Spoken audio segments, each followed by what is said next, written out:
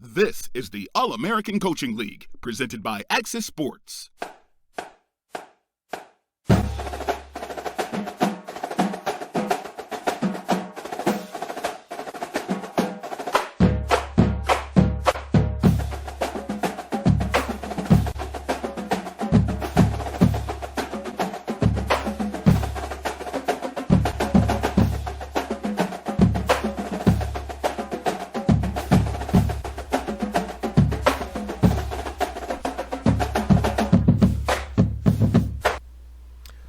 What's up, party people of the AACL? What's going on this Wednesday? Is it hump day? Is today hump day? I think it is.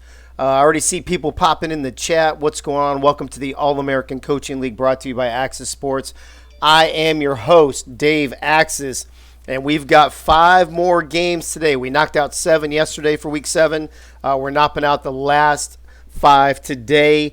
A quick recap yesterday. Number 22, Iowa State travels to number 16, Air Force, and pulls the minor upset 28-24.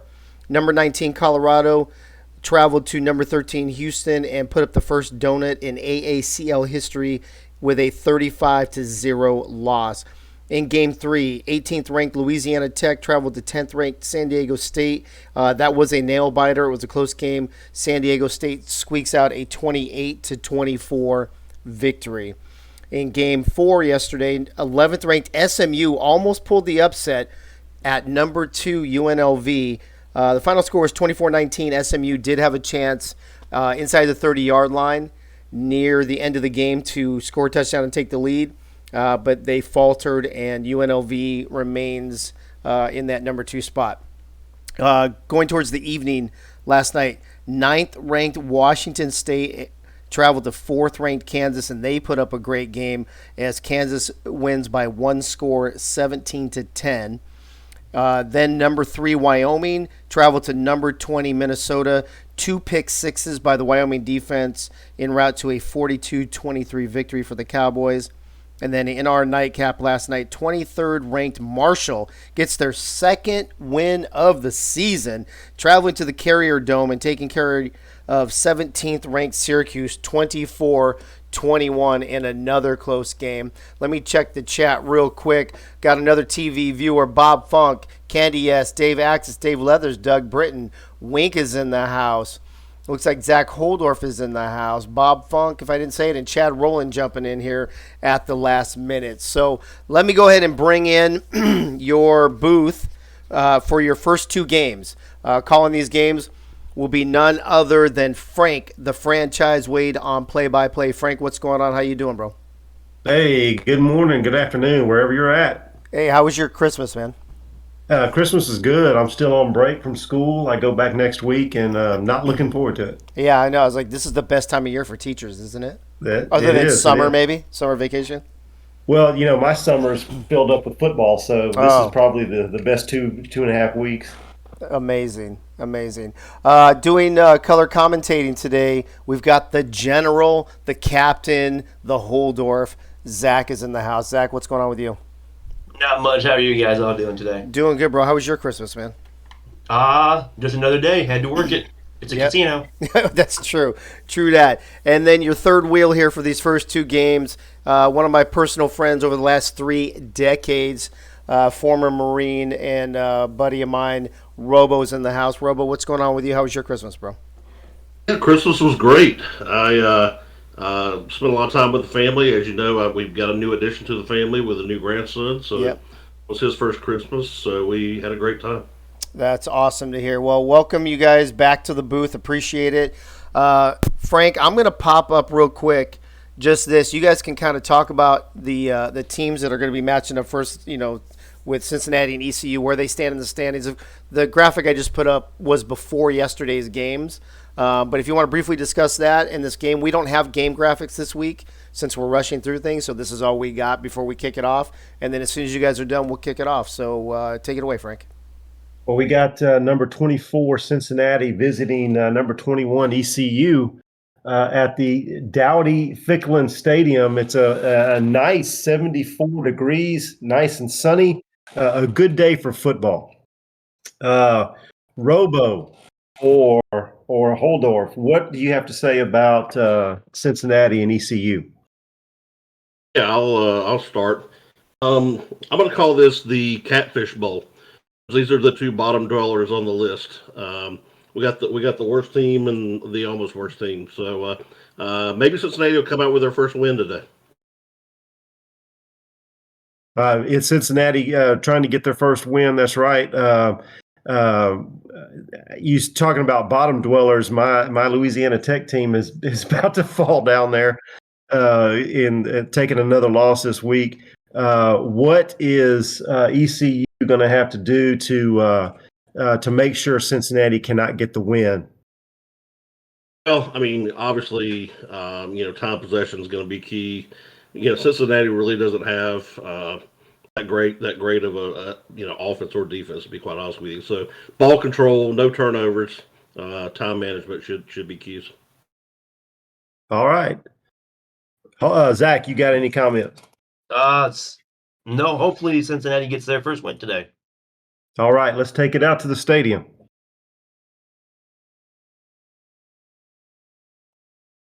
By the way, Frank, he's starting up. Never mind. I'll tell you in a minute. All right.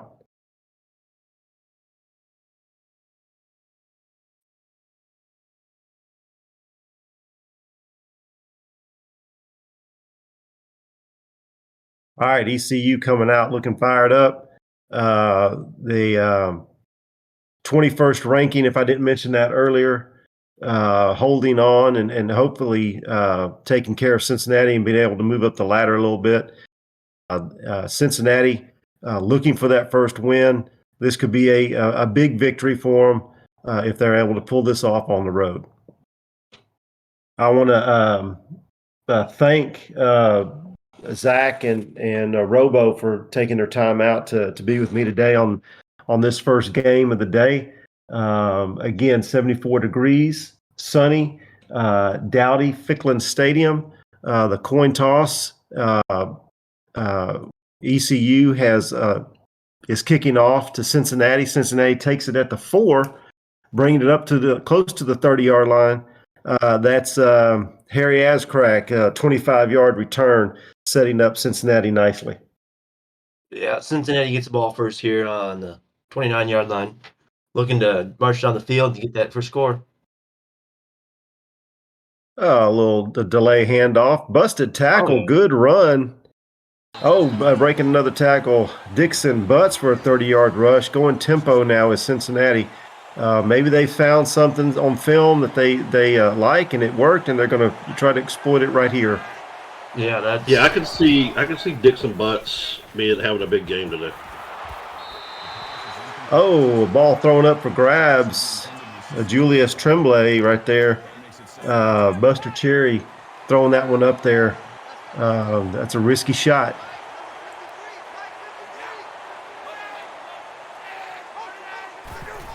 Setting trips to the top of the screen, back to pass. And he's taken down. Buster Cherry sack for a 6-yard loss. Jason McCoy with his first sack of the game. Nice defensive play. Keep pressure on the quarterback for sure.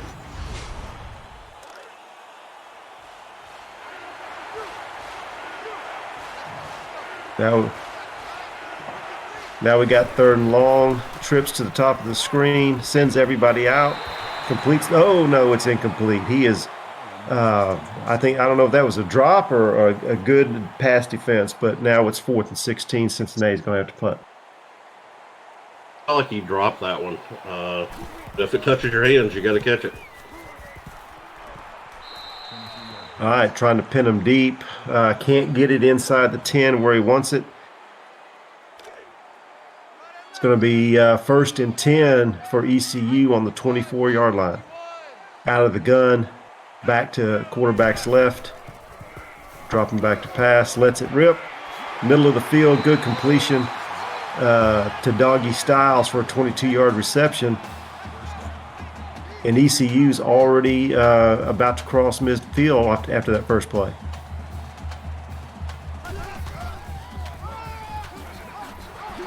Another delay handoff to Orgasm for a 6-yard run. It gets them inside Cincinnati territory. Nice offensive drive so far.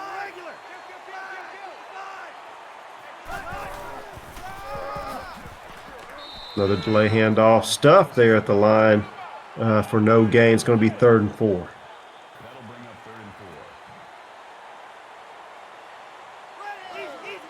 Out of the gun, back to his left. Plenty of time. Dumps it off to his tight end, who misses, breaks a tackle, breaks another tackle, rumbling, bumbling, stumbling to the 28. There's a flag on the play, though. We have a face mask, Cincinnati. That's going to tack it on at the end of the run. That's going to be first down, ECU.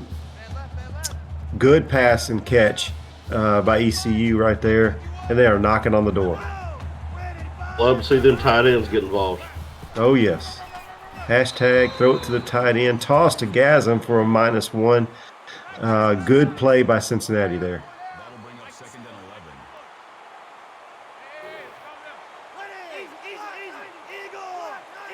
Going under center, motion across the formation, 3-step drop, dumps it off to the tight end. That's Vibrator for a 7-yard reception. It's going to be 3rd down and 4. Be a big moral victory here if Cincinnati can hold them to 3. Lets it rip. And I think he's going to be short. No, it looks like he had the first down. No, he got it. He got it, yeah. Gasm with a 5-yard reception. Porn Stars 4 for 4 for 54 yards already, and it is 1st and goal inside the 5. The handoff is to Gasm, trying to stretch it wide to the right, and Cincinnati is there again. 2nd and goal from the 5. Out of the gun. He pulls it this time. Porn Star is going to take it in for the touchdown. Touchdown, ECU. 5-yard quarterback keeper. Everybody went with Gasm on that one. Great run by the quarterback. Wide open hole. You know, anything a Porn Star would love to see is a wide open hole. Extra point is good, and ECU leads 7-0.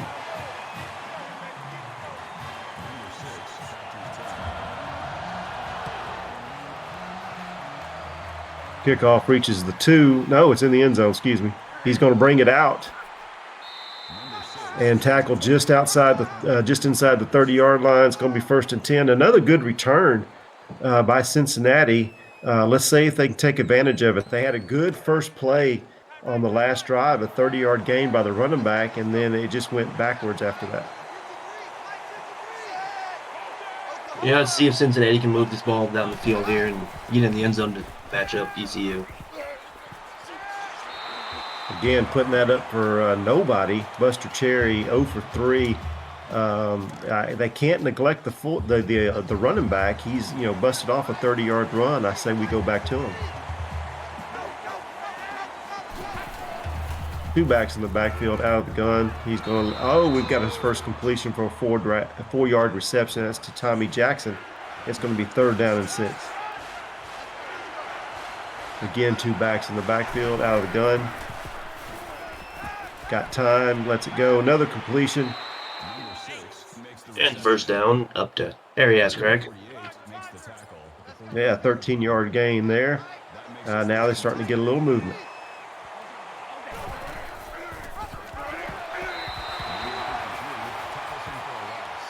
Dixon Butts stopped for no gain. Do you swallow with his first tackle of the game?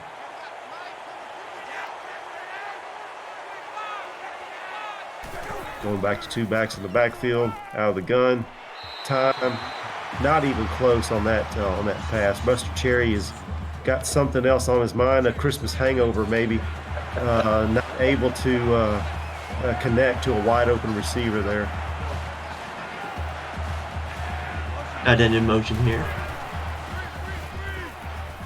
Got a little pressure, dumps it off on the screen. Oh, breaks 1 tackle and gets smacked. Dixon Butts gets smacked for an 6-yard reception.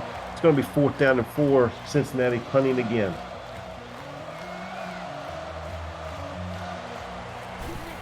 Yeah, this is about where they got stalled last time, about midfield.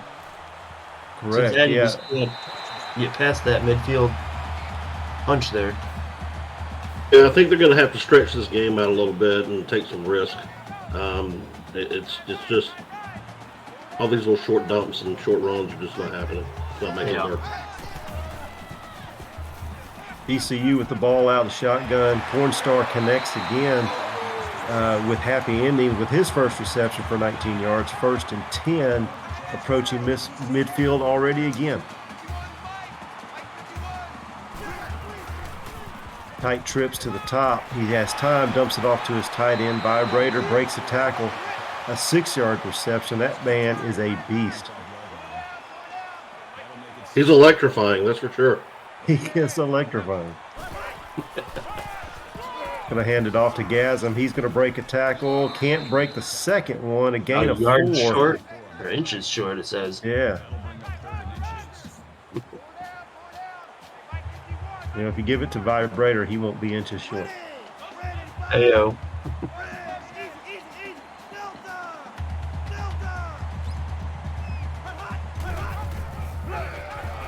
Oh, Reed it looked like, nothing. yeah. Wow.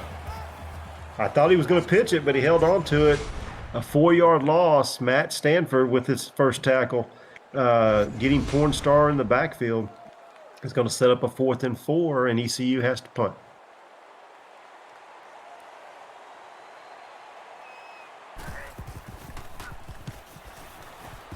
Gets it away. Tries to angle it. Can't get it out of bounds. A good reception there. A good, nice 12-yard gain by Izzy Gay, getting Cincinnati set up for their 3rd possession. End of the first quarter coming up with 9 seconds left, and ECU ahead 7-0 over Cincinnati.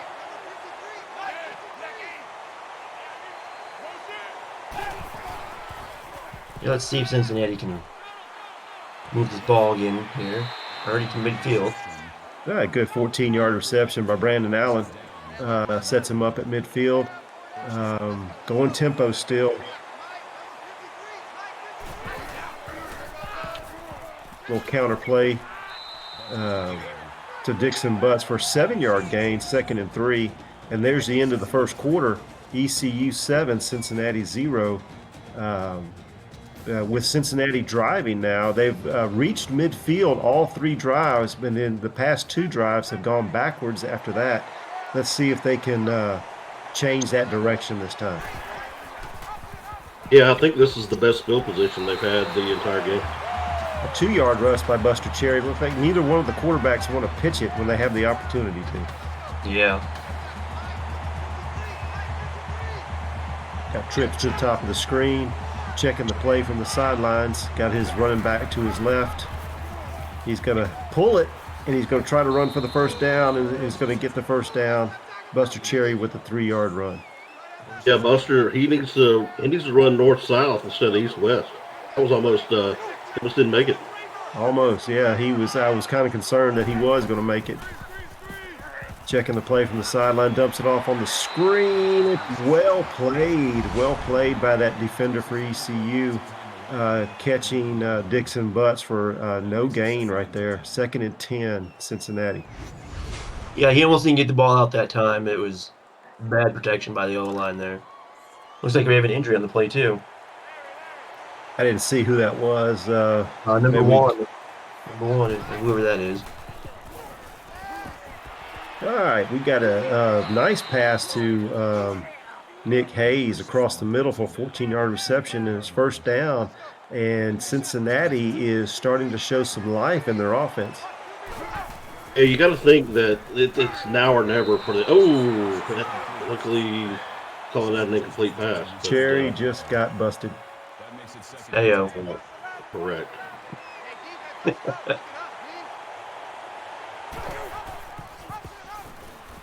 Well, What's he doing? game. Hop on. What is the quarterback doing out there? Well, you know, Cherry, I think his bell has still been rung from the last hit he just took, and he was hoping the running back would take it because he didn't want any more of that, but nobody wanted the ball but him. I don't know if who he was waiting to hand that ball off to, but it was there. Well, that was a dangerous pass.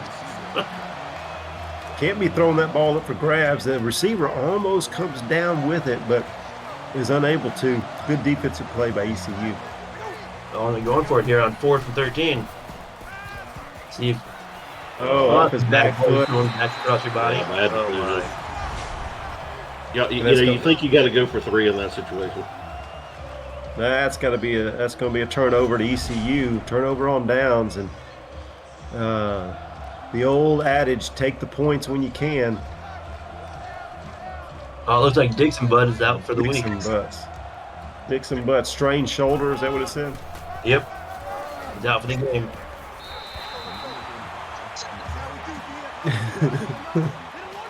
Cincinnati cannot catch a break.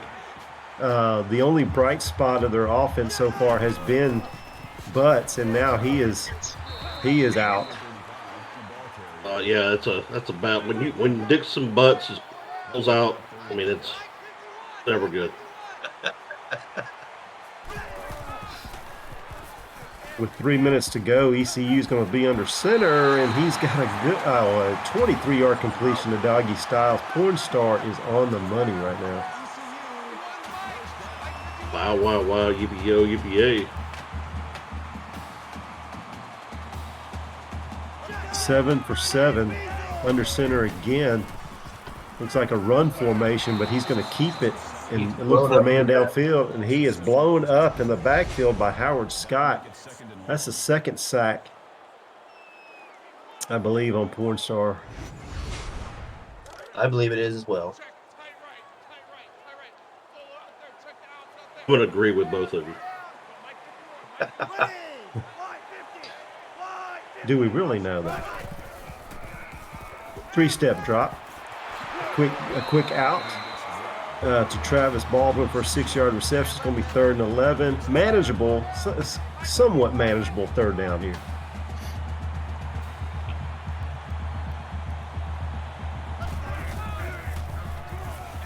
Four-man rush. He shakes one tackle. He still has time. Still sitting there waiting, and dumps it to a guy who's covered. Yeah, I don't know why you just don't get rid of that ball. Yeah, I don't.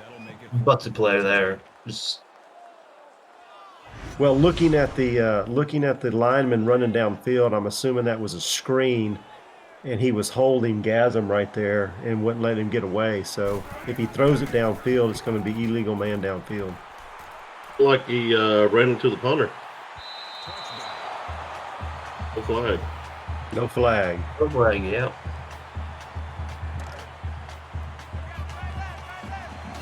All right, Cincinnati has a chance now with 2:14 remaining in the half. Only trailing 7-0, considering the fact that ECU has pretty much dominated offensively. I don't know. We felt the snatch running backwards there instead of Howie filter snatch. It was all over the place, and only gained 2. Yeah, I believe he and Andy are brothers. Yeah, he's a lot better than. There you go. Here's the first down. And whoever this backup running back is, Brian Goolsby, with a 23-yard rush, gets them 1st and 10 on their 45. Minute 41 to go.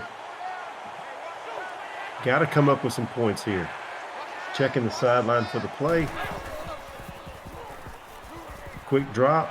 Gets it to his man for a 1st down. Brian Goolsby, 11-yard reception, 1st and 10 inside ECU territory.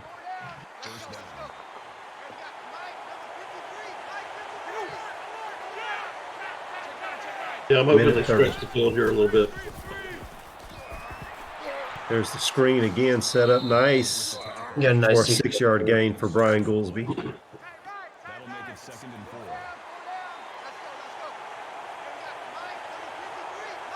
Got to be able to come away with some points here.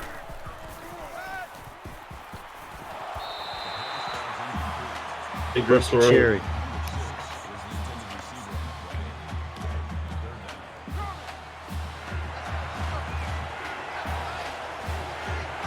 Let's go, Cincinnati.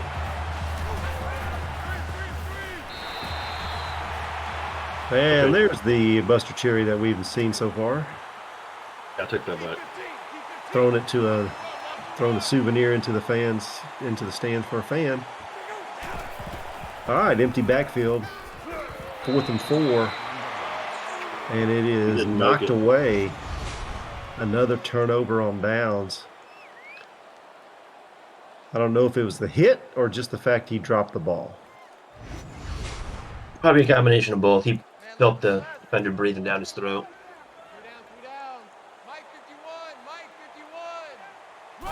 Not a very good job by Cincinnati getting into ECU territory and then faltering again. There's Travis Baldwin with a 9-yard reception on the sidelines right there, stopping the clock. 2nd and 1. And Porn Stars quietly 10 for 10. Nice pass to Doggy Styles, 21-yard reception, stopping the clock again. Plenty of time with all 3 timeouts on Cincinnati territory. I think Pornstar really likes Doggy Style. That seems to be the favorite target. There's his first incompletion of the game right there, and I thought for a second that he had it. He was going to bring that in.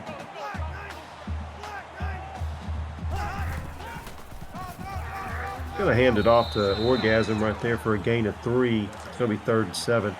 Clock is running 57 seconds. Still have all 2 timeouts. I don't feel like either team really wants this game. Somebody's going to have to really show some dominance. Happy ending with a 12-yard toe tap right there on the sidelines. 1st and 10 with 54 seconds to go. Knocking on the door. First downs are even at 7 apiece for each team.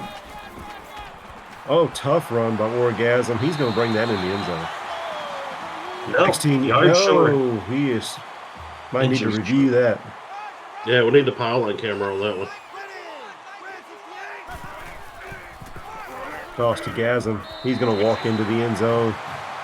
Touchdown, ECU. Extra point pending.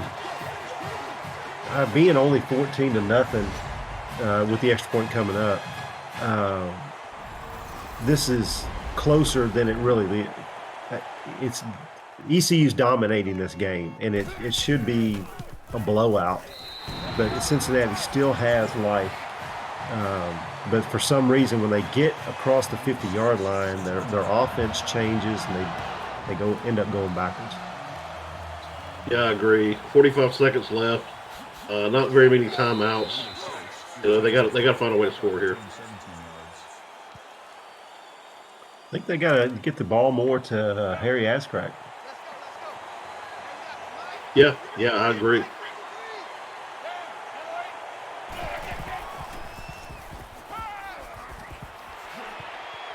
Has time, dumps it off. Nick Hayes with a 5-yard reception. That's not going to get him with 45 seconds to go. Well, actually 30 seconds to go now. 2 timeouts, but 5-yard completions is not going to get it done. Yeah, the offensive calling is just not very good right now. Good defensive play right there by number 11, knocking the ball away, making it 3rd and 5.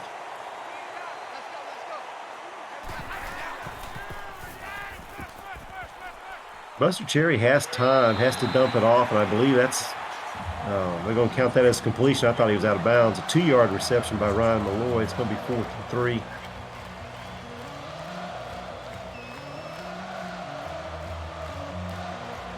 Got the ball, right? Yeah, forced to punt.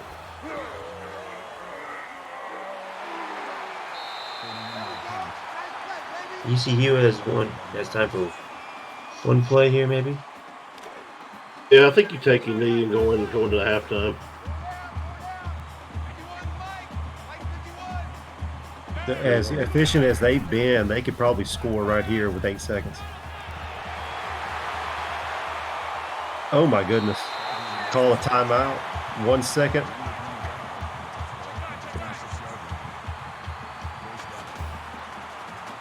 They called no, they didn't. No, they didn't. Wow.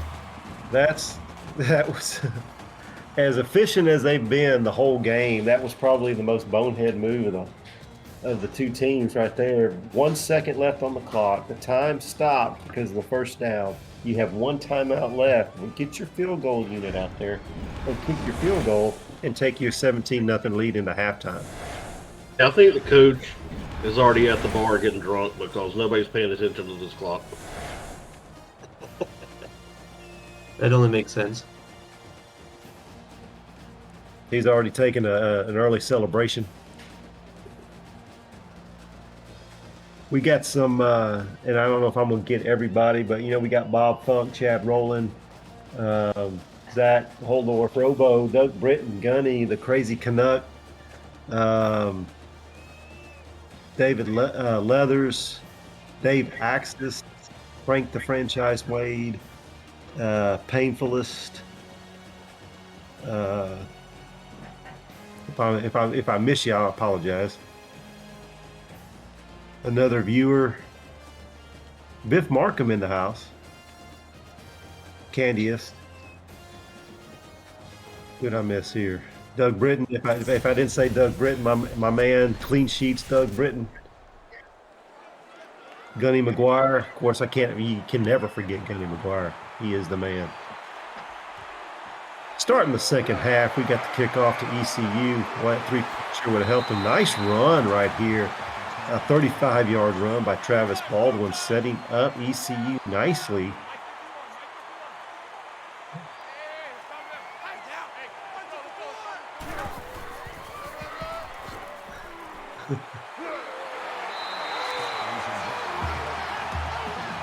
I think the AD has confirmed my theory that the coach is already at the bar.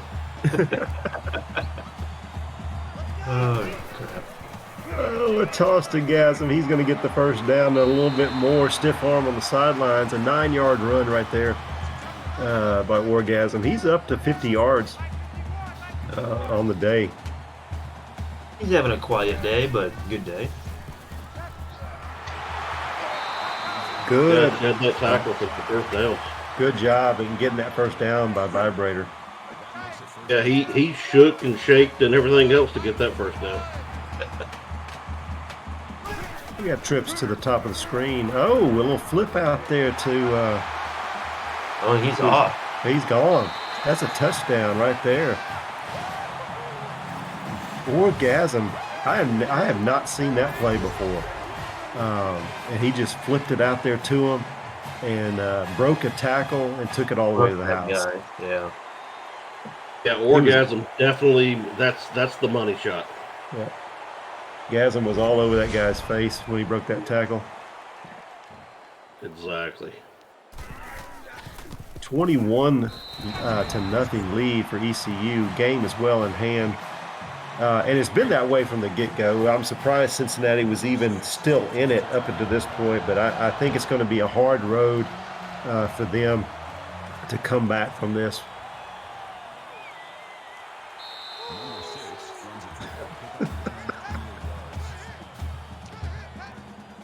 And he's making a prediction that Cincinnati's not going to get shut out. Gunny. Well, Gunny, if they got points for reaching midfield, I would agree with you. But once they get to midfield, something happens and somebody else starts calling the plays. A little quick screen to the Brandon Allen for 11-yard reception. Buster Cherry needs to get something going. No, already approaching midfield here again.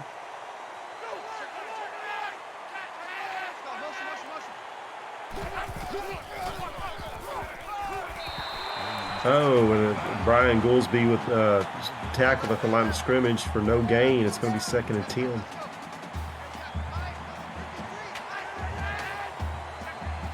Getting the play from the sidelines. Need to dial up something good right here. He's going to dump it off to Goolsby, who runs backwards and then gets back going forward again for a negative 1-yard gain. So, or 1-yard loss, excuse me, making it 3rd and 11.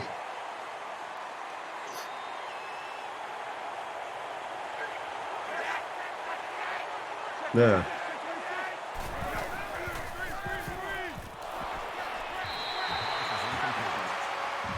Incomplete pass.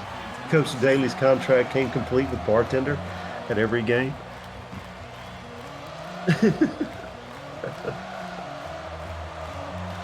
Cincinnati having to punt again, getting close to midfield and then going backwards.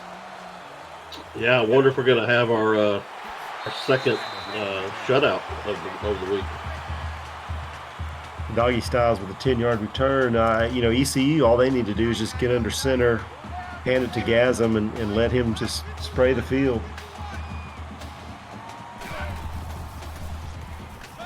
Yeah, once you let Orgasm go, you just let him go. There's no stopping that once that happens.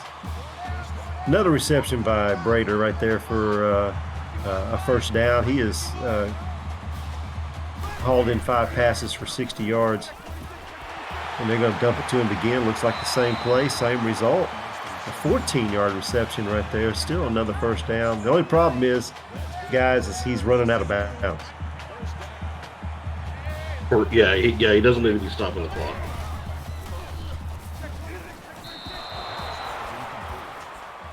Looked like they were going back to the same thing, but jacked me off. Got all over Brader that time.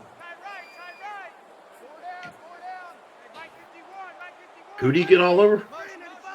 I think he was all over Brader. By Brader. That would make sense. There's the ball again to Gasm for a 6-yard gain. It's going to be 3rd and 4. No need for ECU to go tempo here, but they're going to and try to catch them off guard. They have the edge here. If he can get around it, no, he can't. It's a 0-yard gain for Gasm. It's going to be 4th and 3. It looks like they're going for it. I think this part of the field is a safe bet to go for it. You got it. Hey, 4-yard reception there by Orgasm for first down. Good call by ECU. Tight trips to the bottom of the screen. He's going to have to roll out a little bit of pressure. Gets it off to Charles Campbell. Ends up not gaining anything. Going to be 2nd and 10. I like this drive. They are getting out of bounds sometimes, but they're moving the ball, getting 10 yards, and using up a lot of this clock. Nothing for Porn Star right there, so he just heaves it into the stands. Another souvenir for a lucky fan. It's going to be 3rd down and 10. Porn Star out of the gun again. Has time. Dumps it off on the screen to John Day for a 6-yard reception. It's going to be 4th and 4. Are they going to go for it again, or are we going to see a field goal here? Field goal. Looks like.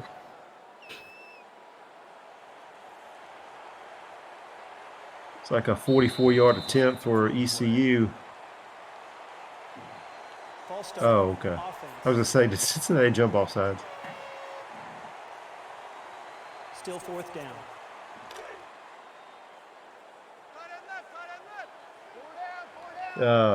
Gunny is predicting that Cincinnati will score some point of this game. But if it is another shutout, the shutout yesterday was 35-0, so ECU's got some work to do to match that.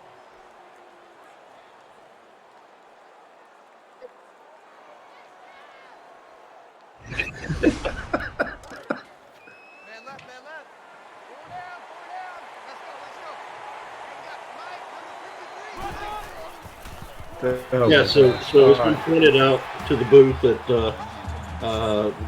Gunny says in the chat the best part of this broadcast is you hear very little from hold on. Oh my goodness. 2nd and 10 for Cincinnati. Hey, we've got a completion, but a flag down. Pass interference. Offense.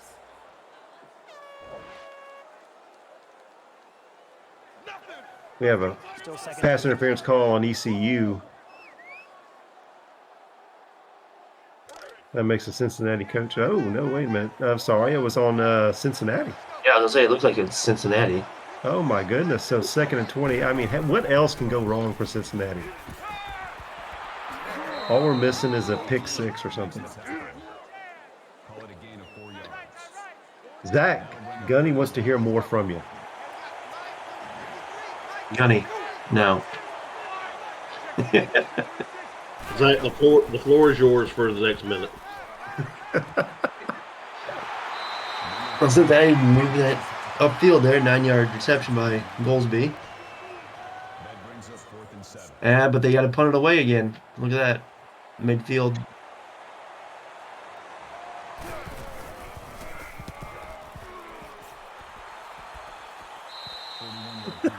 Yes, Winkler, I'm the Chris Lee of the AACL. Two times.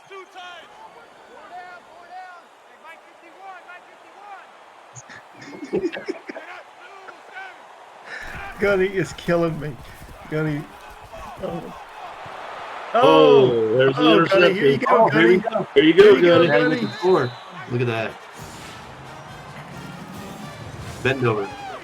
This is the season of the season of giving right here, and ECU gives one away to Cincinnati, breaking that goose egg off the board. And Gunny will not starve to death. He will be able to eat now that Cincinnati has scored.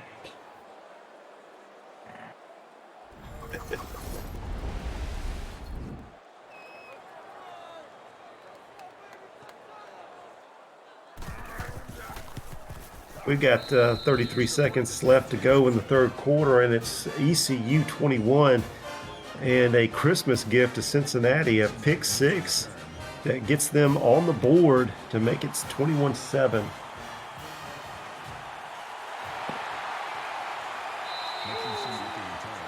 Sorry, Gunny, that we had to cut loose your lunch break.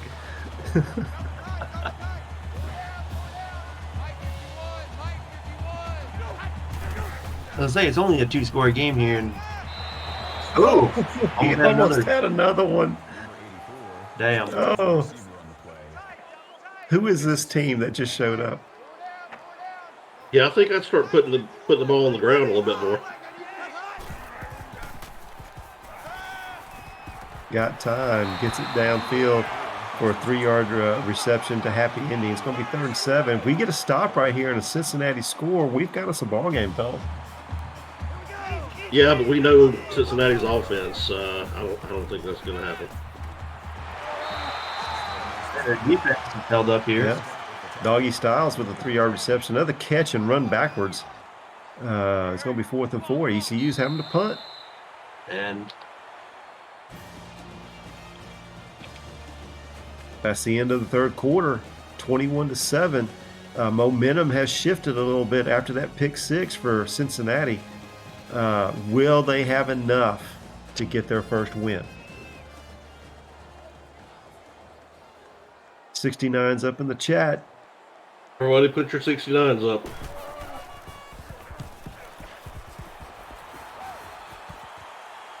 Oh, we got the return. It's going to be set up just on their side of the field. Izzy Gay with a 10-yard reception.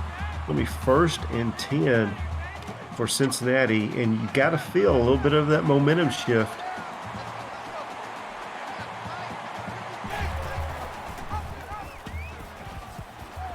Quarterback keeper breaks a tackle, breaks another tackle. Oh, he could take it. Ran out of steam though, but wow. There we go. Let's count how many tackles he broke right here. 1, 2, 3. 3. The 3 men to take him down at the end. Yeah.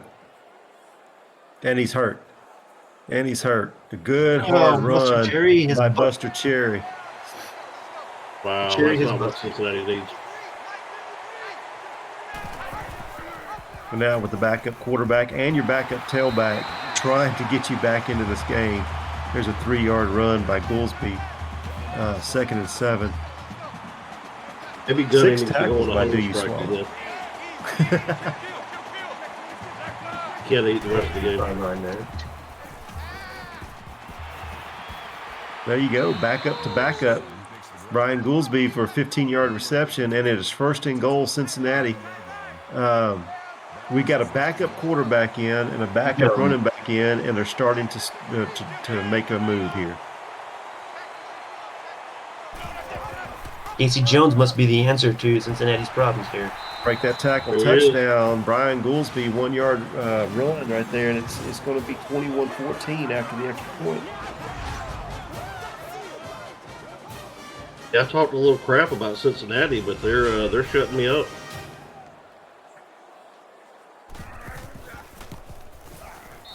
You got a game, fellas. Yep. One score game. Let's see if their defense can hold EQ.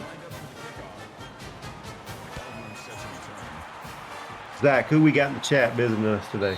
Looks like we got another TV viewer with us here. So you got BE Robo, some Biff Markham, Bob Fung, Candy S, Commander Root, Crazy Canuck, 117, Dave Axis, David Leathers, Dirty Sheets, Doug Britton, Cornwall himself, Mr. Number One, Mr. Marines himself, Gunny, Vatek, Tax P, Laced in Blood, Lossless One, Boggle Mail, Painfulest, and Mr. Yogi.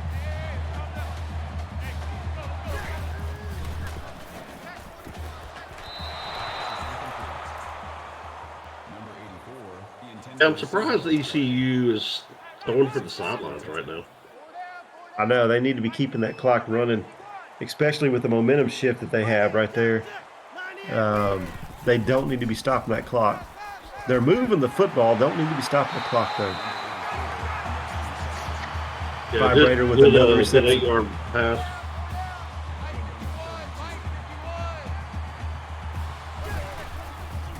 If this game goes into overtime, Gunny will feast for a week.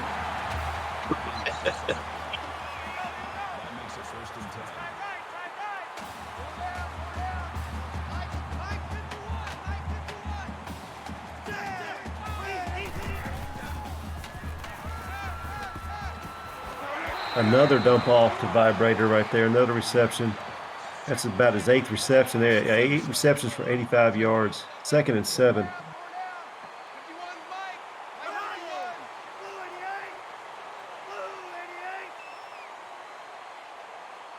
Just milking the clock now. Definitely need to. If they can get them here, if Cincinnati can stop them here, call timeout, force them to punt.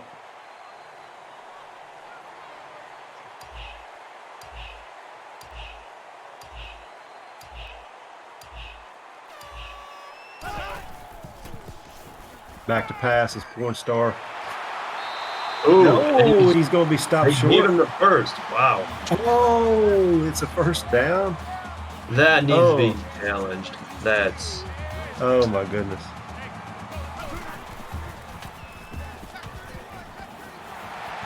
no. That might have just broke their back right there. Orgasm with a nice run after that controversial first down call.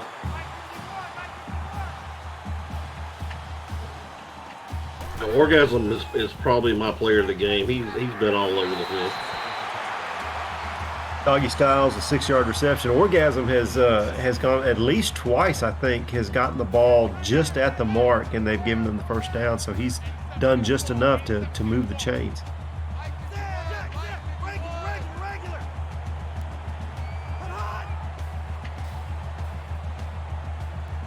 Running the clock down. Yep. We're under 2 minutes before it gets snapped here. I bet Bob Funk is furious about this game.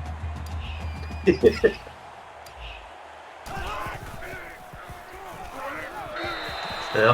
that's the nail in the coffin it should be. Yep. Happy ending. Fitting that the happy ending is the one who catches the touchdown. But we need Freddie to start warming up his pipes. Yeah, do we have Freddie in the chat? I hadn't heard his I name. don't think Freddie's in the chat, no. That means is that Holdorf has to sing it now? Yeah, I'm not that I'm real not good. over I'm not real good, but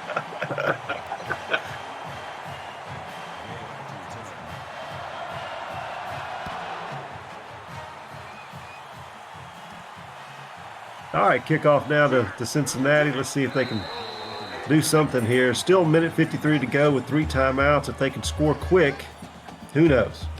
Yeah, Izzy Gay just really can't decide which way he wants to go.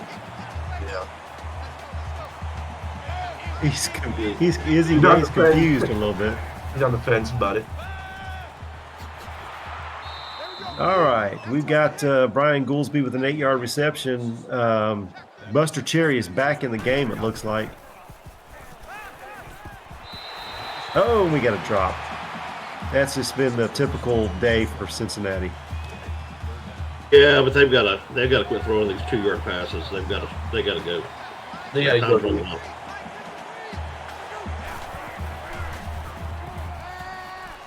He has time. He lets it go downfield. Nice catch. Art Vandelay style catch there. That's right. Harry Ascrack. I'm telling you, Harry Ascrack needs to be more involved.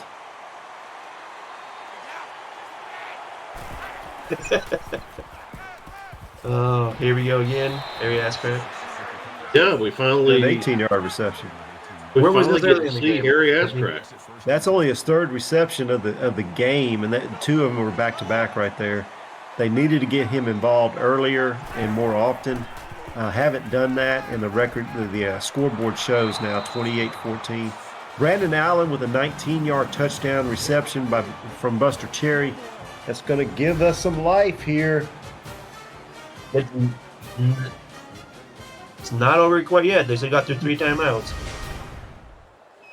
We got a minute 19 to go with 3 timeouts. Do you kick it deep and hope for a defensive stop and call your timeouts, or do you try your onside kick here? I think you try your onside kick. Try onside kick. And hope for your defense to get a stop here now. Yeah, terrible kick. Yeah. No way his guys can get to that ball.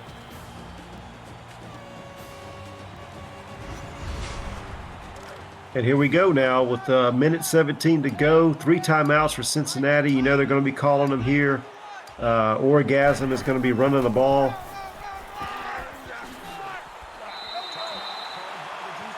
It's 5-yard. Timeout Cincinnati. 5-yard rush by Orgasm.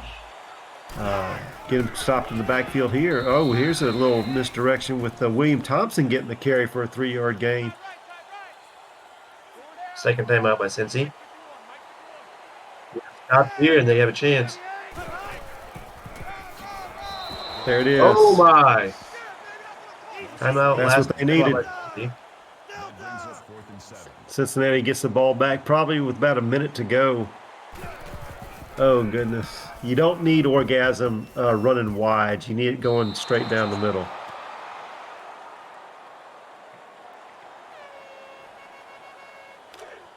That is exactly what she says. Cincinnati is 80 yards away, no timeouts, a minute 3 to go to tie this game up. Those little dump routes aren't going to do anything. It's good that he got out of bounds and stopped the clock, but you got to get the ball downfield. Yeah.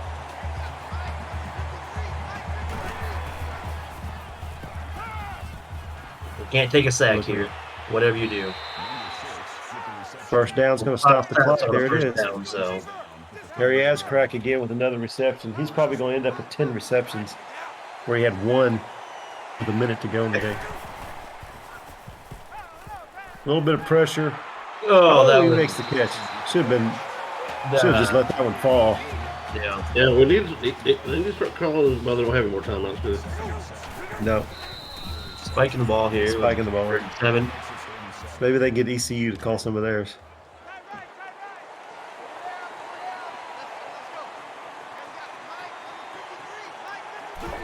This is going to be just enough to get Bob all excited and pissed off at the end. Yeah, that was. 4th and 2. Yeah, they need to hurry up. You have to go for it here, no matter what. Oh, first down. Well, there's Howie Felter snatch again. Howie Felter snatch. Got to spike it here. Wasting time. start. Oh, that doesn't help anything. Freaking false start. False start. Still first When it down. rains, it pours. Turn penalties off, I swear.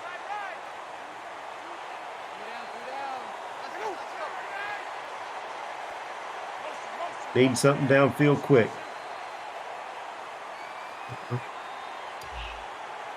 What Can't decide the? what they want to do.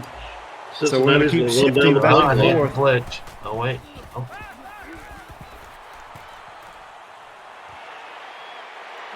Oh, he's got Oh, the first down. Oh my gosh, he's Oh, my. gonna he could. Oh, my. go. They gotta get up. They gotta hurry up. They gotta hurry up and We spike gotta it. hurry up and fight Yeah, this. spike the ball quick.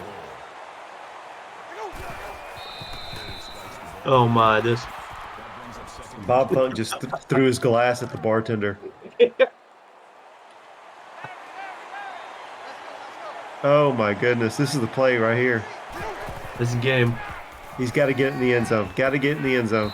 He throws it That's out. Oh, 1 That's second. it. Oh, my. Oh, my. 1 second on the clock.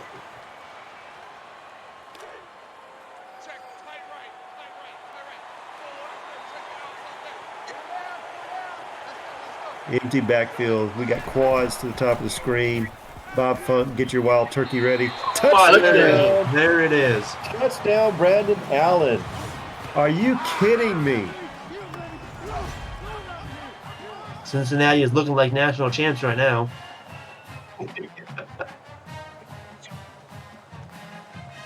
There's only been 2 overtime games in AACL history, and Cincinnati's both of them. What would happen if the kicker Can you missed? believe it? Can you believe it? In a game that was in hand from the get-go, has turned into probably the game of the week.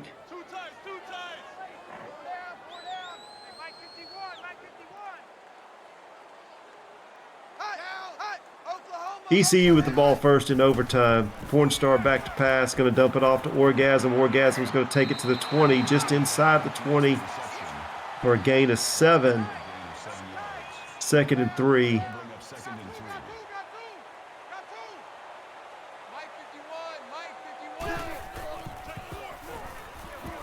Scramble is going to get the first down. It's going to slide.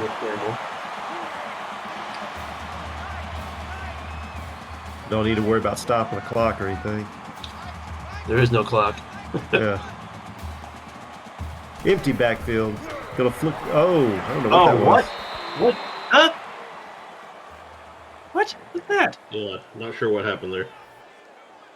It was a fumble that luckily went to his It's running back. it's that same play that he scored on earlier, but for some reason Pornstar just couldn't get it to him, and it ends up being a backward pass. Handoff.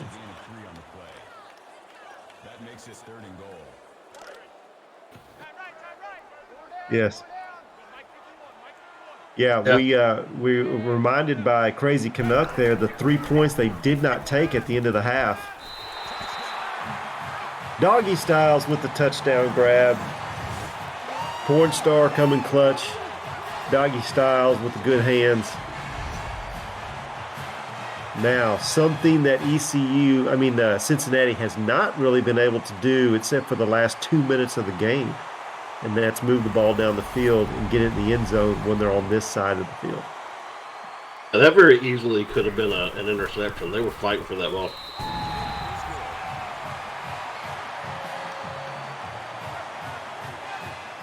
The mascot.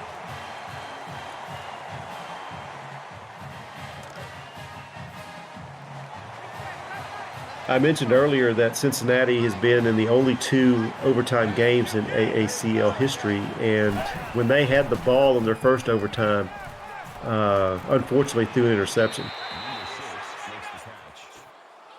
When you get the ball to Harry Ascrack, good things happen. Good 8-yard reception there.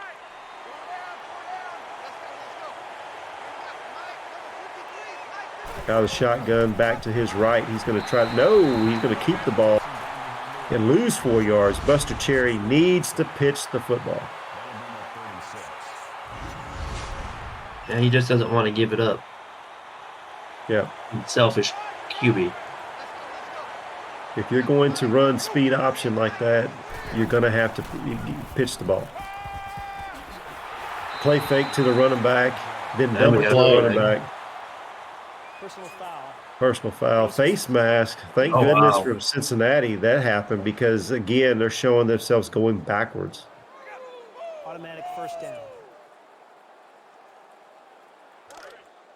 Down to the 11 they go. Going to be automatic first down. And they needed that. Empty backfield. Buster Cherry by himself in the backfield. Has time. Lets it rip. Oh, that's game. Oh, we've got an interception in the end zone. History has repeated itself. I don't know what the quarterback was seeing there. That receiver was well covered. Yeah, there was no.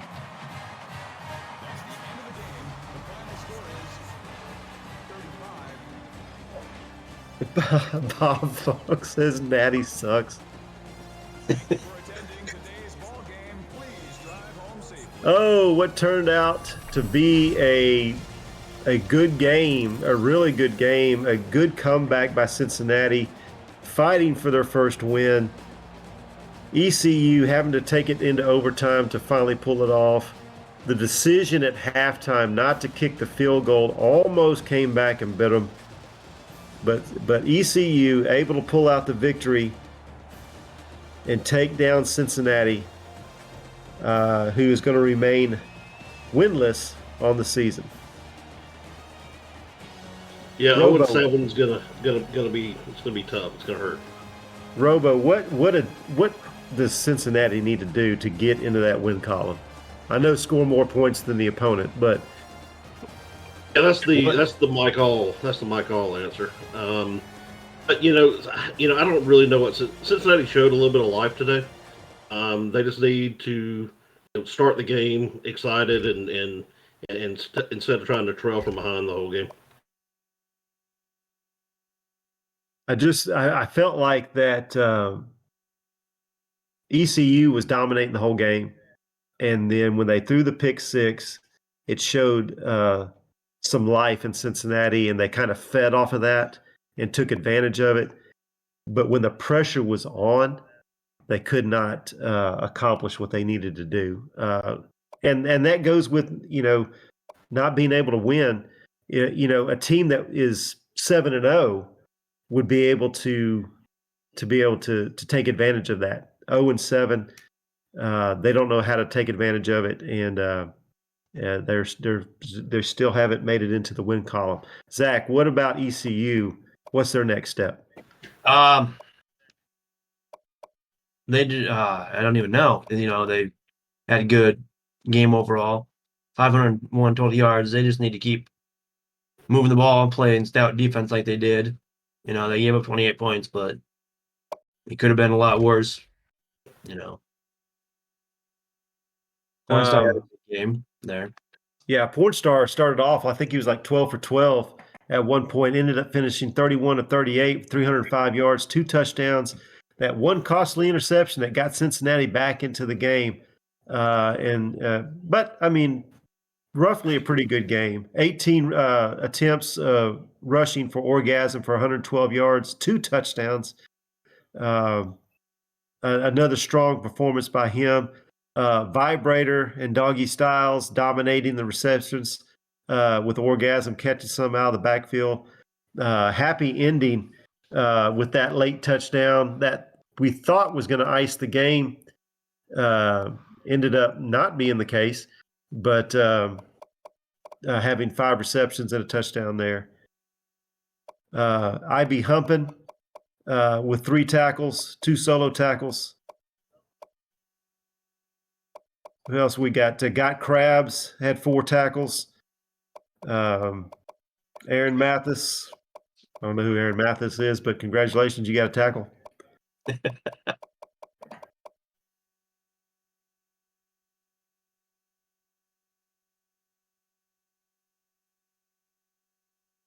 IB Humpin was the one that got the interception then in the overtime right there and sealed the game for ECU. G-Spot No field goal attempts. Should have had one. Was perfect. Was perfect on his extra points, though.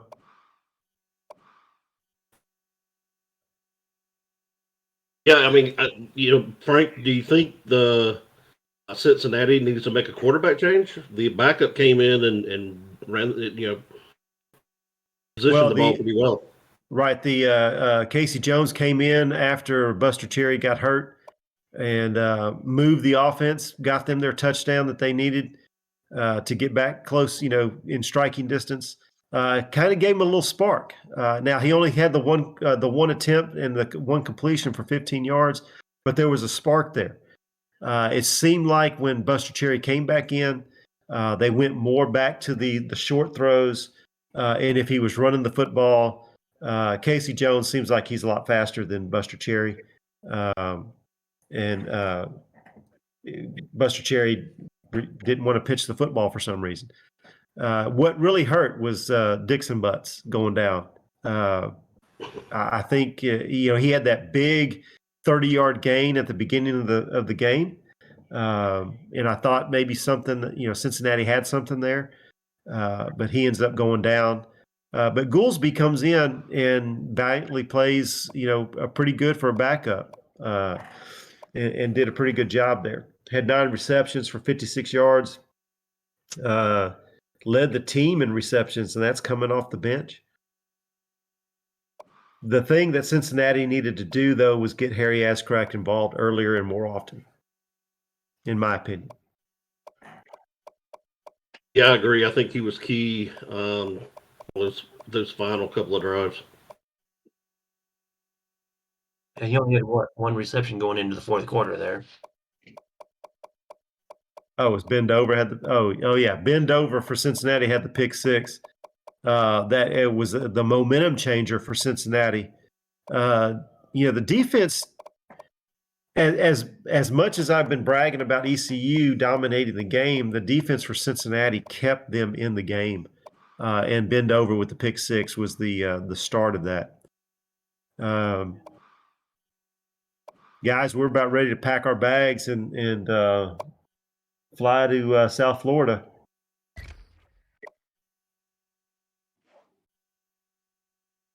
And back to your point, Frank, if you're not used to his style of play, Dixon Butts can hurt. Yes. Yeah, he's a hard runner. I think it was a bad for them. Again, anything that could happen go wrong in that game for Cincinnati ended up going wrong. I was surprised there wasn't a pick 6 by ECU, but they did get the interception when they needed to in overtime to seal the deal. First down, surprisingly, are close. ECU was 19, Cincinnati was 16. The rushing yards, orgasm all over the place.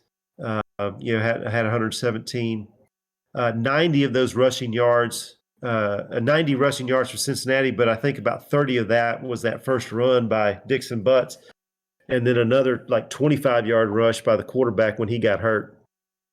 Your players of the game for ECU is Orgasm, obviously, on offense with 18 carries, 112 yards rushing, 2 TDs, 6 receptions for 26 yards. IB Humpin, the strong safety, with the interception at the end to seal the deal, 2 tackles. Buster Cherry, the quarterback for Cincinnati, was their offensive player. He was 29 of 44, 270 yards, 2 touchdowns, 6 carries, 26 yards. And then Ben Dover with the pick 6 that put life back into that Cincinnati team. Ended up with 6 tackles, 2 tackles for loss, and then that pick 6, obviously.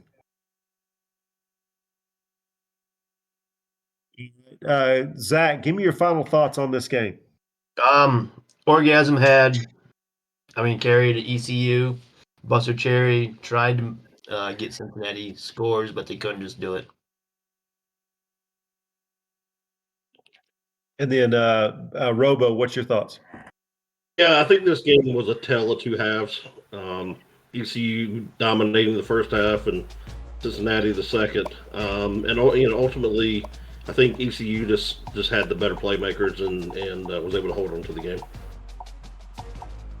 Cincinnati falling to 0-7. ECU now 2-5. Only three games out from the leader, but got a long way to go for them to try to claim the boot there. So the boot title. All right, now Zach, Robo, and myself are going to be traveling to Florida, where you'll hear us again with number 14, Western Michigan, taking on number 15, UCF, at the Bounce House, where it's 78 degrees and sunny, and a lot of fans fired up for football down there. Yeah, put your 78s in the chat, folks.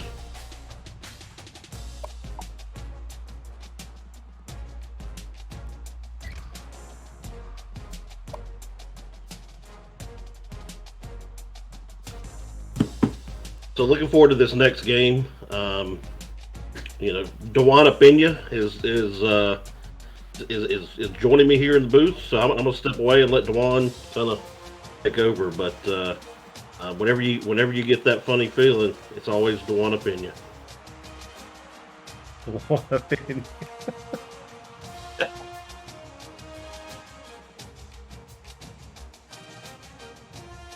All right, we have Western Michigan's number 14 in the standings. They're 3-3.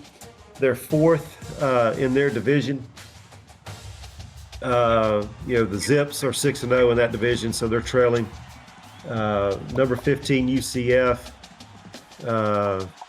They're in the boot. They're just ahead of ECU. They're 2 games behind the leader, Georgia State. So a must win to stay in contention here for UCF. Must win by both of them, actually, but unfortunately that can't happen.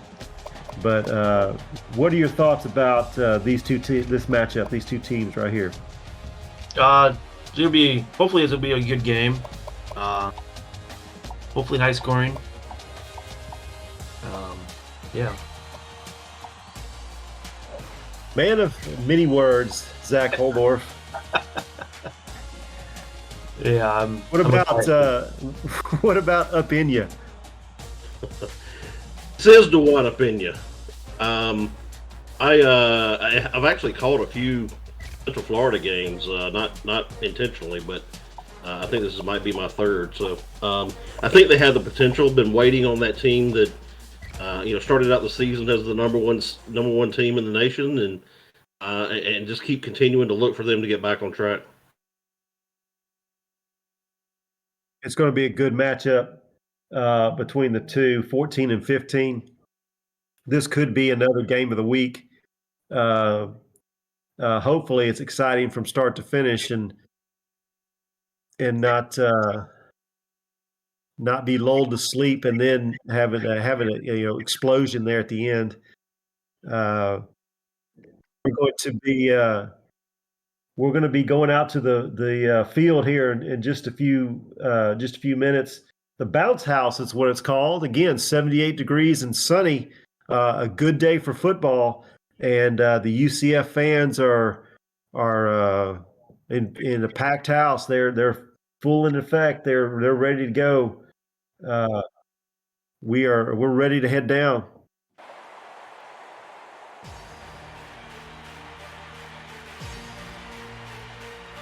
Again, I am very, very honored and pleased to announce that joining me in the booth is General Cornwall and Duwana Apenya. Joining me in the booth. We just traveled from ECU to UCF. We got here just in time for the coin toss. You can see the stands full of UCF supporters hosting Western Michigan. Nice day today. UCF wearing their black jerseys, gold pants, gold helmets. Or is it white helmets? Like white helmets. Western Michigan all in white with their gold helmets. receiving the opening kickoff and bringing it up to the 26-yard line, 27-yard line. We've already got a penalty.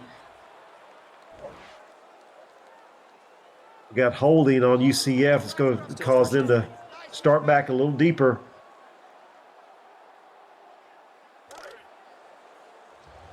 It'll be 1st and 10 now for Western Michigan, on the 15. Incomplete over the middle.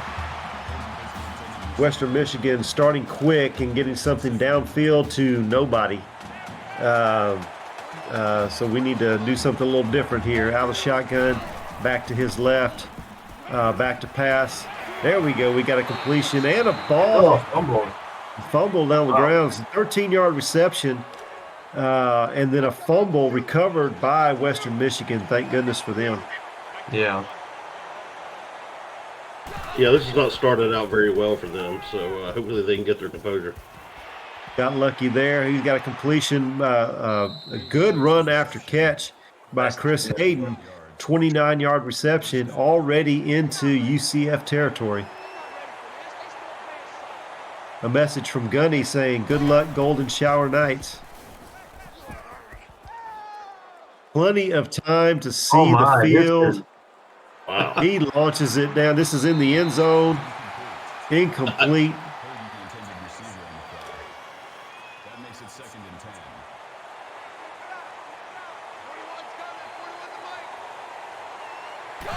For Western Michigan.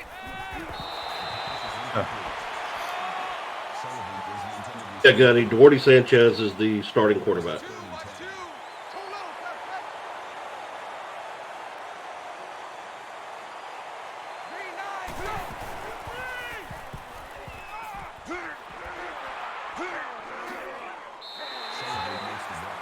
All right, the pick 'em for last game was in favor of ECU, 18-4. We don't have a pick 'em for this one.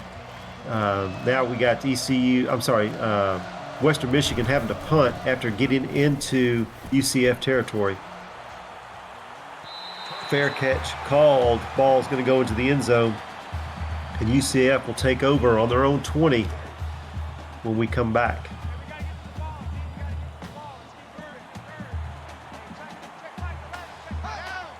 And yeah, we got the Dirty Sanchez at quarterback. The lefty scrambling, having to run, is going to get the first down and slide after he gains 15. And it's going to set up 16-yard gain. It's going to set them up on the 36-yard line for UCF. Yeah, great decision to run the ball. You know, Western Michigan should have done the same thing when he sat in the pocket for about an hour and decided to throw it away. Dick Insider with a good hard run out there. Ran over his own man. Was able to get 5 yards. Man there. Yeah.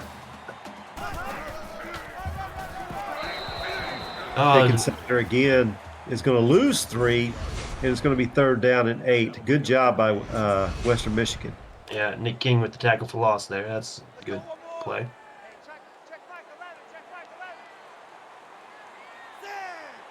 Out of the gun is the Dirty Sanchez, the lefty, looking for the screen.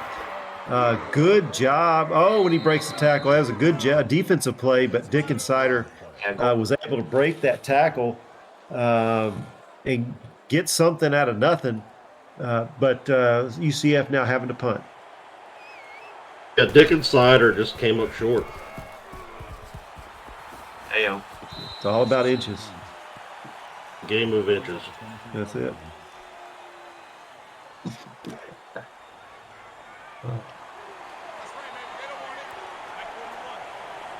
Western Michigan getting the ball on their 24 with 2:49 to go in the first. And we've got a completion to Brian Merriman. No, incomplete. Incomplete, I'm sorry. Brian Merriman with the quarterback there is 3 for 4. 2nd and 10 for Western Michigan. Dumping it down to his back. Derek Sullivan, 4-yard reception. It's going to be 3rd and 6. They're in the hurry up. 4 wide. Hand it off. Good run by Derek Sullivan, but it's going to be a yard short, and it's going to force them to punt. Good defensive stand by UCF.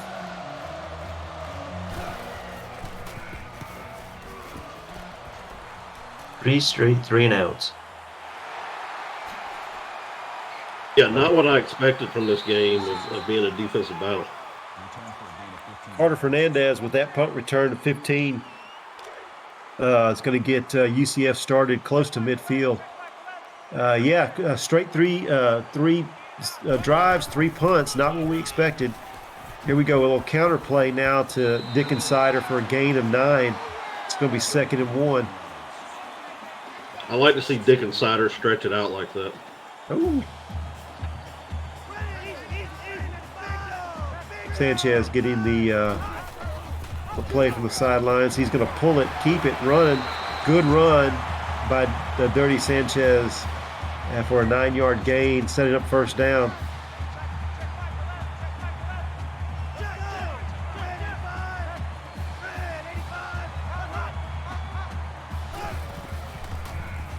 Back to pass. He has time, flips it out to his back. And with the catch, he's going to be short. It's going to be 2nd and 1. Aiden Graves with his first reception. I kind of like what UCF is doing. They're going tempo, but they're taking their time, looking at what the defense is setting up in, getting the play, and then running the play. Another pull by the Dirty Sanchez for the first down. It's going to be 1st and 10, just inside the 25-yard line of Western Michigan. The play from the sideline there. This time he's going to give it to Dickensider, and he's going to lose 2. Good defensive play there. That's probably one Sanchez should have pulled. Dickensider is hurt, looks like. We have to check on that. Sanchez back to pass. Almost an interception by Western Michigan. Jevin Johnson got his hand in the way. A 3rd and long, but at least they're in scoring position. Dickensider has a bruised sternum, but will return. I don't know if I can return from a bruised sternum.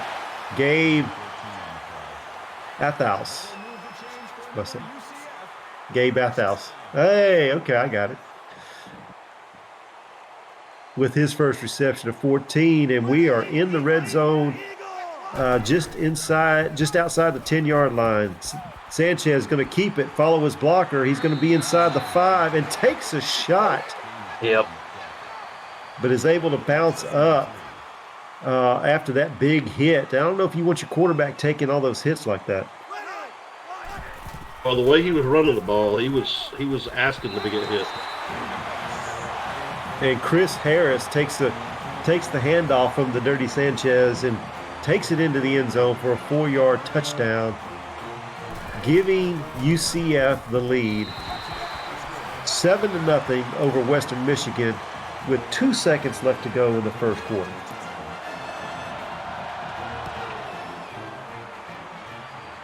It seems like this first quarter went a lot faster than the first quarter of the other game.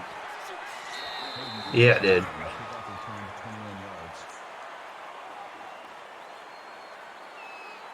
Central Florida strikes first. We'll see how Western Michigan responds. All right, coming back now in the second quarter, with UCF leading 7-0 over Western Michigan. Western Michigan with the football at their own 23-yard line. Let's see if they can answer.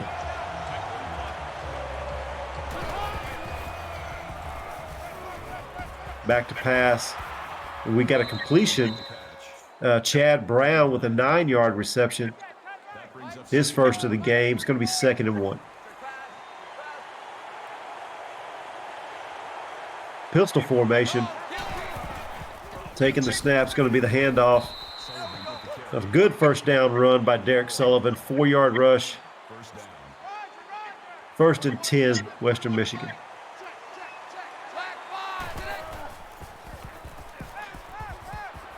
pass downfield to a wide open Chris Hayden for a 24-yard reception.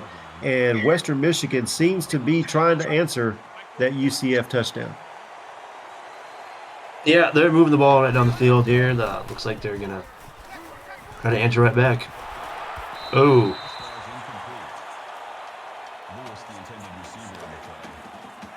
Western Michigan almost turning the ball over there. A little bit more touch on the ball, maybe giving the receiver a chance. That was a little flat. Defender was able to knock it down. A delayed handoff to Derek Sullivan for a 4-yard gain. It's going to be 3rd and 6. Pistol formation again. 2 receivers to each side. Has time. Lets it go on a corner route. It's going to be completed to Nice J.D. McNair for his first reception of 20 yards. It's going to be 1st and 10 in the red zone for Western Michigan. Back in the pistol. Handed off. Good hard run by Derek Sullivan. Again, he's slowly, quietly getting 4 yards a carry.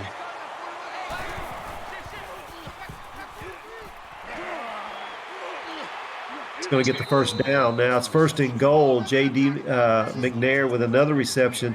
That's his 2nd of the game. That's going to be 1st and goal now from the 2. Yeah, Western Michigan's not afraid to throw into traffic. Might have a face mask. Face Yep. mask. Defense. Got a face mask on UCF, and Automatic it's first going to be down. 1st and goal now. Of course, it's only half the distance, so he's going to put you on the 1, but now you got 4 downs. Actually, they lost a yard? Yeah. Going to be the toss, and he's going to be hauled down short of the goal line. Gerald Bradley with a 1-yard gain. 2nd and goal now from the 2.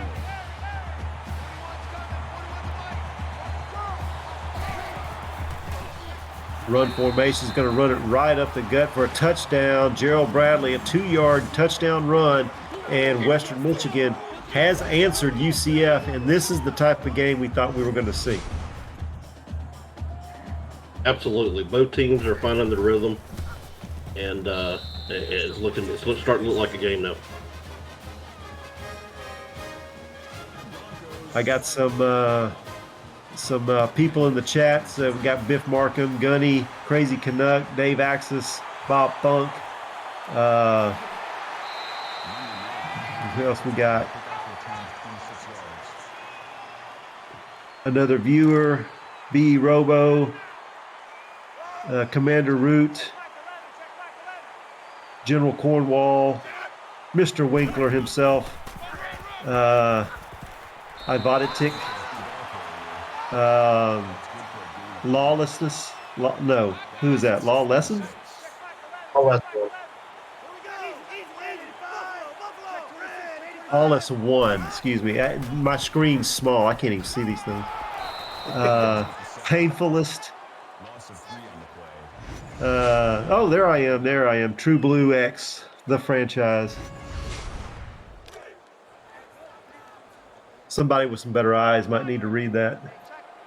Yeah, it's really. Stands are empty. Yeah, that was a that list is kind of small. I don't think I can read it either. That looked like it. Dirty Sanchez had something slippery on his hand. It just kind of slid out of his hand. UCF forced to punt. Yeah, I hate when that happens.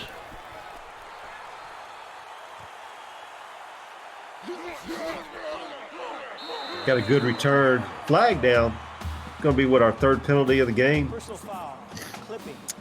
Receiving team. Yeah, lots of penalties in this game. A clipping call The receiving team. on the receiving team.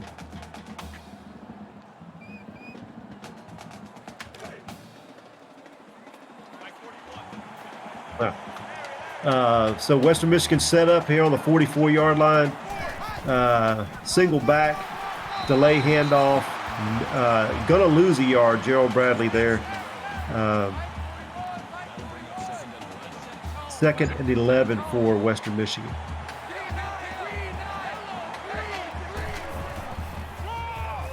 Going to be another delay handoff. Breaks a tackle. Is able to get 10 of the 11 back. Going to be 3rd and 1.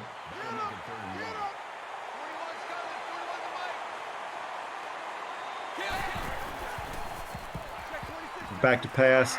Nice reception in the middle of the field. Yeah. Nice grab right there by Chris Hayden, a 15-yard reception. For Western Michigan, that's going to put them at the 33 of UCF driving.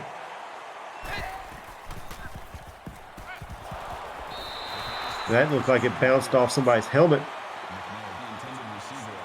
Brian Merriman with an attempt to the middle of the field. Looks like somebody was able to tip it away or bat it down. Another delay handoff. Derek Sullivan now with a 4-yard gain. It's going to be 3rd and 6.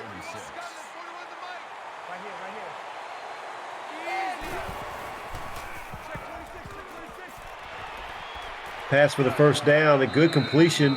J.D. McNair, 11-yard reception. It's going to be 1st and 10 at the 17 for Western Michigan. Yeah, here we go. We have Western Michigan knocking on the door, scoring again here. Gerald Bradley for 4, quietly, averaging 4 yards a carry. That's what you want if you're going to be running the football, at least 4 yards a carry. Having success with that delay handoff. Chad Brown with a 1-yard reception, going to be 3rd and 5 for Western Michigan. Chance to take the lead here.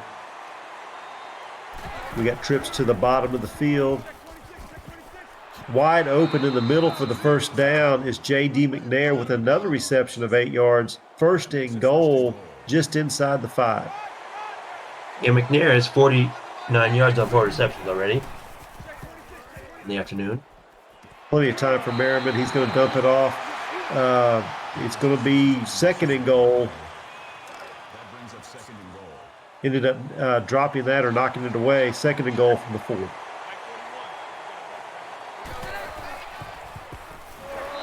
Pressure put on by UCF, and Merriman's going to go down. That's a sack for UCF. The running back didn't look like he knew what he was trying to do, and just kind of touched him as he ran by, and he looked at him. The guy was twice his size, it looks like. Didn't want anything to do with him. There's that delay handoff again now to Sullivan for a 5-yard gain. It's going to be 4th and goal. Having the ball 1st and goal from the 4, unable to come away with a touchdown, going to have to settle for 3. Yeah, first field goal attempt for the day.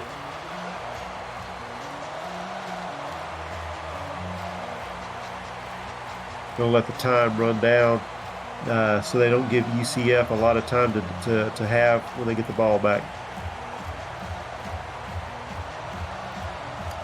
That was a great defensive stand by Central Florida.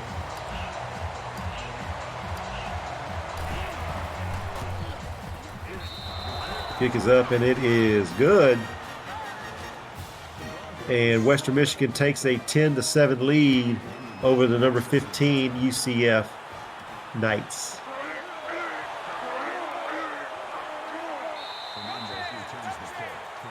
"12 seconds and 3 timeouts. Does UCF try to do something here? Are they content just being down 3? Yeah, if I know Greg Soto, he's going to push this ball as far as he can. The old little buck sweep right there for UCF. 6-yard gain there. It's going to be 2nd and 4. And he calls timeout. We got 8 seconds left. Very wide. Good ball down the field, down the middle of the field, and just Wang Fat with a 29-yard reception. 2 seconds left. Looks like this is going to be it. See if he can get it to the end zone. Oh, my goodness. Down to the 1. Hey, Bathhouse with a nice reception, but is down at the 1-yard line. Western Michigan escapes. Give it away 7 points right there at the half to UCF. And you were right there, Duana, up in you with Sanchez and Soto taking it down the field in 12 seconds, gets the ball down to the 1 yard line and almost puts it in. Yeah, tough break for Central Florida. Clock ran out on them. Great play calling. They just needed another second to score the next goal. General Cornwall, it seemed like that Western Michigan was content with the field goal and thought with 12 seconds left nothing's going to happen, and their defense kind of fell asleep. Yeah, they did. They looks like they're just trying to play a prevent, but wasn't not expecting that deep pass down to the 1. Western Michigan leading in the time of possession by over a minute. UCF leading in rushing yards 54-36, and Western Michigan leading in passing yards 146-93. A lot of that 93 coming on those last 2 plays for UCF. UCF is going to have to get something started. They get the ball first. Hopefully they can go off that momentum of the last drive they had and come away with some points here. Wang Fat with a 23-yard return, and we're going to get Dirty Sanchez coming out to lead the UCF Knights. Try to get them at least to tie this game up.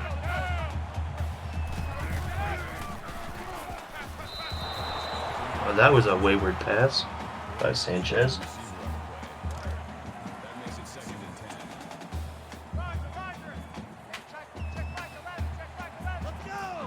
Second and 10. Sanchez back to pass. Going to dump it off. Going to be close to a first down. Gabe Bathhouse with a 9-yard reception. 3rd and 1. That's his 3rd reception of the game for 61 yards.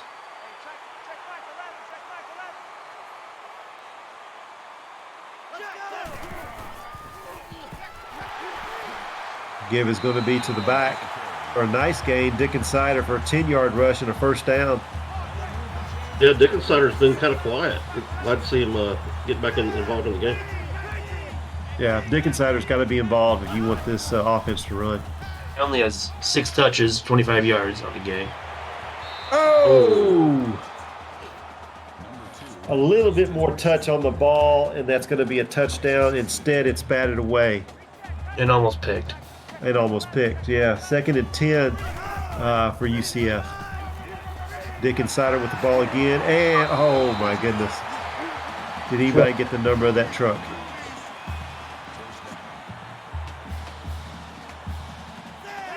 First and 10 for UCF. A good, strong run by Dickensider.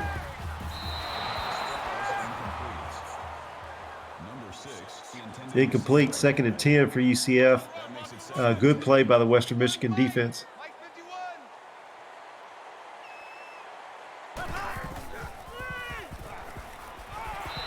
And just throwing it away there. Yeah. Didn't have anything, just had to get rid of it. 3rd down and 10. UCF is 2 of 4 on 3rd downs on the afternoon.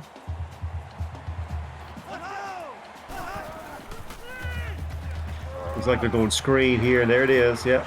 Good job by the offensive line. Is he going to have enough for the first down? It looks like he will.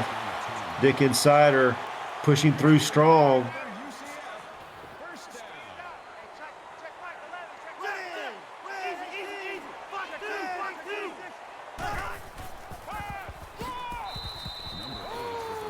And the UCF going back to their tempo look, but then taking their time snapping the football, which was very effective in that first half.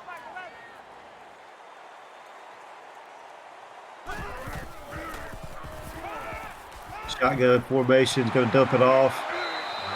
Looks like he's got Aiden Graves for a 2-yard reception. It's going to be 3rd and 9. Yeah, I'd like to see Central Florida throw one deep right here. There it is. In the end zone. Touchdown, UCF. Good call. They're up in you. Whenever you're in doubt, just ask DeJuan Pena. Pena. That's hilarious. Touchdown UCF now. Sanchez with a strike going to put UCF on top. Extra point pending. 11 pace, 69 yards. 14-10 UCF. 3:20 to go in the third quarter, excuse me. Western Michigan getting the ball, now trailing by 4 and need to answer. This was taken out of the end zone, going to be brought to the 22. It's going to be 1st and 10, Western Michigan. Number of plays, 32 to 30, so kind of even there. Time of possession still about the same. First downs are about the same. Good. We got plenty of time for Merriman there, but he's going to have to end up throwing it away with nothing downfield.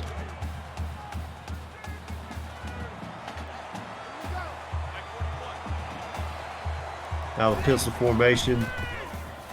2 receivers. It looks like a shovel pass to Sullivan for a 3-yard reception. Going to be 3rd and 7.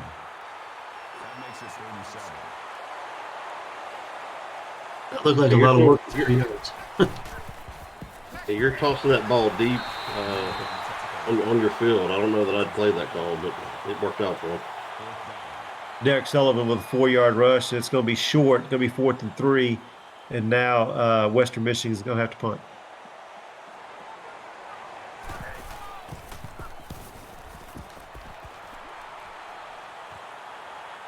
Good punt by Western Michigan. Good return by Carter Fernandez, an 11-yard return.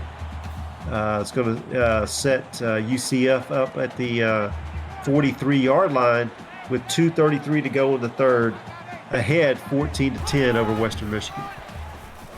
Dickens Sider with the ball. Another good hard run by Dickens Sider. I like the way how he leans forward and runs behind his pads right there. Looks like they're going to tack on 15 to the end of that run.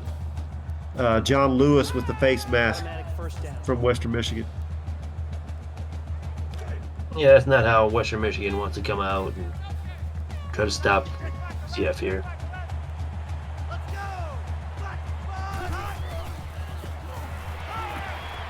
A little quick screen that doesn't work well. -1. Wang Fat with the reception, but loses one. Going to be 2nd and 11. Is that Wang Fat or Fat Wang? Am I saying it wrong? Oh, okay. So it would be Fat Wang.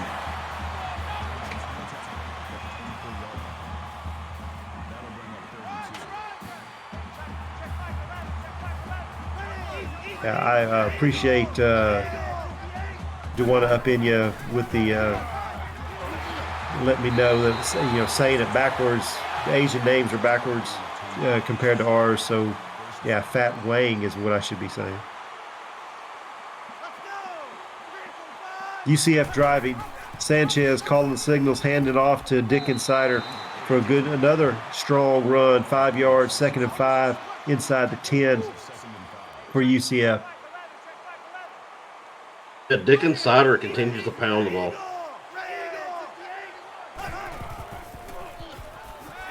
Plenty of time for Sanchez. Puts it in the end zone. Touchdown. Fat Wang with an 8-yard reception. That's his Dirty Sanchez second touchdown of the game. And now that I've gotten Wang Fat correct, I get to say his name even more. Yeah. Yeah, if my name was Fat Wang, I want you to say it right too.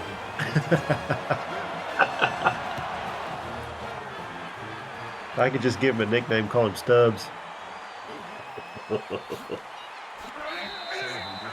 Good return out to the 30 for Western Michigan, and they need to answer here. They cannot afford to fall any further behind.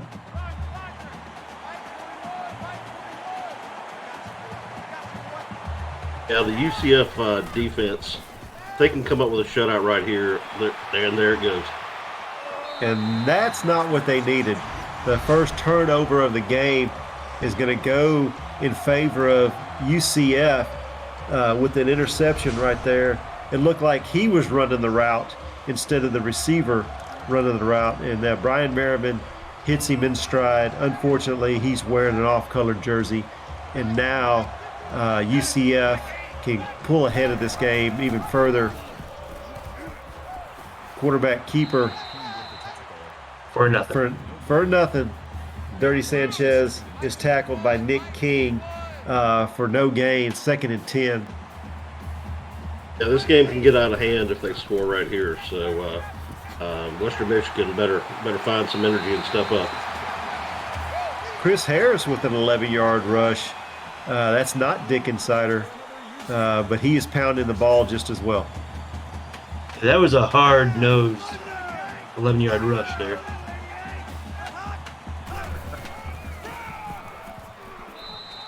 Handoff again for 1-yard gain. Chris Harris, 2nd and 9. Yeah, Dick Insider must be a little tired, so he's tapped in his teammate. Gunny, we are throwing names all over the place. Dick Insider, Fat Wang, Dirty Sanchez. I don't even have to tell you. I don't even have to tell you whose team that is.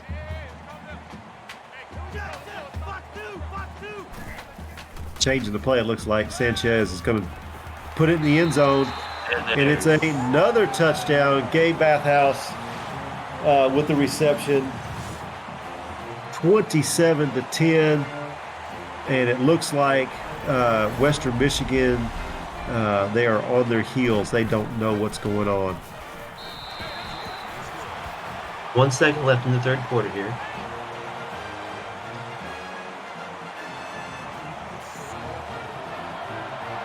With Sanchez at the helm for the UCF Knights, they have been unstoppable. They've only stopped themselves at the early drive or two at the beginning of the game, but since then have been just racking up the points at will. And it's guys like Gabe Bathhouse, Dick Insider, Dirty Sanchez that are leading this team, and we cannot forget about Fat Wang. Don't forget your 69s in the chat. Into the third quarter, and we've got UCF leading 28-10 over Western Michigan. Western Michigan now needing stuff to happen quickly for them, or this is going to get ugly. Sullivan makes the reception. Fernandez makes the tackle at the 40-yard line. Screen pass works for a first down, but not much up the field does Western Michigan move, but they do have the first down. Here we got screen now to the other side. Good hard run after the catch. It's going to be 2nd and 4. Derek Sullivan. That's just not going to get it done when you're trailing 18 with 1 quarter to play.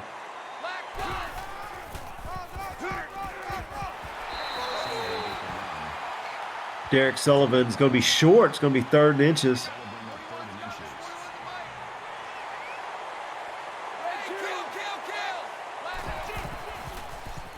Third and short. He's going to drop back to pass. He's got his man, Chris Hayden, a 17-yard reception. He's kind of quiet after a strong first half. It's good to see his name pop up again. Yeah, 5 receptions, 98 yards for Mr. Hayden there. I try to get him the ball a little bit more. There we go. Chad Brown, an 8-yard reception. Merriman moving the team down the field. Needs to get something done. The pass was short, 2nd and 2, and he didn't get out of bounds, so the time is still running.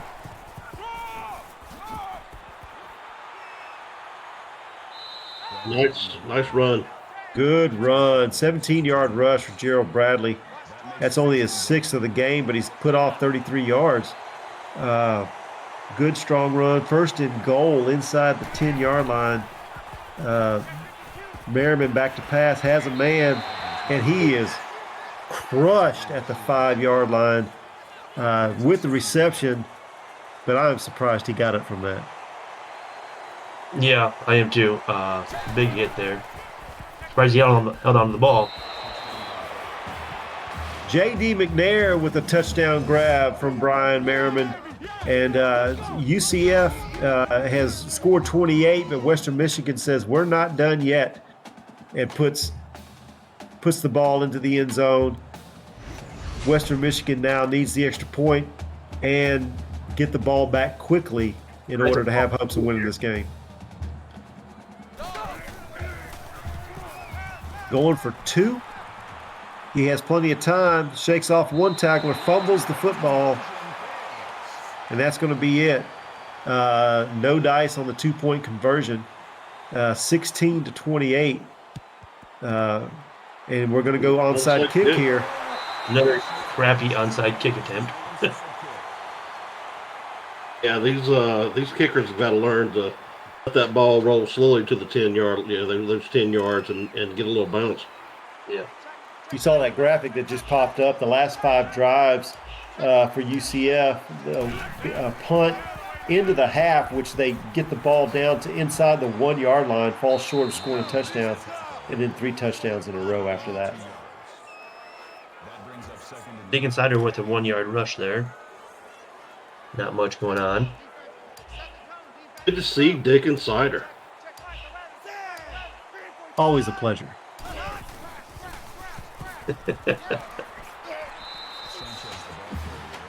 Sanchez trying to make something out of nothing. Gets the ball back to the line of scrimmage. It's going to be 3rd and 8. If they can get him to punt here, Western Michigan has a chance. Screen pass. It's going to be negative 6 yards. Wow. Blown up. Dick Insider gets shoved back for a 6-yard loss. It's going to be 4th and 15. UCF having to punt.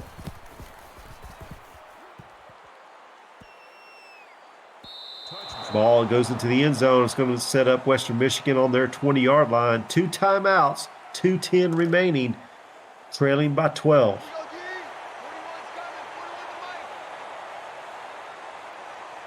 Who would have? Shout out there. Yeah, go ahead there, Horloff.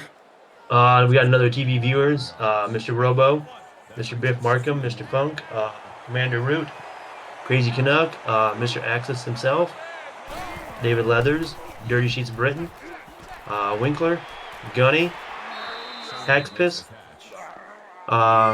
Leah Strom, Mogul Mail, Painfulist, Cornwall, and Trouble, it looks like. Yeah, Leah Strom, is that a newbie? Is that a first time? Like it. Thanks for that. Lee Strom, glad to have you.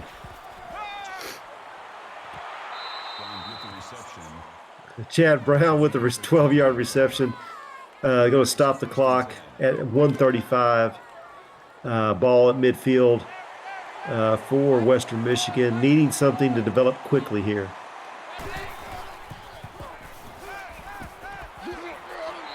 And that's not going to make it. A 2-yard reception to Thomas Evans.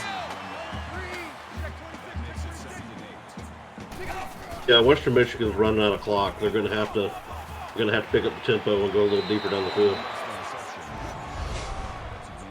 A good completion right there on the sideline. That's our man Chris Hayden again with a toe tapper on the sidelines, bringing that down for a first down. I would try to get that ball to him more often. Challenge it. Booth is taking a look at it. First challenge of the first booth review of the game. Yeah, looks like he got his toe in. After review of the play, the ruling. Hey, I agree with you. I think that call's got to stand. Yeah. Play stands. Good job by Chris Hayden right there, bringing that in for Western Michigan, giving them some life here. 2 timeouts, 1:18 to go. And a strike like that to Marcus Cox for a 27-yard touchdown is everything that they needed right there. Touchdown, Western Michigan. Do you go for 2 or do you take the extra point?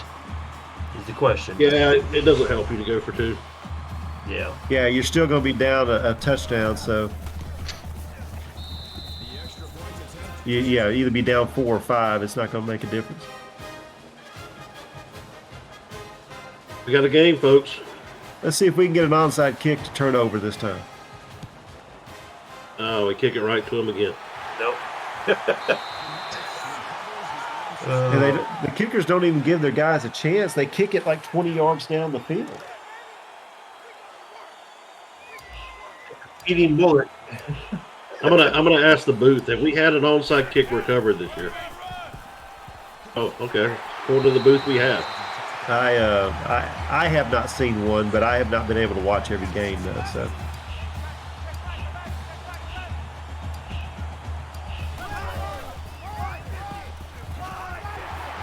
that's going to be ball game right there, fellas. They only have 1 timeout left. That's a good hard run by Dick Insider. That's going to give UCF the first down. And now all I have to do is just kneel on it with no timeouts left. UCF is going to walk away with the victory, 28-23 over Western Michigan. All that's left now is the crying for Western Michigan. And we need Freddie. Since Freddie's not here, I think Cornwall said he was going to sing it.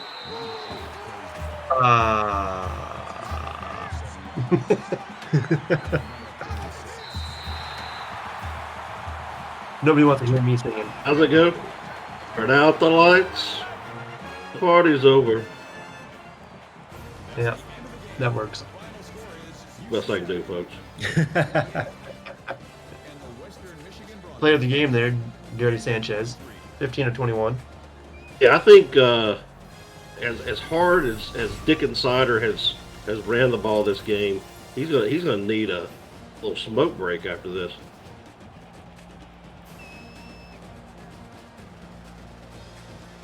Yeah, Dick Insider with those long, hard runs, and Dirty Sanchez with those strikes there to Gabe Bathhouse and Fat Wang for the scores. Very impressive by UCF. Back earlier in the season when they were scoring a lot of points and sitting at the top of the rankings and stuff, or close to the top, that's what it reminds me of. For them to move back up the ladder, that's what they're going to need to continue to do. Yeah, I think the UCF players, I just heard from one of the assistant coaches that players are going to be going and celebrating at the bathhouse.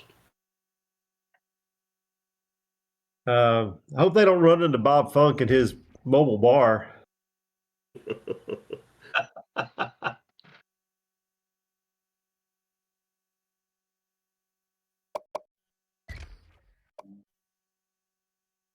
All right, go ahead there, Cornwall.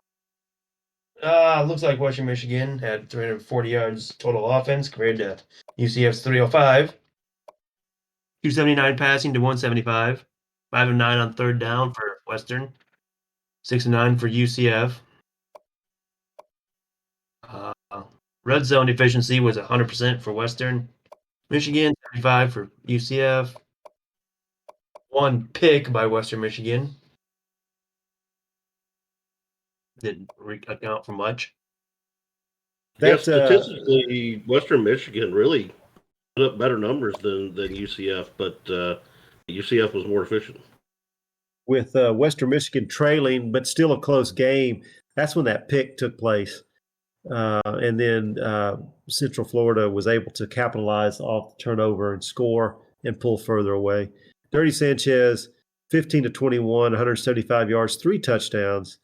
With a quarterback rating of 188.5. Dick Insider, 15 rushes for 81 yards, averaging 5.4 yards a carry.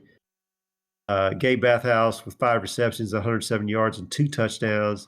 And we can't forget about Fat Wang with his score. Ever Smells with 6 tackles, 6 solos. Mark Matthews had that interception. He's the one that had the interception. Thank you. Appreciate it. Got kind of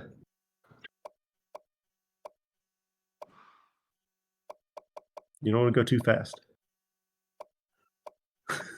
Lazarus Peacock with no attempts, but he's 4 for 4 with extra points. Lazarus Peacock, that's a good one. Fetty Stover. 3 punts for 119. Oh my gosh. Oh, somebody needs to create some names that just they all end in Stover somehow. Brian Merriman for Western Michigan, of the quarterback rating 152.8, 27 of 36, 279 yards, 2 touchdowns, and that one costly interception. Ended up having a pretty decent game. He started off kind of shaky, but ended up doing okay right there. Derek Sullivan, 8 attempts for 36 yards, and Gerald Bradley, 6 attempts for 33 yards. Not bad rushing there. Could have been done more. Chris Hayden had 6 receptions for 120 yards. That one fantastic toe tap right there on the sidelines that was pretty impressive. J.D. McNair had 7 receptions for 71 yards and a touchdown. And then Cox, with his only reception for 27 yards, was able to find pay dirt.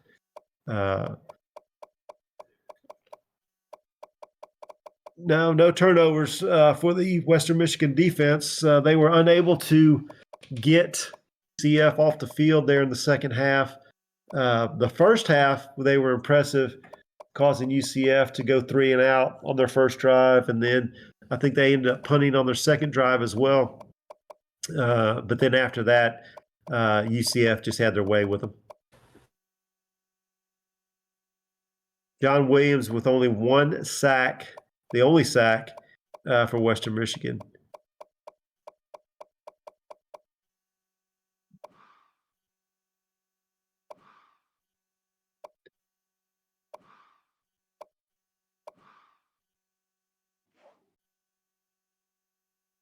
All right, Duwan Apenya. What are your comments about this game? Yeah, not a lot about this game, but I want to, as we're getting closer to the end of the season and the portal's about to open up for these players. If anybody wants to play with Duwan Apenya, give me a call. I'm at San Diego State. Duwan Apenya out. Already doing recruiting, I see. Yeah, it's considered tampering, isn't it? No, it's just that funny feeling that we call Duwan Apenya. Hey, though. Oh, wait, hold on. I got to go back.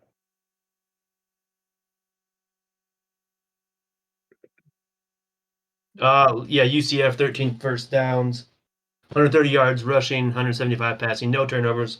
Time of possession, better than Western Michigan, 10:45.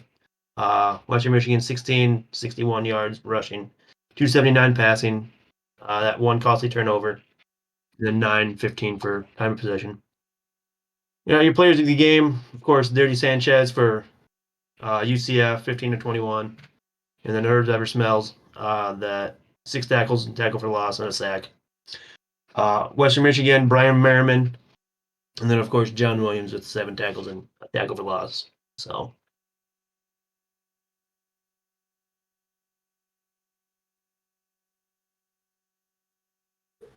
All right, very impressed with UCF on how they were able to take that final drive of the first half. Didn't come away with points, but moved the ball down the field very quickly. That seemed to have sparked them. And then after that, they came out in the second half, and I think they scored every possession. I look for UCF to start moving up that ladder, getting back into the top 10. Western Michigan has some adjusting to do, and everything, and they will. But this was a hard loss for them to take. They had an opportunity and then gave it away. That's going to be it for me and General Cornwall and Duwan Apenya. We're going to be stepping aside and we're going to be traveling. We're not going to be traveling, but the AACL is going to be traveling to Indiana, where Memphis is going to be taking on Indiana. And your play-by-play guy is none other than Dave Axis, color commentator Woody Hayes, and then Winkler making his appearance in the booth as their third wheel. So, Dave, I'm going to hand it off to you. Thank you, bro. Hey, before you guys bounce, let me run something by you guys and give me your feedback on it real quick. UCF, former number one team in the AACL, 3-0 to start the season under Dirty Sanchez. Then they have their controversy with Kimmy Head, and then the Asian sensation, supposedly, and I'm doing air quotes, comes in, loses game 4, loses game 5. They bring back Sanchez and do split time in game 6. They lose all 3 of those games. Sanchez finally comes back as the full starter in game 7, and they win again. Is this team basically, and DeJuan, I'll start with you, is this basically UCF goes as Sanchez goes team? Yeah, I mean he's your leader, and you know he's the guy you get on his back. He's the Tom Brady for their team, and he's the way they're going to win. Yeah, Zach, what do you think? Yeah, I mean, DeJuan up, and you took the words right out of my mouth. Yeah. He's the leader of the team. He goes, the team goes. Yeah, he's good at taking things out of mouths.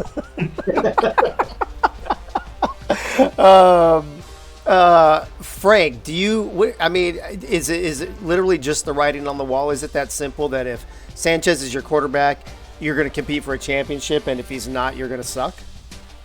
Well, I mean, you look at the record, 3-0 with him, and then 0-3 without him, and then now you bring him back in full time and you win again. So, like you said earlier, how it goes with him is how the team's going to go. So, if he wants to compete for a national championship, Dirty Sanchez has got to be the quarterback. Yeah. Does that make him, you guys, in your eyes, and anybody can just blurt this out if they want, does that make him the most valuable player in this league because he literally controls wins and losses for his team?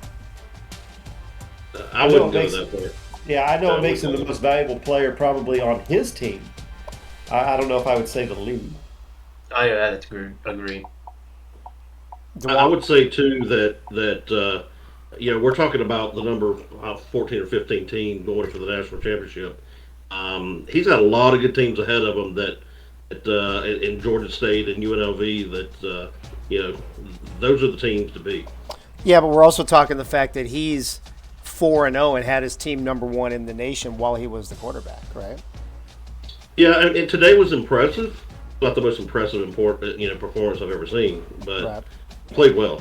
All right, you guys. Thank you. I'm gonna move things over to the next game, but I appreciate you guys on the call.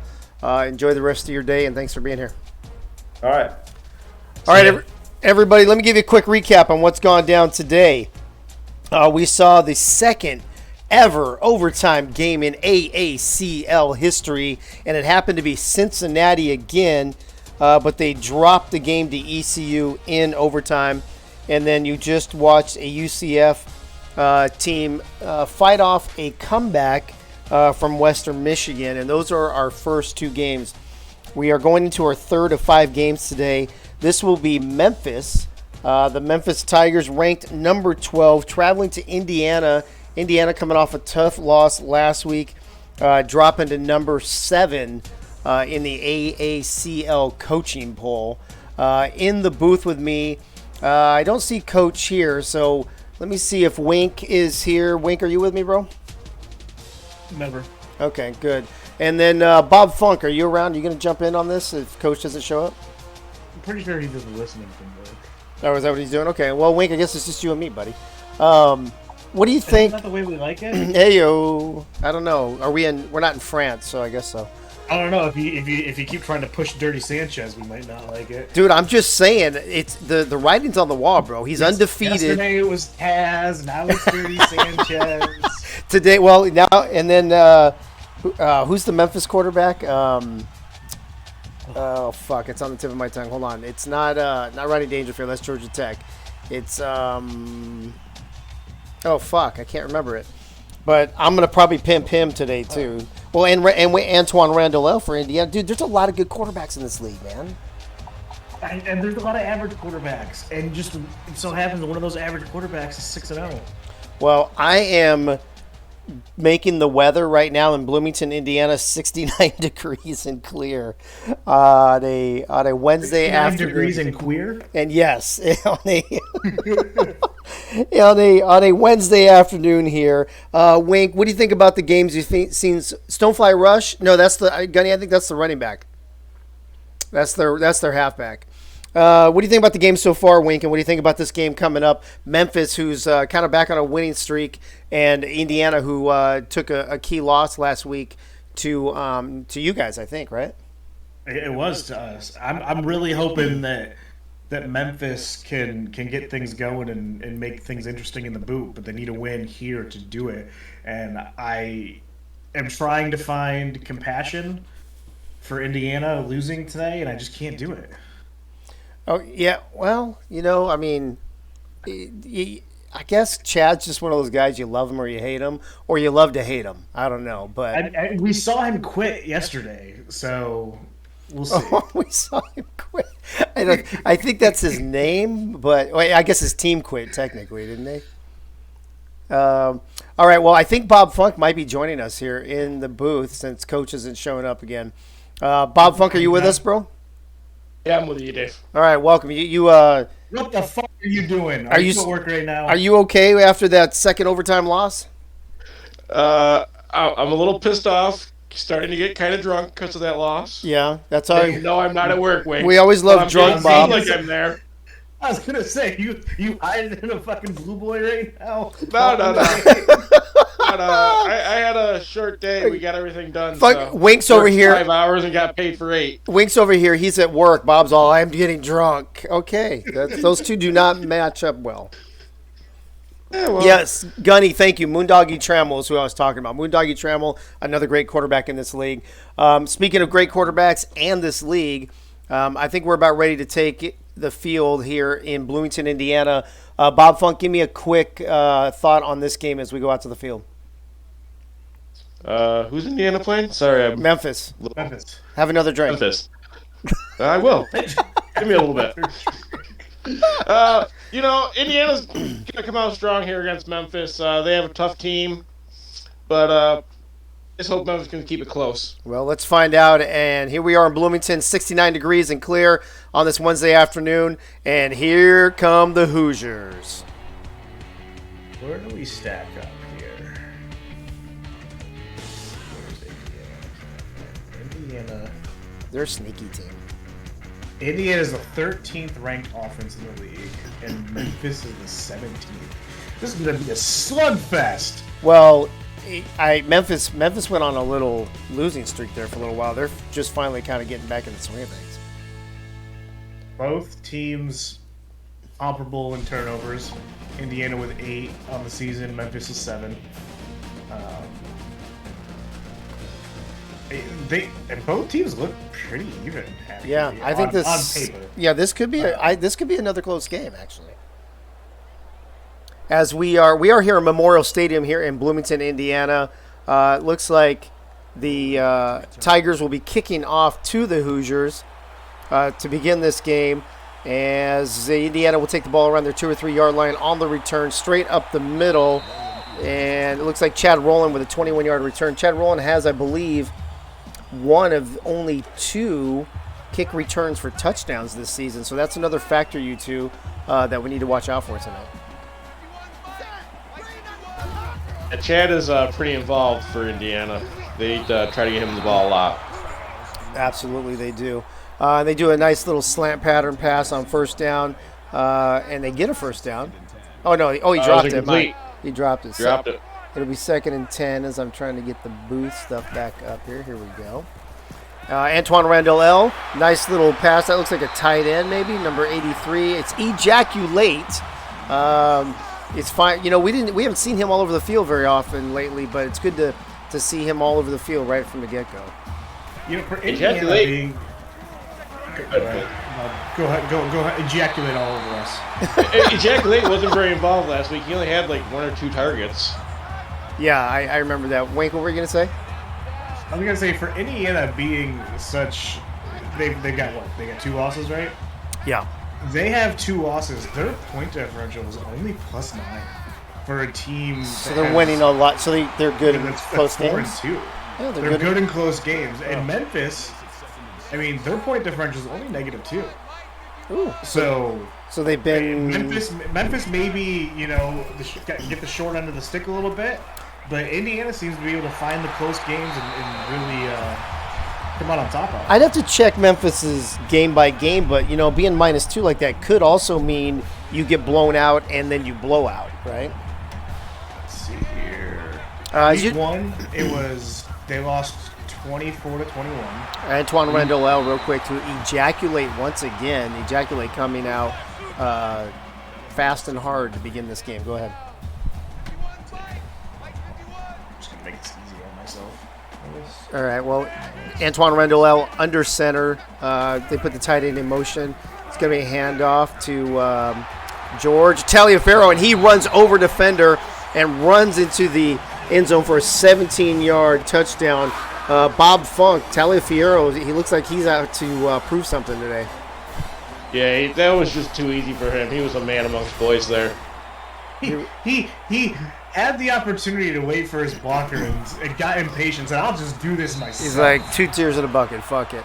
Hey, real quick, let me check the chat before we get things really underway here. Another TV viewer, B. Robo, Biff Markham, Bob Funk, Commander Root, Crazy Canuck, Dave Axis, David Leathers, Doug Britton, Wink, Gunny, Caxtips06, Leash Strom, Mogul Mail, Painfulest, World Football Alliance, Frank the Franchise Wade, and Yogi Bar, all in the chat. Thank you for tuning in to the All-American Coaching League, brought to you by Axis Sports. This is game 3 today of 5 as we wrap up week 7. Wink is checking some Indiana stats for us. And no, it's Memphis. So it's I'm sorry, Memphis stats. So Memphis's games thus far. They lost by 3. They lost by 14. Mm-hmm. They won by 5, won by 3, lost by 4, won by 11. So there's 2 games there. One loss by double digits, 1 win by double digits. Yes. Okay. All right. Well, so that's pretty balanced. Everything else within a touchdown. And is that Stonefly rush around the outside, round the outside, and up the sideline? No, it's the fullback, Clay McFadden, for a 29-yard rush. Bob Funk, you know, it looked like he was moving in slow motion, but, I mean, give me 30 yards of slow motion any day. I mean, he was running in slow motion, but those Indiana defenders were also. We talk about Indiana winning close games. They won by 2. They lost by 1. They won by 2. They won by 7. They won by 10. They lost by 11. Yeah. So 3 out of 4 close games they've won. Does that sound right? Yes. Yep. Yeah. 3 out of 4 games they won by at least a touchdown. And Crazy Canuck with the comment of the day in the chat, like a Buffalo girl. Glad to see you got my reference there. Memphis throwing an incomplete pass puts them in a 3rd and 8. And you know what I've loved about the last 2 days is seeing all these daytime games, since we always play at nighttime. It's nice to see the sun shining and the athletes being able to actually see the ball coming to them. Maybe we should get a Hawaii or Alaska team then. Oh, that could be. Or maybe we should just have some European teams, and we'll just always play in the day. You know, Indiana came out hot last week, and then they fizzled in the second quarter. In the second half, I believe they did.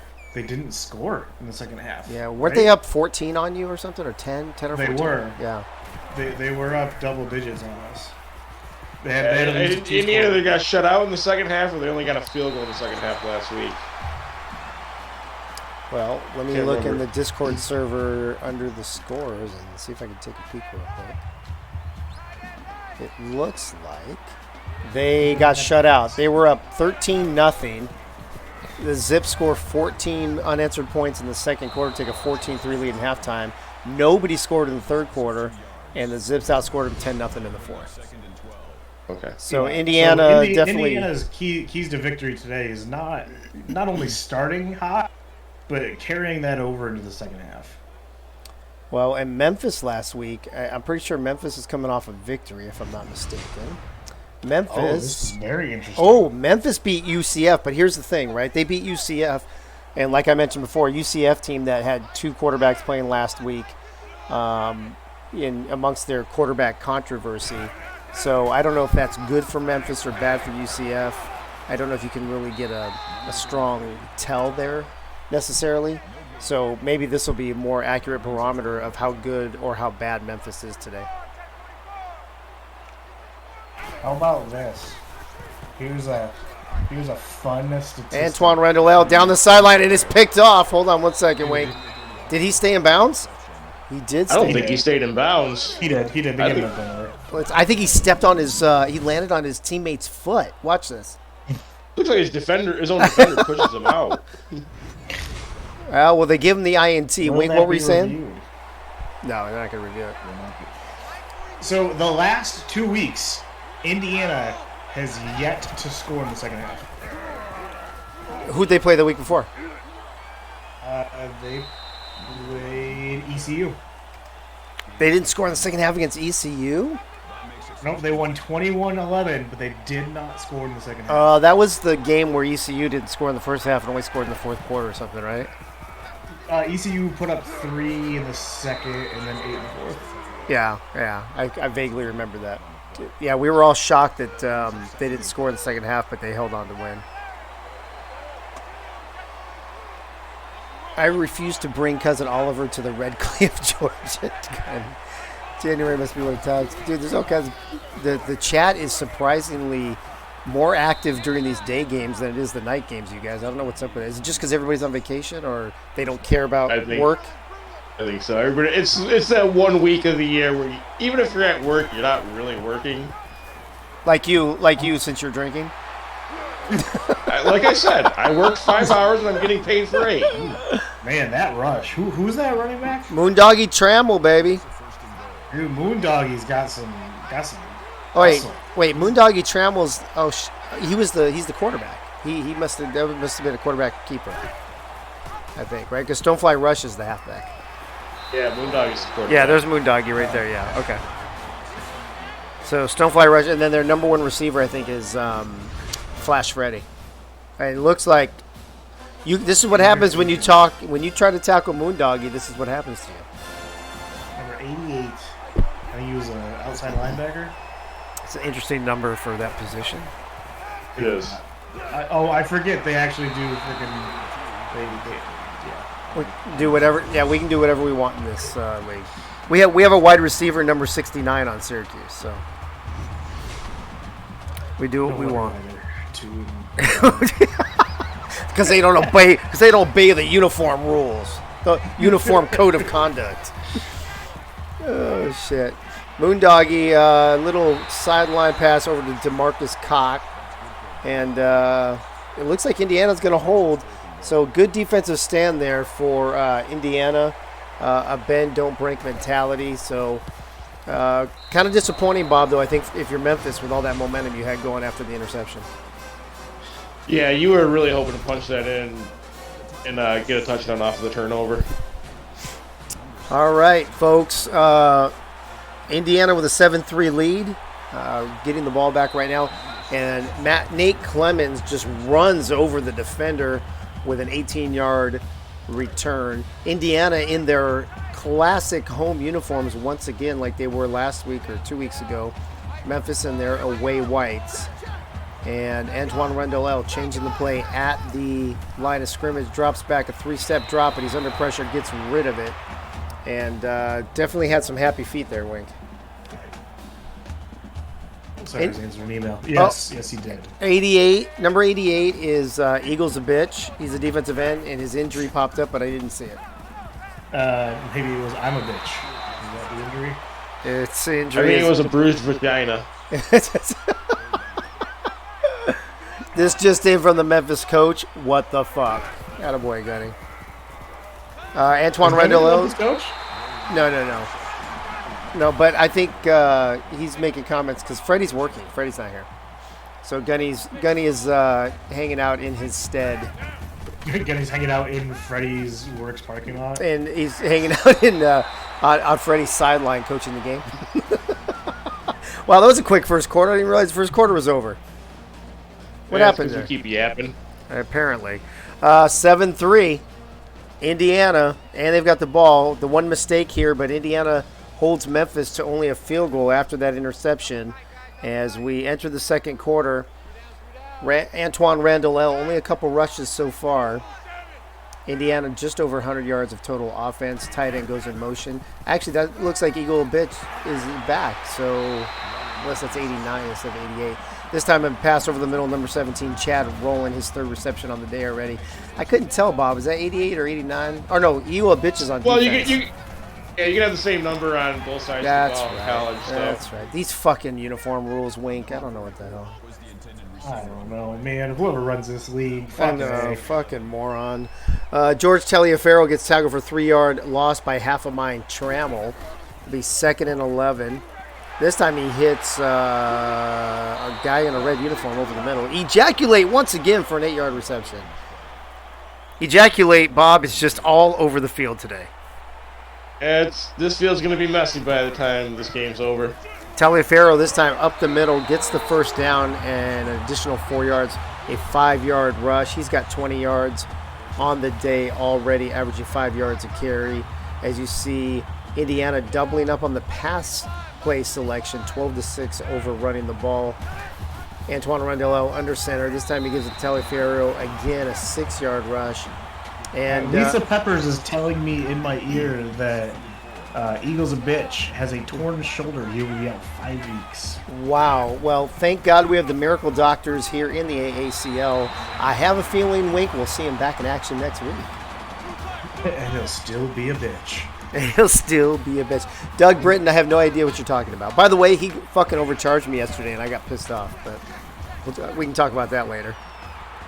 I'd like to know how much do you charge? How much would anybody charge to blow leaves? It's fucking ridiculous what they try to rip you off here. Or I'd try to find a neighborhood kid and give him $5. Yeah, these professional gardeners or whatever the fuck you want to call them, landscapers. Do you want some bushes trimmed? It's astronomical. You want your leaves blown? It's astronomical. But you want your lawn mowed? It's cheap. I don't get it. It's fucking dumb. Anyway, that's my rant. Inside the 20-yard line. What's that? I just mulch my leaves. False start. Well, you got to do that with what? A lawnmower or something, right? How do you pick them? Yeah. Still third down. Well, you know what they do? Actually, you know what they've told me here too? Oh, Chandler, Memphis, dislocated wrist after the game. Dislocated wrist. So two game-ending injuries. And that was both on defense, right? I believe so. One for Memphis and one for Indiana. Yeah. Antoine Randall this time with a pass right over to Clifton Green for a 7-yard reception. He had to come back for that. That was a good comebacker. Indiana going, hurry up. Yeah, you know what if you want them to mulch and then mow over the mulch, they charge you twice as much for the mowing. It's all right. Nice little pitch to. Oh, it's gonna. Is this coming back? No, personal foul. Clipping. Well, bring it back. Bring it back. Look at Bailey's bringing it back. Bring it back. Whoop, whoop. I'm cheating, Hoosiers. Rocco McLovin does not look happy on the sideline. He is in that ref's face. You wouldn't see clipping if it hit you in the ass. There you go. Antoine Randall with it. Oh, I thought he was going to. I thought that was intercepted. Oh, that should have been intercepted. Yeah, that's what happens when the defensive lineman drops back. They're never going to catch that pass anyway. All right, here we go. Indiana, 2nd and 17, just inside the 20. Antoine Randall from the shotgun. He's got 3 off to the left. He's got 1 back. Taliaferro 6 back to block. He hits, is that Rowland on the slant? It is on a 6-yard reception. Going to give them 3rd and 11. They can still get a first down at the 1.5-yard line. How upset are you if you don't convert this and you go from 7 points to 3? Yeah, well, it's the same thing that Memphis just happened to Memphis, right? So Memphis's defense just bended, just like Indiana's did. Neither of them broke. They bent, but didn't. That's it. So there you go. So even Steven on the last 2 possessions, and now Memphis will have the ball with 2.5 minutes left and a chance to tie the game. It only cost each team 1 defender for the game. That's it. Well, let's see how many more people we can get out of this game on this drive. They said our defense won't break. We'll just break we just break our defender. Yeah, we'll just break individual players. Exactly. There's Flash Freddy with a nice 27-yard return, it looks like. I'm making that up because I have no idea how many it was, but 27 sounded like a great number. It was a great number. Thank you.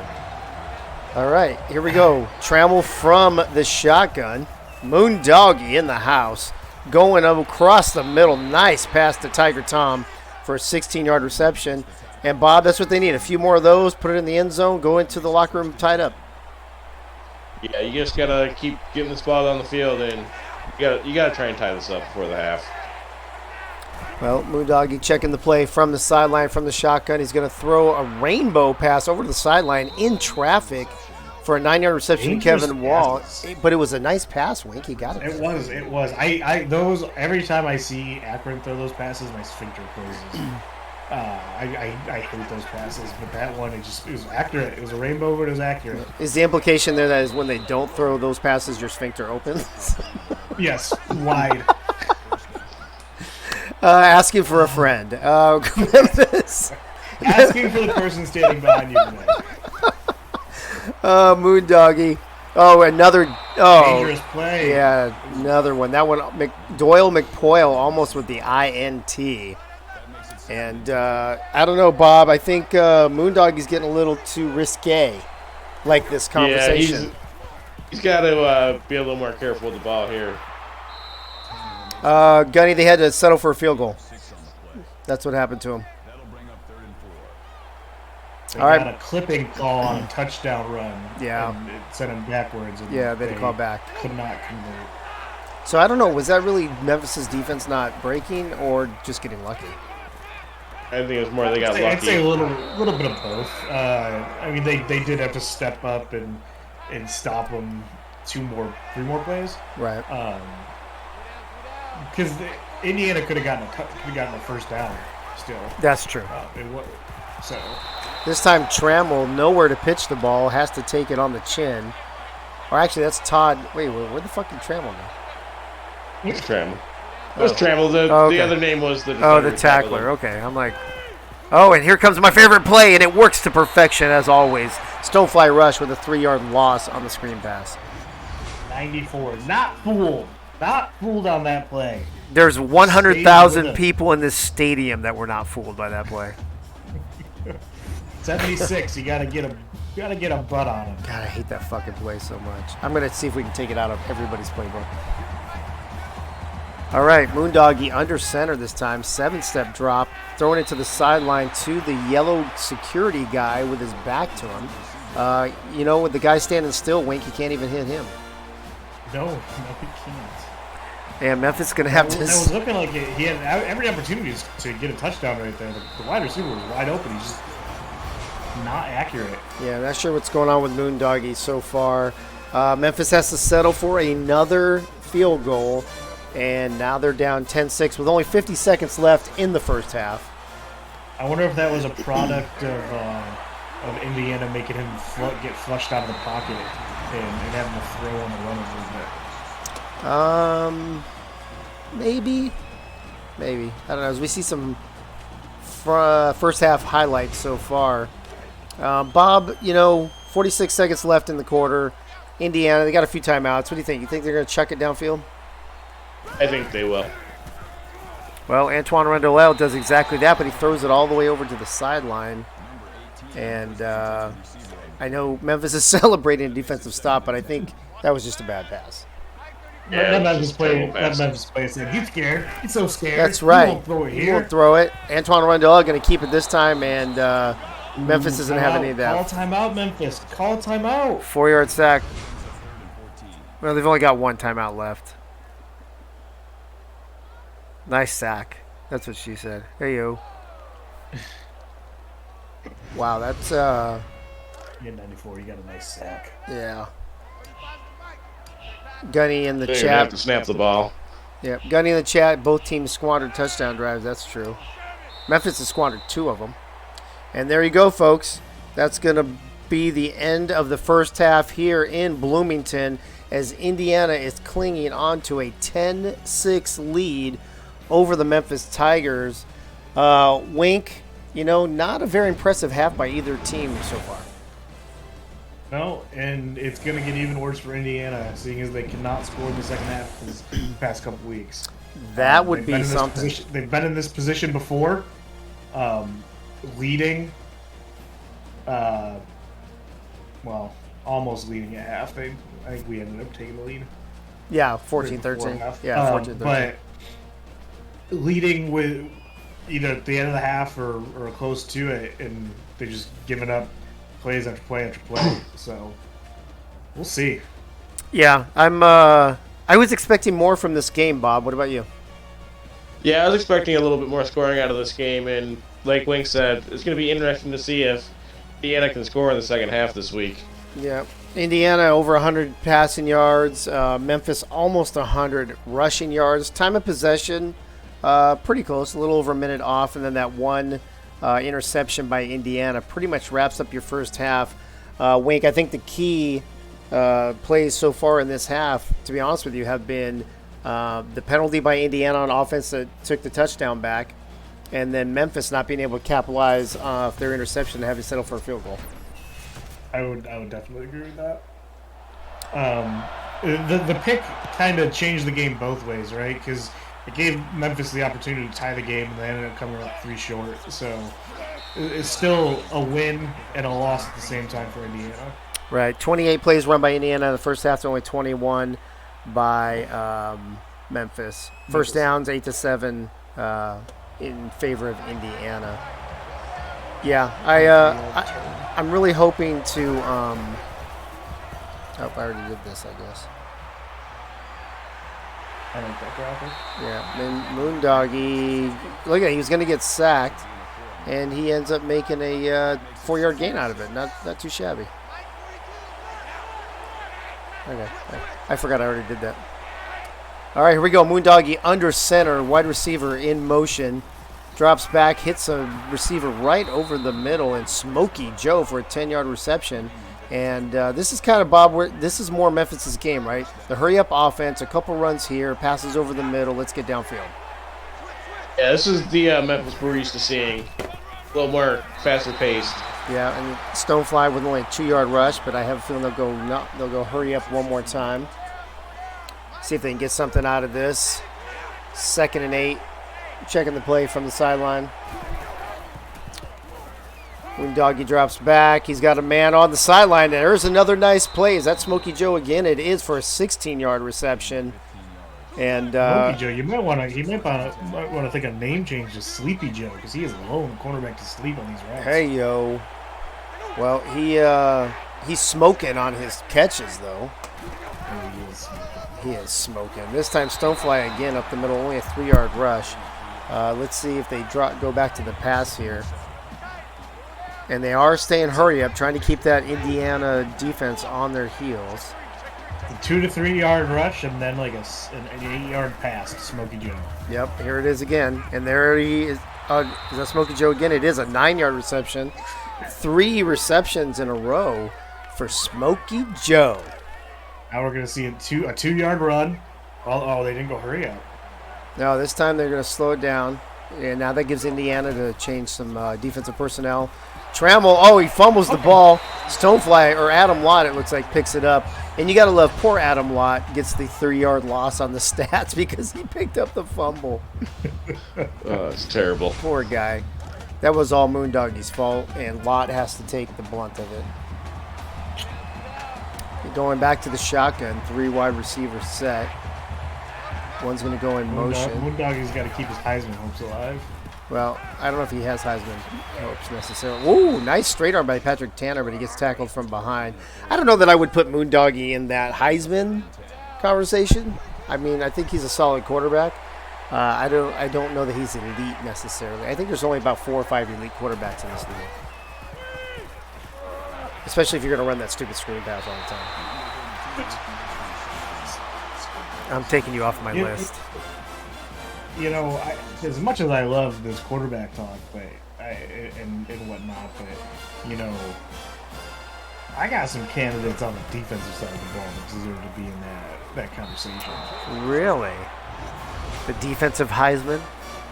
Like Blake Jackson, who had 2 pick sixes last week. Yeah. Well, I think there's been 3 different players that have had 2 pick sixes in a game this season now. Schmidt from Marshall did it first, and then I think He Felter Felter snatched, snatch. and then your guy last week. Yeah, and I mean, just looking at your graphics, Blake Jackson. And I don't know if he's got more. I have to go and do individual stats, but he's got at least 4 picks with 2 of them being touchdowns. Well, if we could get somebody to volunteer to go through all the player stats, and we could add all that shit up, that would be awesome. If anybody wants to do that, go ahead and DM Wink. He'll hook you up. This time they pitched to the right side. Taliaferro with a 1-yard rush. Doug Britton, he doesn't need to be a quarterback. They just happen to, get all the attention and yardage and touchdowns and all that stuff. Yeah. And in this league in particular, this has been a quarterback league so far this season. Did you see Antoine Randall goes to hand it off to his running back? He's not there. His running back, no, he was there, but he just ran right by the ball. He's like, nah, I'm good. You keep it. You get stuck by that linebacker. I'm not taking that shit. Which leads to another punt. Uh-oh. In the second half for an Indiana Hoosiers team. Wow. And look we're already a minute and a half left in third quarter, and Memphis has scored. Indiana has yet to score. This might be a thing. This could be the 5th straight second half quarter that Indiana gets shut out in. Oh, Freddie finally off work, showing up to the game just in time to watch the second half of his own game. Freddie, welcome back. Welcome to the chat. Welcome to the game. You had an injury, a defensive injury. I don't remember who it was. He's out for the game. Yeah, he's out for the game. But so did Indiana. So it's even. It's even. And now Indiana with the ball and a chance to take the lead. Moondoggy from the shotgun, checking the play from the sideline. Looks like they've got 3 wide receivers, 2 tight ends, and a running back, and they do the awesome, amazing screen pass for a 4-yard loss. Memphis had such success with that 2-headed play from Ingleback last drive, and I don't know why they don't go back to it. Go back to Smokey Joe and Flash Freddy and get those 8 to 16-yard passes downfield, right? Yeah. Look at Freddie in the chat. The fuck? All right, Moondoggy, 3rd and 14. And he's got a man wide open. Smokey Joe. We were just talking about, there's Smokey Joe again. That's got to be his 4th or 5th reception. 4th reception. Averaging 13 yards of reception. Go back to the well, baby. Go back to the well. I mean, Moondoggy's pretty efficient, too, right now. He's 15 of 18. Yeah. Very methodical. Oh, face mask? That was the face mask. Tack on 15 yards. Wow. And Memphis is in business. Yes, they are. Closing of the third quarter. Yes, they are. Automatic first down. Bob Funk, what do you think about this Memphis? Let's make some great plays and then let's fuck up a little bit, and then let's make some great plays and then let's fuck up a little bit. You think that's how they're writing it up, or what? I mean, they just need to start going to Smokey Joe a little bit more, because Indiana defense cannot stop him. Yeah, and Moondoggy there with an 8-yard rush around the left side. Puts him in a 2nd and 3.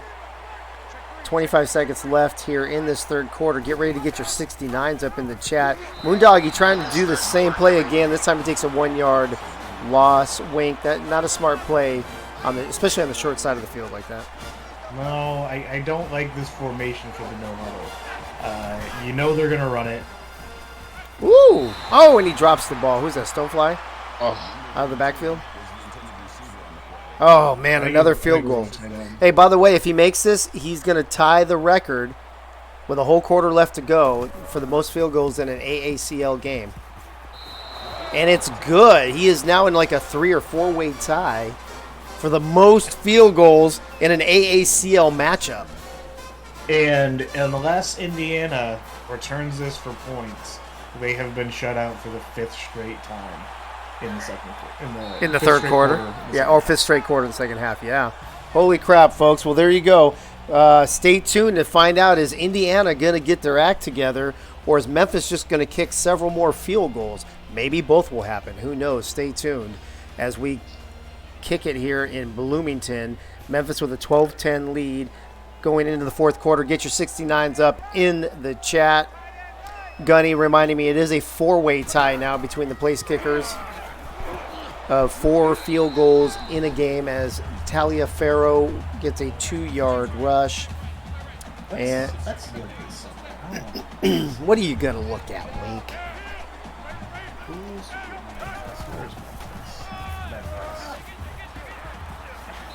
Coming into this game, Memphis has a 92% red zone conversion rate. Wow. With 9 field goals. Oh. Almost leading the league. The only person with more field goals in the red zone coming in this game is Central Michigan at 10.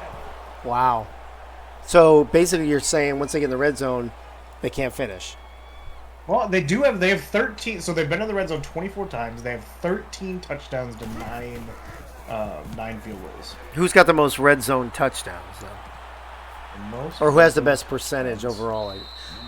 The most touchdowns goes to Kansas at 17 touchdowns to 2 field goals, but only a 90% conversion rate. There are 2 teams coming into this week with a 100% conversion rate. Oh! In the red zone. Moondoggy Trammell has his pass dropped. And who are those teams? Indiana. Oh, fuck. Are you kidding me? And UCF. 100%. So, but both teams have only been in the red zone 16 times coming into this week. So they're more bigger play scoring teams.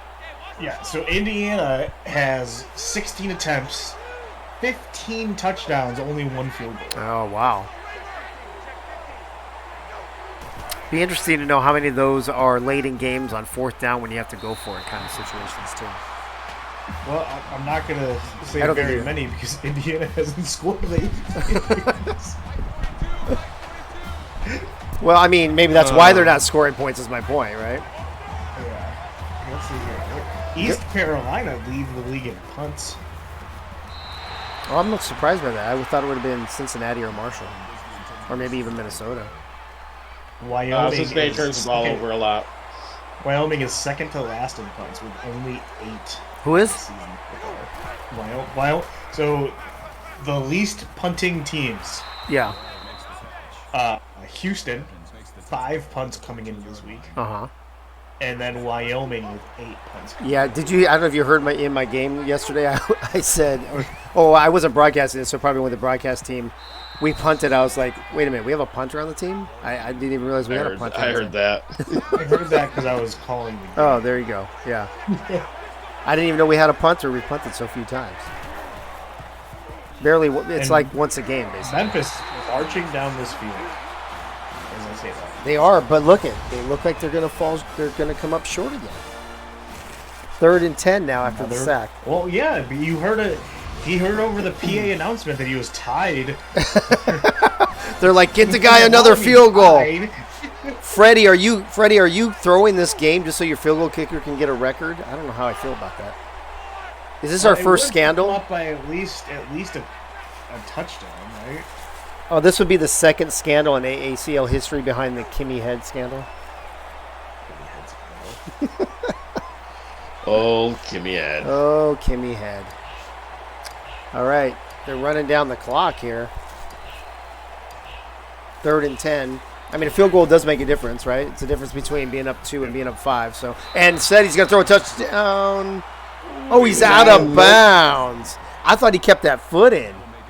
I think his front foot came down first. Well, is what it was. I don't know who the name of this field goal kicker is, but he now holds the AACL record for the most field goals in a game with 5. Bob, what does it say about this Indiana team if they go scoreless again in the second half and they get beat by a team that doesn't even score a touchdown against them? I mean, that's going to be a hard loss for Indiana to swallow if they lose this game. I mean, you can't get shut out 3 second halves in a row. No, and it seems like the mighty have fallen. They were all the way up to ranked, what, were they 3 last week, Wink, when you beat them? I think so. No, I thought there were 3. 3, because we were 4 last week and we moved up to 3. So I think they were 3. So, 3rd-ranked team in the nation, and they can't even score in the second half. They can't score in the second half, and they lose games where they don't even allow a touchdown. Wow. It's Randall not over yet. gets It's sacked. not over. Antoine Randall L could make some Oh, I'm not magic saying it's happen. over. No. I'm doing the hypotheticals. Oh, Gunny, that would be great if his name was Smokey Toes, the kicker. I think Freddie, you're gonna have to change your kicker's name. That's just too perfect. All right, Antoine Randall L. He's got 2.5 minutes, 3 timeouts, got to go about 85 yards, and he's gonna start with a 7-yard reception. I would say this is an obvious right. This is an obvious fourth. You need to go on fourth down. So you don't got to pick it up ball. You don't got to pick it. I don't think one of so. these- yeah. Not if you're that deep. If you're that deep in your own territory, you still got over 2 minutes on all your timeouts. Do you think it's too risky to try to go for it on fourth down and give Memphis that great a field position? I do now that it's 4th and 8. Yeah.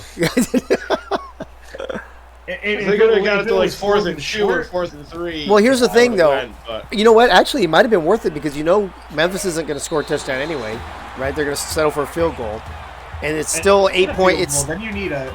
but then you but need it's a- only one possession still. Yeah, it might have been worth it to go there. But now we'll never know. All Memphis needs is 2 first downs. Well, Rocco McLovin didn't have the nads to go for it.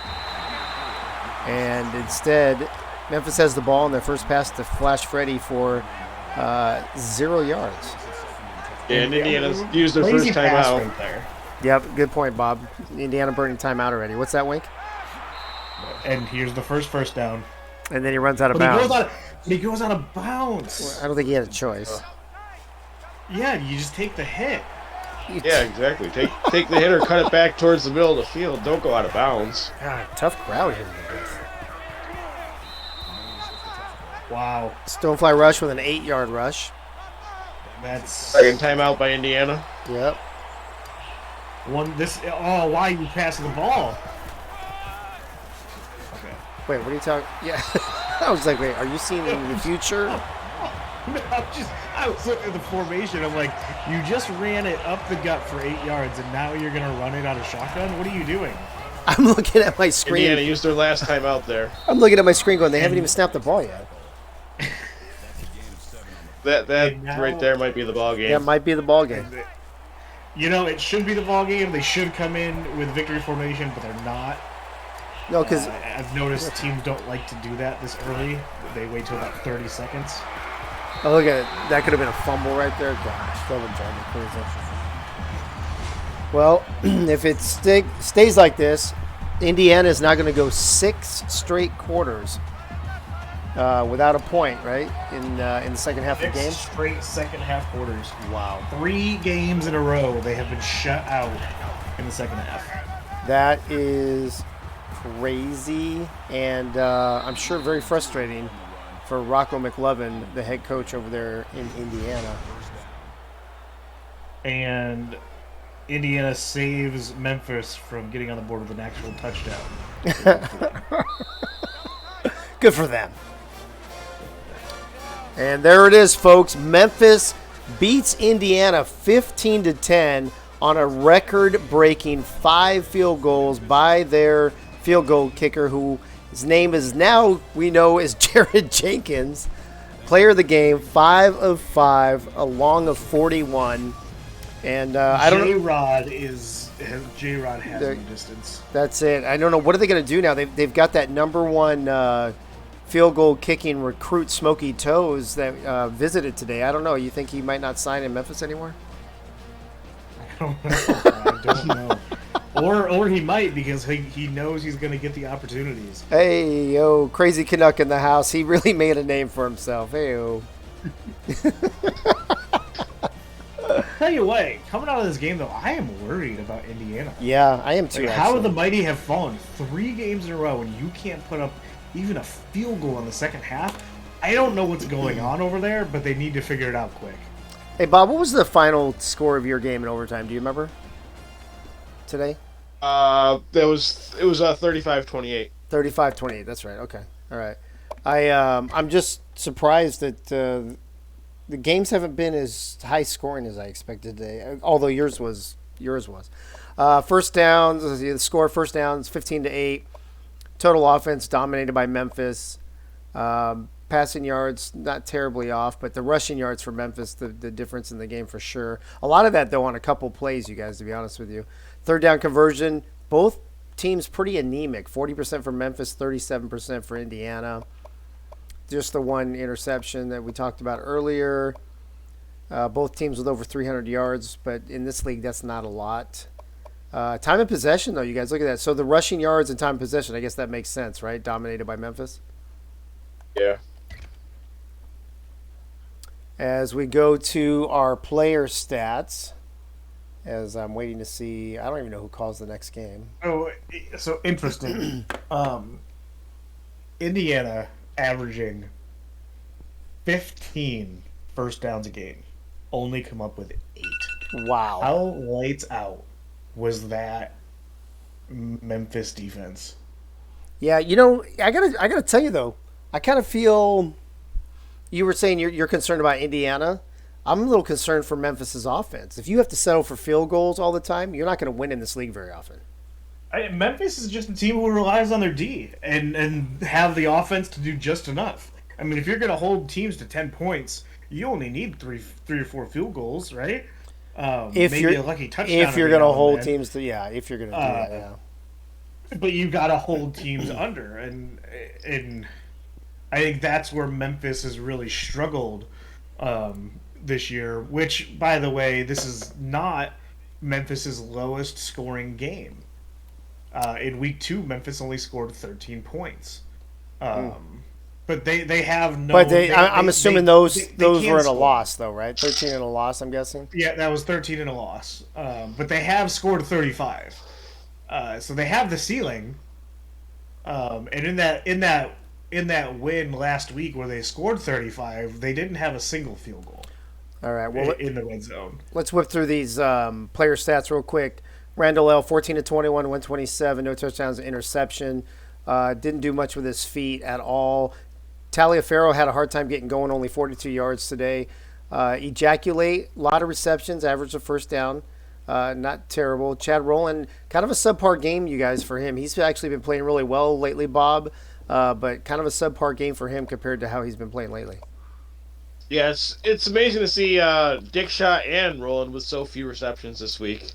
And there's Eagle a bitch who got hurt in the first quarter, so we didn't get a lot of stats out of him. Raymond and McPoyle, 8 tackles and 7, respectively. Let's see what else we got here. Not a lot of defensive stats for Indiana, which you would think there would be with them holding Memphis to no touchdowns, but the field goal kicker on Indiana's side, just the one field goal, the one extra point, and then punting, kick return. Oh, hey, Chad Rowland, got to give attaboys all the time. 69 yards, hey-o. And punt returns, and then we go back to quarterbacks for Memphis. Moondoggy Trammell, 20 of 28, 166. No touchdowns, no picks. Another 26 on the ground. Stonefly Rush, only 54 yards on 12 carries. Not great. Receiving wise, Smokey Joe. Smokey Joe, you guys, he had 5 receptions, but I think 4 of them were all in one possession, if I'm not mistaken. Yeah, so all 5 of those came in like 2 drives. 6, 7, 8. Back-to-back drives. He does hit 10 different receivers. They need to find a game plan that really involves Smokey Joe more. Yeah. Cal God. Did you just say Smokey Joe had 2 pancakes? No, maybe. Let's look. Yeah, look at him. Good run. Good blocker. Defensive wise, Kyle Godfrey and Henry Hayden with sacks. Dude Solstrom with an interception. I think that was the early one on the sideline, right? That was the only turnover. Yeah. And let's see, not a whole lot here to talk about. And there's your player of the game. There's your man, J-Rod. Jared Jenkins, 5 for 5, a new AACL record with a long of, what did they say, 41, I think. And I'll tell you what, he's gonna be my my vote for player of the week. I mean, if you break a record, how can you not be player of the week? That's what I'm wondering. And there you go, folks. Let's go to post game, and we'll wrap this shindig up over here in Bloomington, and then we'll pass it off to the next crew of Cliff Allen, and I think Yogi's on that crew. I forget who else is on there, and Coach is supposed to be on that next crew also. Yeah, I don't know what's going on with Coach. This is 2 weeks in a row he signed up for games and no-showed, so we'll have to see what's going on with him. All of the stats dominated by Memphis.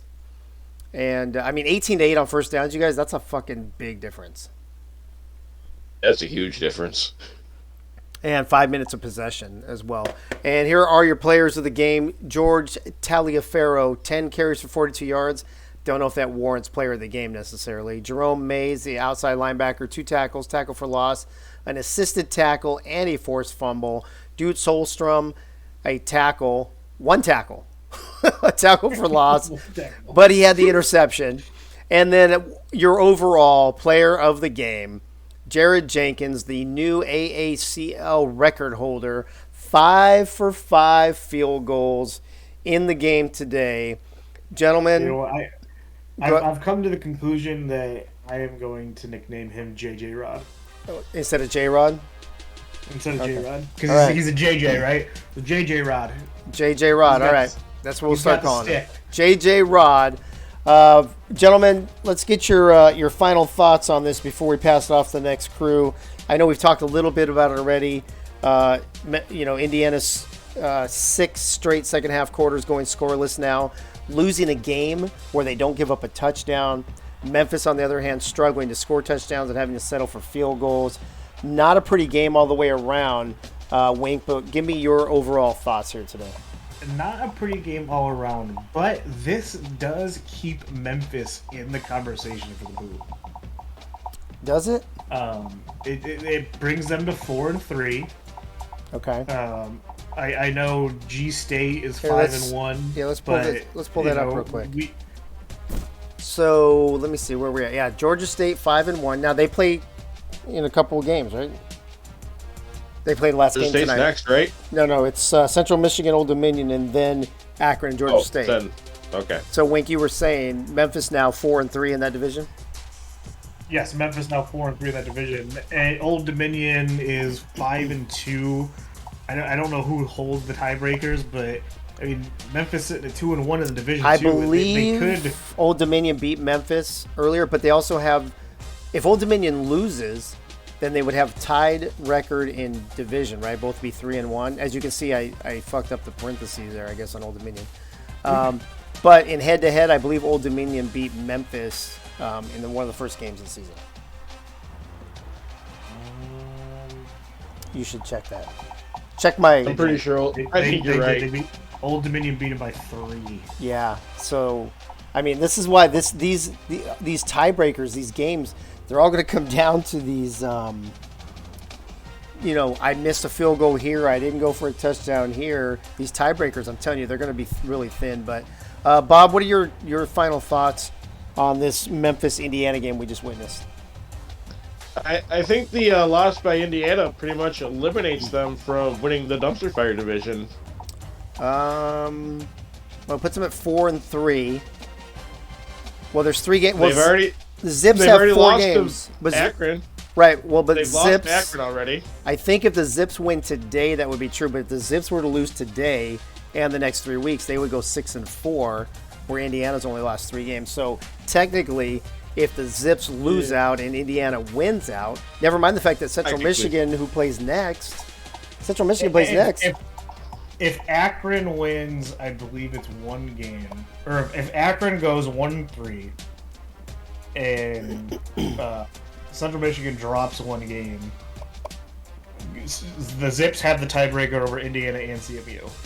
So the Zips would take it. So we just need to win one. We need to win minimum of 2 games. And I think we take the dumpster fire. There you have it, folks. So, Bob, what were you saying? Sorry, before we got sidetracked on this whole conversation.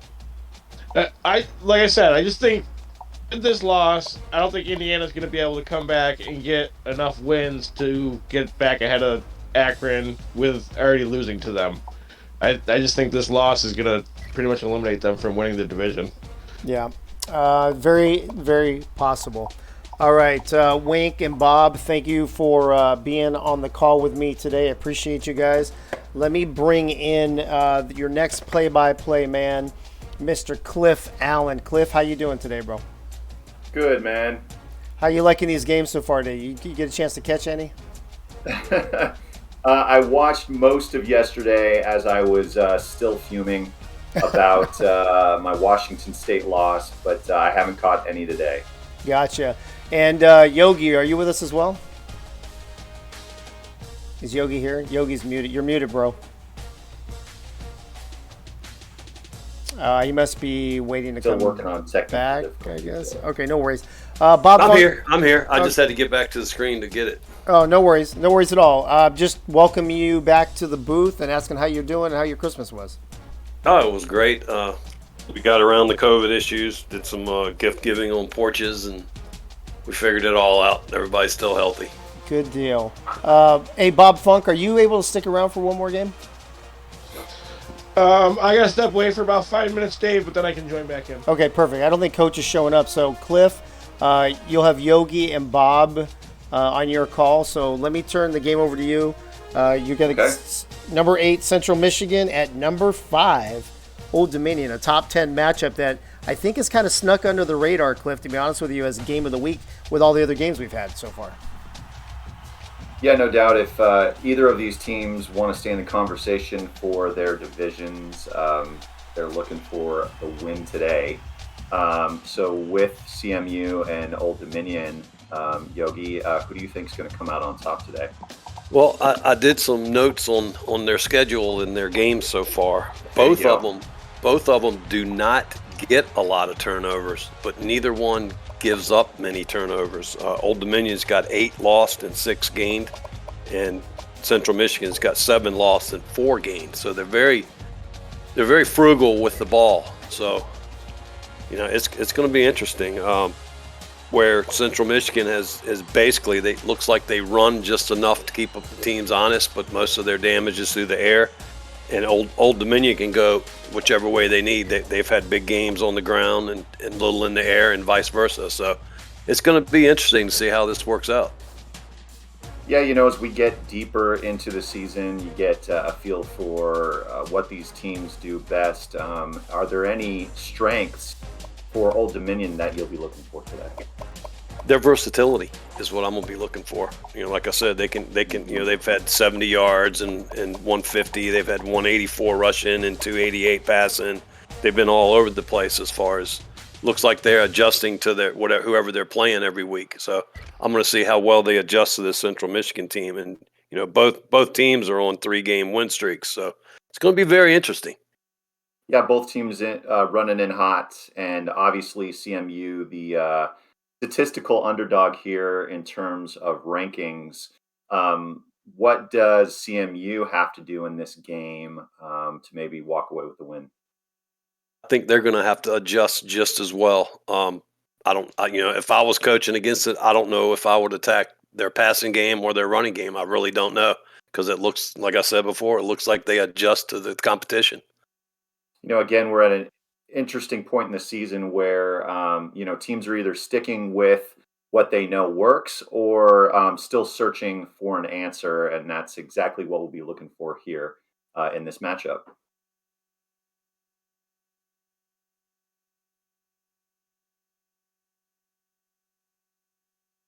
Yeah, I can step in because I can't be in the next game. So yeah, I'll step in. All right. Cliff Allen just call me Freddie today. You're gonna jack me up, man. I'm never gonna get it straight if I don't get it today. So the real Gunny is in the house. All right, here in the booth, joining me is Yogi and Gunny, and we're going to go ahead and go straight to the field where it is 68 degrees. I may have gotten that wrong. And 69 degrees, of course, and sunny, which is much better than what I've been looking at out my window lately. We've got the Old Dominion Monarchs here at home hosting Central Michigan. Yogi, what's the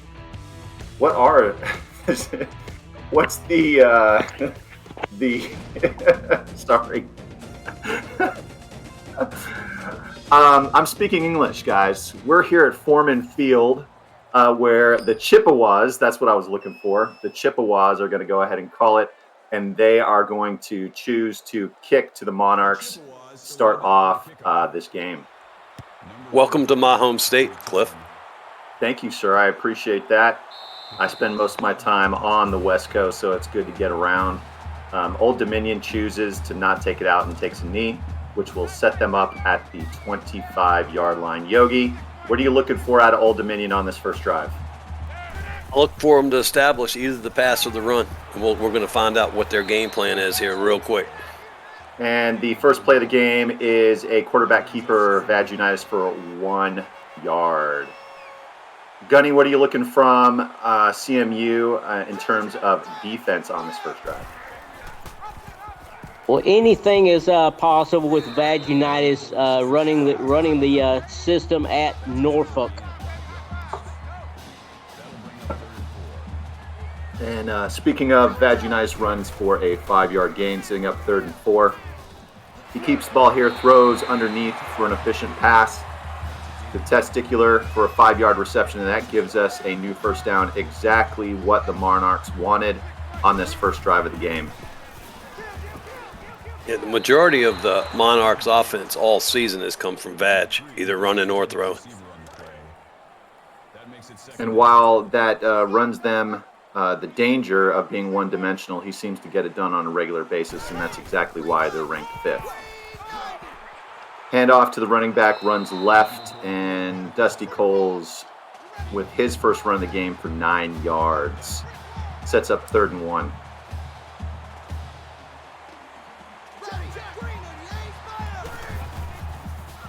Quarterback keeps the ball, throws to the right,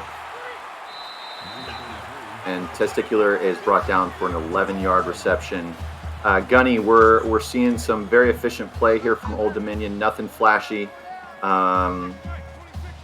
What do you think they need to do to get some points here out of this drive? As long as Vad calls the plays the right way, it's looking pretty good. I did not know that the Chippewas were ranked in the top 8. I mean, this is a good matchup, 5 against 8. Yeah, as Dave was saying earlier, this is quietly potentially the game of the week, and we see a 5-yard reception to Anderson, sets up 3rd and 3, and Old Dominion continues to move piece by piece down the field. Mixing it up well, too. Quarterback keeps the ball, throws underneath, and again, Brian Meyer with that 9-yard reception, and they manage another 3rd down conversion. I think that is the 3rd or 4th 3rd down conversion of this drive. Vad Unitas for 4 out of 5, starting off hot. Keeps the ball under pressure and gets a 1-yard gain. Turns what could have potentially been a sack and a loss of yardage into at least something. Yeah, that's almost like an 8-yard gain there. 5 wide with motion. Quarterback again throws underneath, and Brian Meyer, that could have been much more yardage, but he steps out of bounds, gets 4 out of that play, sets up 3rd down and 5 yards to go. They're in scoring range, but you know they want a touchdown on the opening drive. Oh, we've got movement on the line. False start on the offense, and that's going to push them back a little bit further. Still 3rd down. Looks like Testicular has a sprained elbow. I didn't see when he's returning. He's out for the rest of the game, 3 weeks. Okay, wow. That's a big hit because they get a lot of production out of him. Yes, they do. On offense. Dusty Coles with the 5-yard reception. They get the 5 that they lost on that false start, but that's short of the first down, and now the Monarchs are going to have to attempt a field goal kick. It almost looked like they were trying to protect getting points here.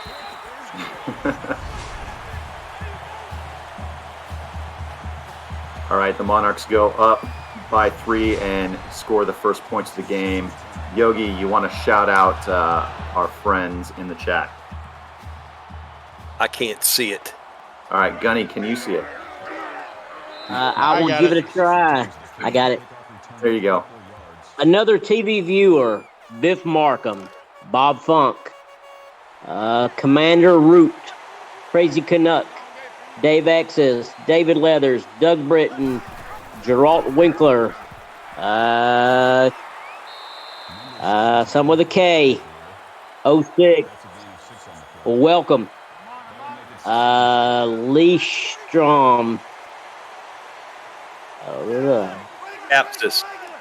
Mogul Mugul Mail, Packer Fred, World Football Alliance, and Yogi Bar all here in the audience watching the Monarchs take on the Chippewas. And the Chippewas have the ball with Henry Winkler. All right, important third down play. They want to keep this drive alive. Throws underneath, and the Monarchs are all over that play. Ronnie Reamer with the 1-yard reception, and that sets up 4 down and 3, and they're going to have to punt right back to the Monarchs here. You know, I was thinking about our viewers who consistently show up in the chat, and I know that was a topic of conversation yesterday during our 7-game marathon. I'm beginning to believe that some of those quote-unquote bots that we believe are there are actually FBI agents here to scout all of the interesting personalities that we have in the AACL. Yogi, what are your thoughts on that conspiracy theory? They may be recruiting. Who knows? You're right. It is always high IQ count here in the booth. And we've got second down and 2 yards to go for the Monarchs. They're continuing to do a great job mixing up the ball. Running back takes it right up the middle for a 5-yard gain. And another first down for this Monarch offense. Nothing flashy, but again, getting it done here early. My apologies to the names that I did mispronounce in the shout-outs, but just remember, Georgia State will be scouting you for the following season.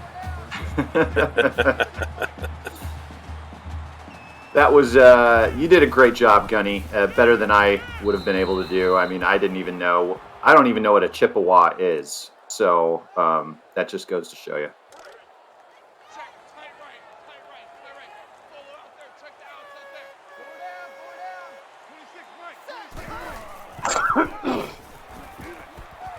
So the pick'ems for the last game was 15-6 in favor of Memphis, and Memphis ended up winning that game. Is that correct?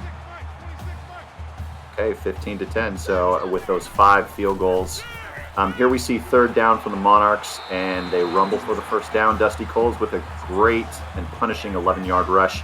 He's already got 27 on the ground here in the first quarter, and the Monarchs are in the red zone. A Chippewa is a Lake Superior Indian tribe. Thank you, sir. I appreciate that research. Again, just nothing but incredibly intelligent conversation here in the booth. Is there a pick-em on this game, sir? Aaron Anderson with a 5-yard reception, and we get our first touchdown of the game. And quietly, the Monarchs are now up 9-0 with 1 second left in the first quarter. And they're, again, not doing anything hugely explosive or surprising, but CMU just cannot come up with an answer for this offense. They're mixing it up pretty well, run and pass.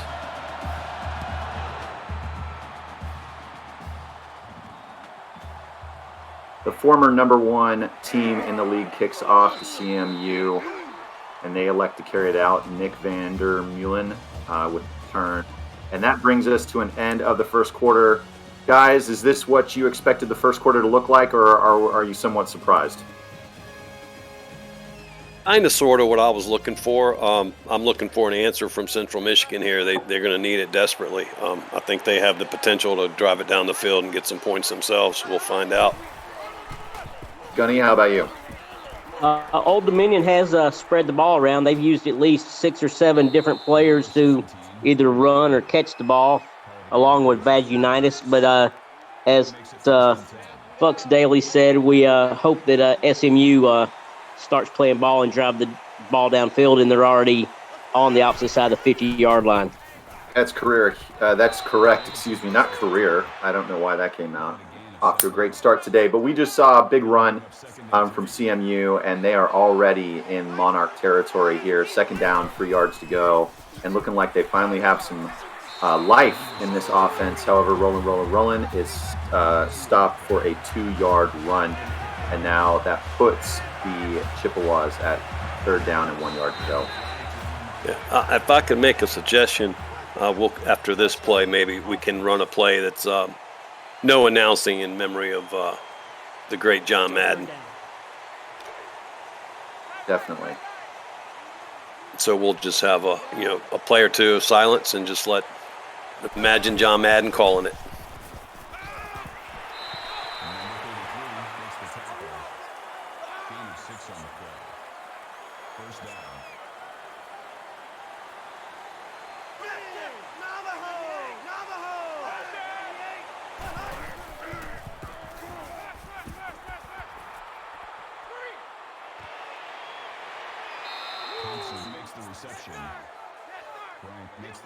Yogi, that was an excellent suggestion, and very fitting today with news of the loss of the great John Madden yesterday.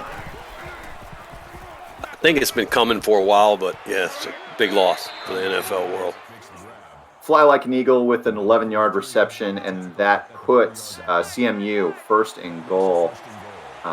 Looking for points out of this drive, and this is exactly what they needed, Yogi, to stay competitive in this game. It looks like a brand new offense, and they're starting to get a rhythm here in this second quarter. Touchdown, Henry Winkler, 6 for 6, and CMU is within an extra point of pulling within 3 of the Monarchs. Yeah, I think they adjusted well on this second drive. It doesn't hurt when you have a long run by rolling on the first play either. Sure, that sets the spark for this offense, and they just really haven't looked back. It's the kind of game I was expecting here. It's going to be a battle. Like I told you in the beginning, neither team turns it over much, and neither team gets turnovers much. So I'm expecting a pretty clean game here. The Chippewas kick it deep into the Monarch end zone, and they choose to kneel it down. Monarchs turn at the 25. And yes, that was an attempt at an announcer jinx. Run up the middle. After that tribute to John Madden, the Chippewas went 4 for 4 and scored a touchdown. Wow. Boom. Wow. And somewhere John Madden is smiling.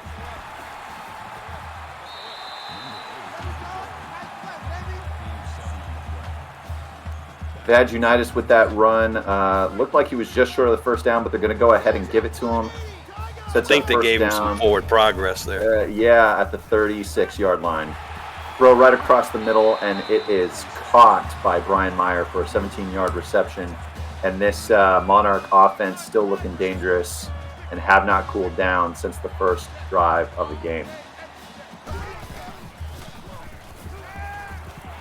Quarterback throws right to his wide receiver, and he does a great job fighting for extra yardage and gets that first down on the 12-yard reception. They're getting that extra fight on just about every play, it looks like. They came to play today. Shotgun formation, quarterback throws underneath.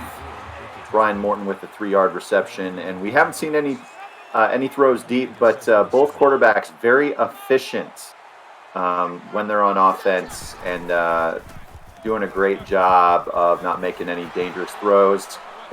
Uh-oh, dangerous throw. And then it is immediately thrown to the Chippewa defense. The announcer's curse is still undefeated.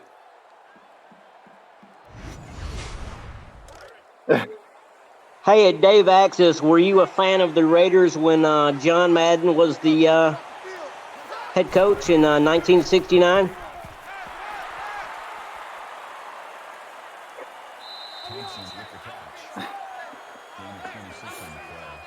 Yeah, I just threw up in my mouth a little bit, picturing that. That's good. For those of you who no one could hear Dave right now. Hold on. For those of you who couldn't hear, my response to Gunny was yes. I came sliding out of my mother's vagina saying, "Just win, baby." In that exact voice, actually. I mean, 7 out of 10 AFC championships in his AFC championship title games in his 10 seasons of coaching. I mean, outstanding, and 1 Super Bowl to on his resume. The holy roller, all kind of stuff. Yeah, I'm too young to remember that. I only remember John Madden in the booth, but he was the GOAT in the booth alongside Pat Summerall. And that he never would fly was amazing. So he spent all week driving to wherever he was going to announce. That's crazy.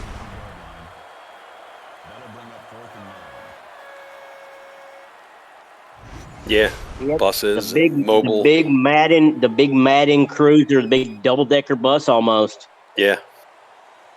Meanwhile, the Chippewa offense has stalled and is forced to punt back to the Monarchs. And they were not able to get anything out of that turnover, despite the fact that they were in great field position. And that's a huge stop here for CMU. That was only their 5th turnover they've gotten all season long, so that announcer's curse really helped them there.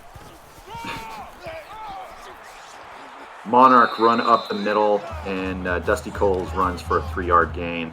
2nd down and 7. He should have been stopped in the backfield, so that was all effort there. Thad Unitas with the ball, throws right to Genitowel for an 18-yard reception, and that's might be their longest reception of the game so far. I believe so. No, what's the other receiver's name?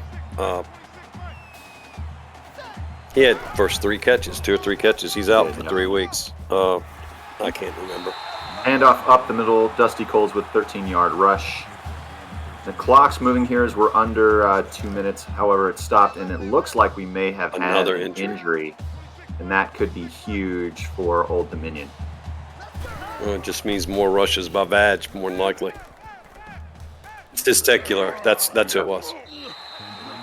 All right, Badge Unitas with the 7-yard rush, and that's decent yardage out of that keeper, but the clock continues to move here, and the Monarchs have 2 timeouts in hand and elect not to use them. Handoff up the middle again, and Charlie Moore with the 7-yard rush gives them the 1st down, and the clock will begin to move here once they're set. Charlie Moore is the backup, obviously. Badge Unitas throws underneath, and it is dropped. Surprising drop from this offense. We haven't seen a lot of that here in this first half. No, we have not. Yep. The running back will be back soon. Had the wind knocked out of him, so he ought not to be on the sideline for too long.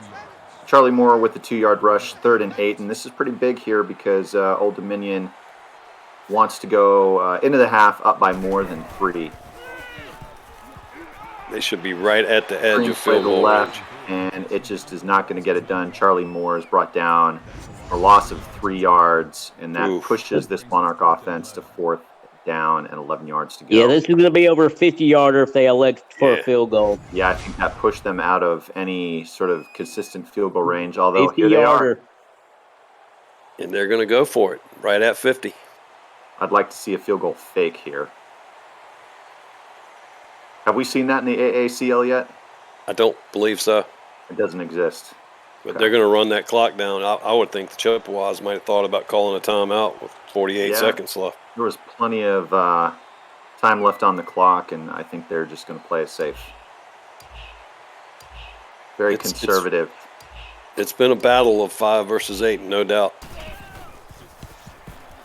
And the ball is up, and it is good. Wow. A monster kick from that Monarch kicker. I don't recall his name right now, and you can see here from the replay, it had an extra 3 to 4 yards on it for sure. That might be the longest field goal in the AACL history right now, but I would have to check that. Just a reminder to the audience that kickers are human beings and they do have feelings, and they will also cap fools if they keep flapping their lips about it. Got another injury. CMU has the ball here, 1st and 10, and they're just going to be happy to hand it off and let this clock tick down to half. Although they just called a timeout. Yeah, questionable. Yeah. They just did that just to prove me wrong. Yeah, of course. That was their trump to an announcer's curse.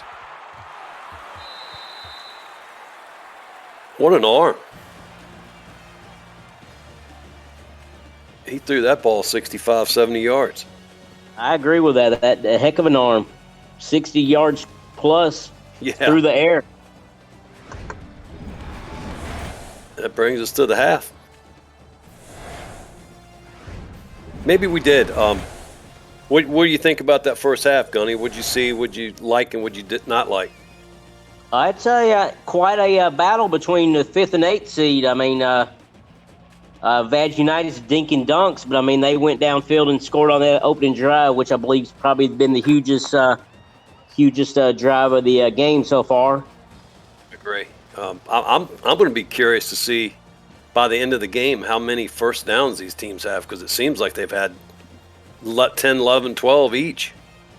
They've been getting 10, 11, 12 yards. Yeah, hadn't seen too many large plays. No. I think 18 is their longest play. So we got 108 rushing yards for Old Dominion and 91 pass. Like I said, they can spread it out and do whatever they need to. And we got 71 passing yards and 50 rushing yards from Central Michigan, which Central Michigan relies heavily on that pass. So that's pretty odd. Time of possession is just a blowout Old Dominion's way, even with the turnover. All right, thank you for picking that up, Yogi. I had no problem, bro. Connection issues there, but I am back, and we are here with the beginning of the second half, where the Chippewas are going to take the ball out to the 32-yard line. And even though there is a large statistical edge for the Monarchs, CMU is still within a touchdown. Old Dominion has managed to overcome the one turnover in the game, but they definitely have the momentum in their favor. They're only up by 6, though, so one score can change it. Oh, there's a little problem there with the exchange. Looked like the quarterback lost the snap there for a minute.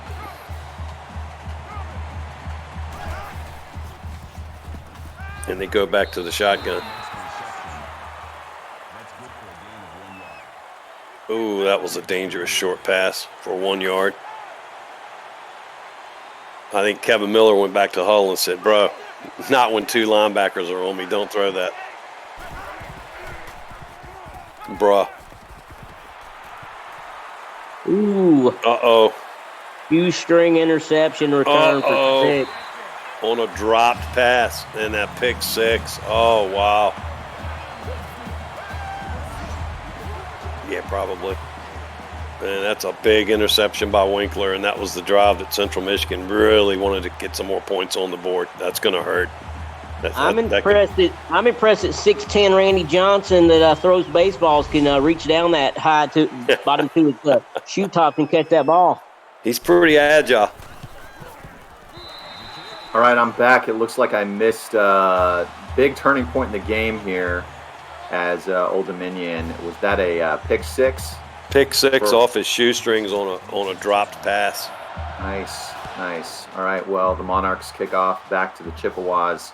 And the Chippewas are in a must-score situation here early in the second half, as they are now down by 13 points. And looking at the Old Dominion offense, they've got to keep pace with them here. They're going to probably have to go strictly passing game here to keep the ball moving. You know, they may throw a run in to keep them honest, but I look for a lot of passing here. And they come out in the power I, so I could be wrong too. Rolling with the 10-yard rush. Let's see what Creek has in store for rolling, and the Fawns. Chippewas throw left for a short gain, but Ronnie Reamer gets a 4-yard reception and a first down. And I think, you're not going to try to score all the points in one drive, obviously, but they're doing a good job of keeping it manageable and taking it one play at a time here. And they almost want to keep the ball on, keep the clock, keep Old Dominion's defense on the field to tire them out a little bit because they haven't played a lot today. And rolling, runs for a 6-yard gain, and that was an impressive run because it could have been a huge loss for them. Shed 3 defenders, and that sets up 2nd down and 4 yards to go. Quarterback keeps the ball. Henry Winkler is sacked for a loss of 6 yards, and it looks like he just held on to that ball too long, Yogi. Way too long. His mental clock had to have been going off and ringing bells. That was a secondary sack. No one to pass to at all. That's why he was spinning his head around. I agree. And what was a manageable 2nd down turns into a 3rd and long, and they're forced to throw it underneath, which will not get them the 1st down. Fly like an eagle with 6 yards. But very, very quickly here again, the Chippewas will punt it back to this impressive Old Dominion offense. You would have thought he might have even been thinking about going for it here at 4th and 5, but they're punting. I would think a player like Fly Like an Eagle would be more of a deep threat. 2 receptions for 17 yards, not a deep threat. Nobody's really been getting anything deep. No, Gunny, it looked like maybe. Go ahead, Cliff. Sorry, man. Like you said, Gunny, that Old Dominion secondary is doing a great job of blanketing those wide receivers. Yeah, that looked like it was going to be a long play. There you go, Gunny. There we go. Genital with a 33-yard reception. And very, very quickly, the Monarchs are in Chippewa territory. Pedal to the metal here. They're going to try to wrap this game up on this drive. Handoff up the middle to Dusty Coles. And they're getting great production out of him today. He got his win back. He's good. Thad Unitas throws up the middle. Genital with the 7-yard reception. Genital also impressive 58 yards here as we're halfway through the 3rd quarter. Thad Unitas in shotgun formation.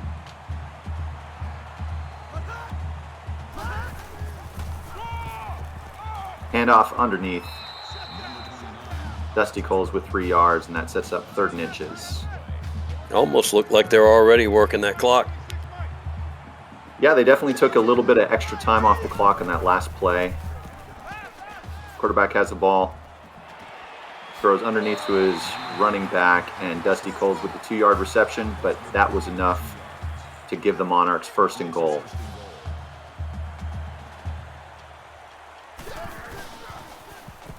Thad Unitas has the ball again, throws underneath again to his running back, this time to the right side of the field. Wow, and Dusty Coles is down and hurt. Down again. Oh, this looks like a lower leg injury this time. Oh, concussion. Wow. Culling Ingus out for the game here. Genital has a 2-yard reception underneath. And we are at 3rd and goal for the Monarchs. Cullen Ingus is a Chippewa defender. Quarterback keeps the ball. Okay. Thad Unitas is brought down, and in a game where we haven't seen a lot from the Chippewa defense, they managed to come up with the stop here.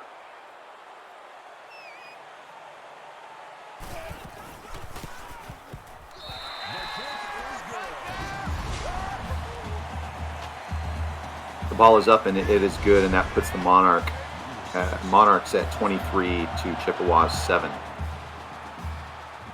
Looking dominant in this 2nd half.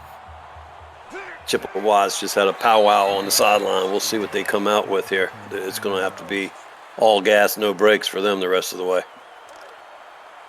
Nick Vandermeulen brings the ball out to the 22-yard line, and that will set up shop here for the Chippewas. And it is almost intercepted.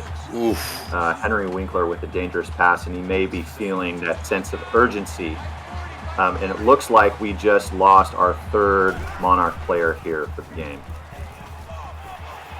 I believe it's hit bruised ribs out for the game. Okay. Weber with the tackle at the 35-yard line. 1st down. So several key injuries for Old Dominion, and yet they sit here with a comfortable lead as we're in the last minute of the 3rd quarter. Bruce Wayne with a 5-yard reception.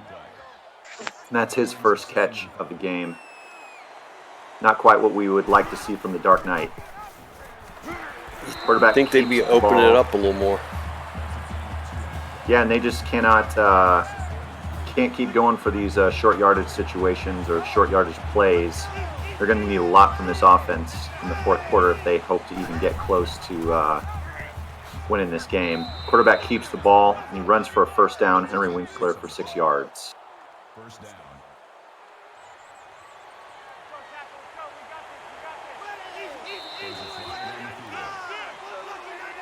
Chippewas Jeremy look Weber like with a his false start. Yeah. Jeremy That's- Weber with his 6th tackle for Old Dominion. He's having a good game. With that false start, the Chippewas now are first down and 15 to go. Pushes them further back from the midfield line. And Nick Vandermeulen with pedestrian 3-yard rush. Second down and 12 to go. I think this game turned when Central Michigan got that interception and went 3 and out. It tended to boost Old Dominion's spirit. Yeah, it definitely was one of the biggest turning points in the game, and we close out here in the third quarter. And that was a big third quarter for Old Dominion as they had momentum in the first half and are really looking to shut the door on this game early in the fourth quarter. Put your 69 is up in the chat.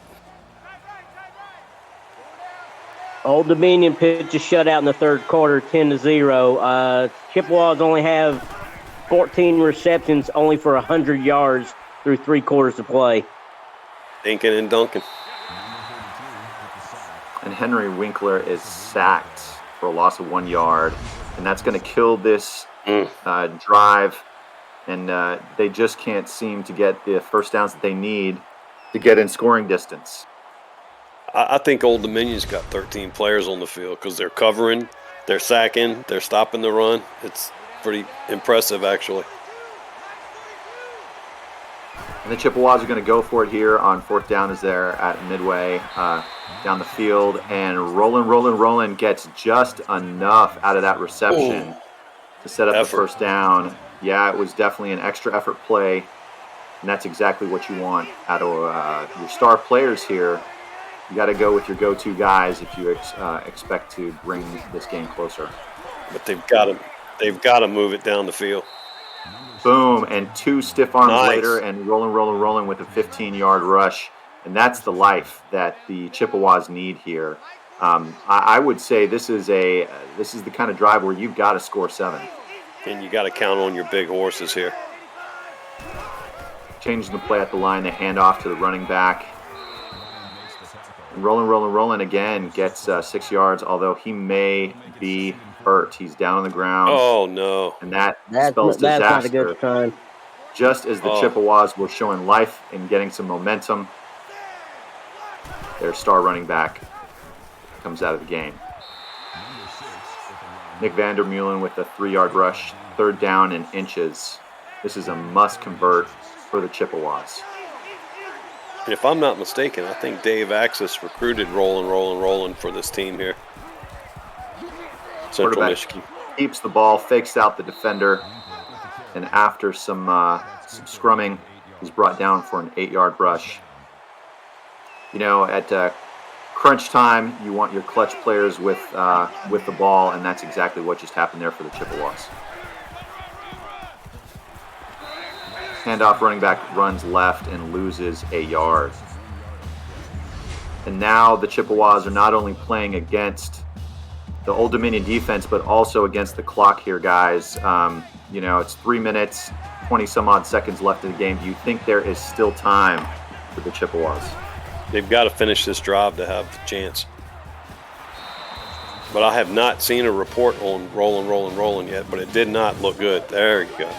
And Yogi, that was a great call because the tight end catches the ball very, very quickly in the end zone, and that gives the Chippewas the touchdown that they needed to bring the Monarchs here a little bit closer.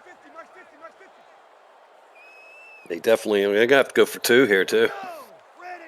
Going here for 2, got it to 1 score. wide. Goes right across the middle. Oh, and I thought number 15 had it in his hands. Let's watch this replay. Hits him right in the hands, and he drops it, and that could come back to haunt him. Oh, wow. Yes, it did. Yep. Could have cut it to one score. Now they're down 10. They're definitely 2 scores away. So it'd be interesting to see if they go onside here. And there's a report on Roland. He's out for the rest of the game with a sprain. And the Chippewas here, not even halfway through the fourth quarter, elect the onside kick and do not get it, and that puts the Monarchs in fantastic field position. I'm not sure I would have gone with that, but Vag Unitas keeps the ball. It runs for 6 yards, and even though they don't have Roland here on offense, they continue to move the ball downfield. Dusty Cole's on this team. Roland's on the other. I'm sorry. Thank you. Vag Unitas, it doesn't even matter because Vag Unitas gets 5 yards out of that. And, whatever offense we see, Old Dominion is doing a great job here. Yeah, they came in very prepared for this game. Lone Star Glory, we'd like to welcome you to the chat. Good afternoon, sir.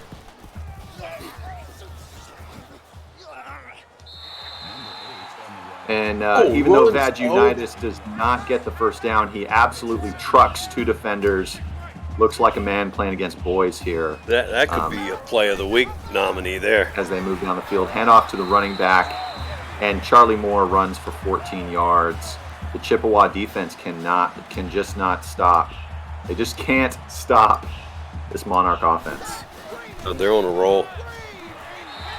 Hand off to the running back, and Charlie Moore runs in untouched directly up the middle, and that is going to all but do it here in this top 10 matchup. There's a good reason to always have a good backup running back too. And as a backup running back, your number can get called at any game. With that extra point, the Monarchs go up by 17 points against the Chippewas. And they're doing a great job here at home. It was a big matchup between these two teams. Kept it close in the first half, but Old Dominion has really stepped it up and become the dominant force on both sides of the ball as we get deeper into this game. And I'm still shocked that I expected the Chippewas to throw the ball downfield a lot more than they have this game, because most every game they've had this year has been around 300 yards passing, and I don't think you can do that dinking and dunking. I think Anita dinking me with a 2-yard catch. Yeah, 2 receptions for -1 yards, and that speaks directly, Yogi, to what you were talking about, the dinking and dunking. Short yardage plays just haven't done it. I understand the thought process in that you don't want to turn over the ball, but it just hasn't been enough for the Chippewas to put the points they've needed on the board. And Krieg might have seen something he thought he could exploit, but it just hasn't worked, and they didn't adjust. Winkler here is hit, and he gets rid of the ball. Puts the Chippewas at 3rd down and 3 to go. It sure looks like it's coverage on every play. Yeah, it just doesn't look like anyone is open, and he continues to hold the ball. Throws deep, and it is caught for the longest play of the game for the Chippewas. And quite honestly, that was to Zach Thomas, but it is too little too late at this point. Sure looking like it. They're just probably trying to skew the yardage here a little bit so they can look a little better statistically in this loss. Oof. In the Old Dominion's house.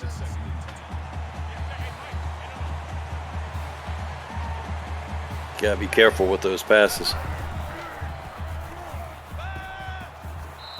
Old Dominion the Chippewas are still throwing the ball. They get the first down here, 1:06 left. Maybe trying to save face on this drive here a little bit, Yogi. Yep. And I know we got Gunny in the booth, but it's about time for Freddie to start warming up. And regardless of interception. Force the ball, and it goes straight to Monarch defender, and he looked like the receiver in that play as he came to the ball and out-muscled number 86. Look at the coverage they had, though. Everyone was covered. They were trying to throw the ball to Zach Thomas again because he's been their big receiver, 6 receptions for 102 yards. Yep. I'm going to study this game, Phil, and try to figure out how to get my defenders to cover like this. Yeah, this is a master class in how you shut down a top 10 team. And, I know that my own Washington State Cougars have lost 3 out of the last 4 to top 10 teams. And I agree with you. I think I'll be watching this closely. Hand off to the running back. Runs left. Oh, and he is brought down for a loss of 1 yard. That will keep the clock here moving. Let's go ahead and look at this game as a whole. Yogi, what did Old Dominion do here in this game offensively, where they were able to score 30 points? And quite honestly, that's unexpected. Yeah, it was unexpected, even though 7 was by the defense. But they've pretty much done anything they wanted to do all game. And Gunny, on the other side of the ball, what did Old Dominion do on defense to stop the Chippewa offense? I think they had 8 guys in the secondary the whole game because there was not much of a rushing attack other than rolling for the Chippewas, but they smothered the receivers and quarterback Henry Winkler. And that leads us straight to that replay where we see the pick six, which was really the turning point in the game. Even though Old Dominion was primarily in the driver's seat from start to finish, they were starting to show some life and get that pick six, and that put Old Dominion up by 2 scores. So despite the fact that Old Dominion incurred several key injuries, they show impressive depth on their roster and did not lose a step the entire game. Yeah, you got to give this win to the Old Dominion defense, no doubt about it. Okay, we'll go ahead and look at the team stats here. First downs in favor of Old Dominion with 18. Total offense, these are relatively stunted numbers for the AACL, especially for Central Michigan, who was held under 300 yards. Central Michigan with 170 passing and Old Dominion with only 136.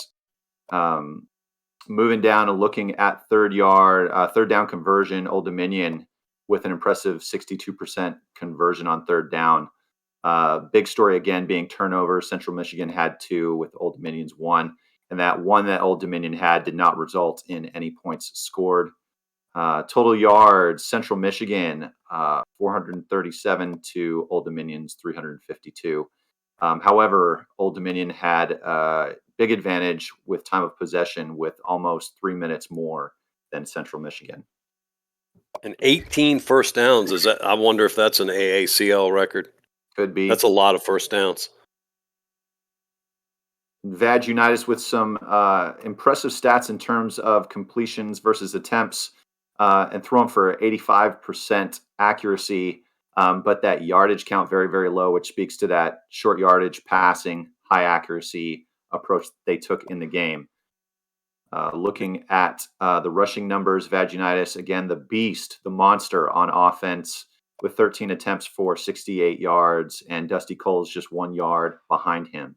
And look at Moore. Moore came in and did the job. 9.2 average. Here for receiving, we see that they did a decent job of spreading the ball around, with Genitale leading the team with 4 receptions for 60 yards. Testicular only had 2 for 16 because he got knocked out early. On defense, lots of tackles were spread around, with Weber leading the team with 8 tackles and 2 for a loss. Luke Ryan had a sack on defense as well. 2 for Randy Johnson. I knew the one. I didn't know it was both for him. Wow. And the touchdown. Yes, definitely. He's definitely going to be potential player of the week. Craven Lovechild, 3 for 3. A perfect 3 for 3. Craven Lovechild. Gotta love it. That's the second time. I think this is the second time I've called an Old Dominion game, and every time I see that, I crack up. Honestly. Yeah, I believe it. No punts. Wow. Wow. So that's another stat. That's those 18 first downs for you. Right, exactly how this game played out. All right, on the other side, Henry Winkler, 19 of 26, 73% accuracy and a rating of a 138. He had 170 yards, 2 touchdowns, but more importantly, the 2 picks as well. And 2 sacks. Yeah, Rolling was closing in on 100 yards, but ended up the game with 88 on the ground and a long of 35. If you look at the receiving, Central Michigan did a little bit better job spreading the ball around. Zach Thompson, as Gunny called, they went to him right at the end of the game, and he got out-muscled for that second interception. But otherwise, he had over 100 yards this game. And they don't have a drop for the guy that dropped the 2-point conversion. It's not on there. Yeah, there was only 2 drops, the backup running back and Fly Like an Eagle.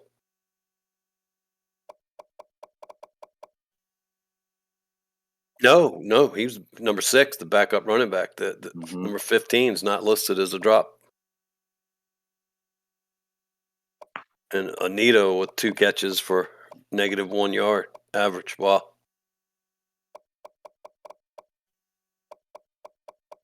Yeah, I'm telling you, that defense is what stood out this entire game. Definitely. And I'm pretty sure that's the first team to really, really hold Central Michigan down like that, if I'm correct. 315 passing, 399, 254, 235, 233, 261. Yeah.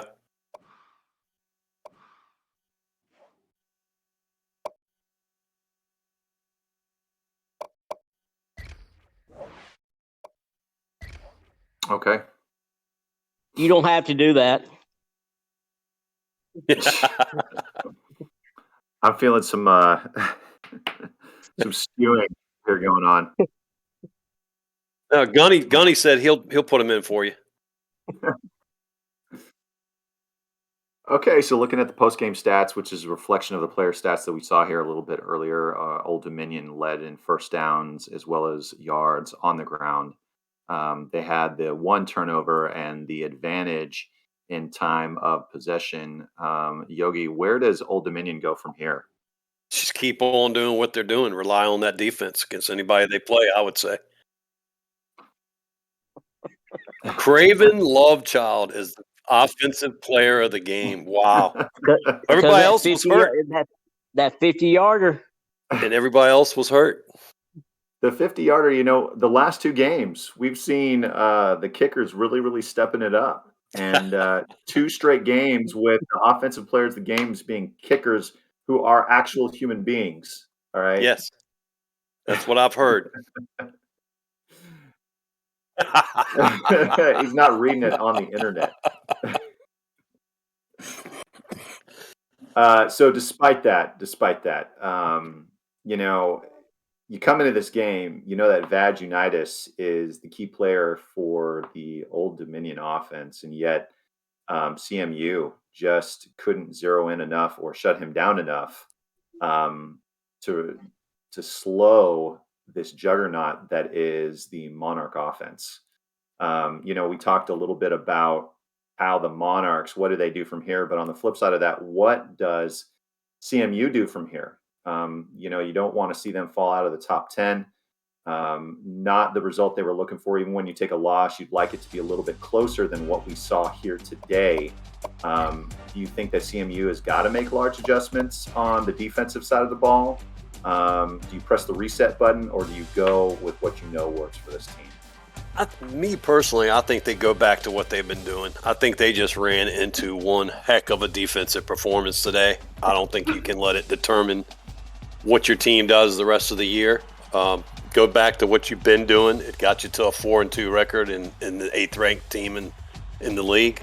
So I would just continue on what you're doing and shake this game off. It's in the rearview mirror, and like Belichick said, we're moving on to Cincinnati. Agreed. Chippewas need to average more than 9 yards per average per catch. That was a big deal right there. And so I think that was a tribute to the defense they were facing.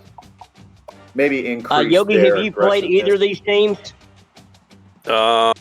I played Old Dominion. And I played the Chippewas. Right. Old Dominion beat me last week 24-21. I played SMU in the snow game, and it was 14-13. Yes, I remember that. Ouch. It was Coach Krieg's first game. Yes, it was. Okay, was that a was blizzard.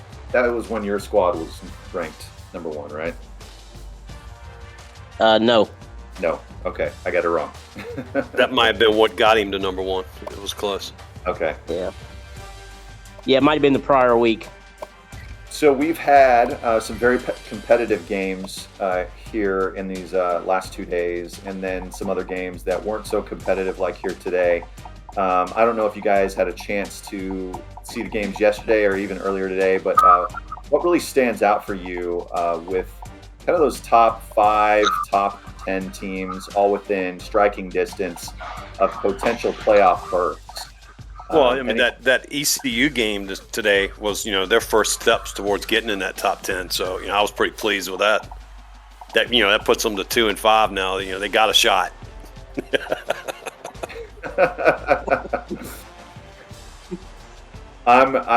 My job as play-by-play is just to agree with you. I'm not here to give any sort of deep analysis because I'm obviously not capable of doing that. So, Yogi, I totally agree with you, sir.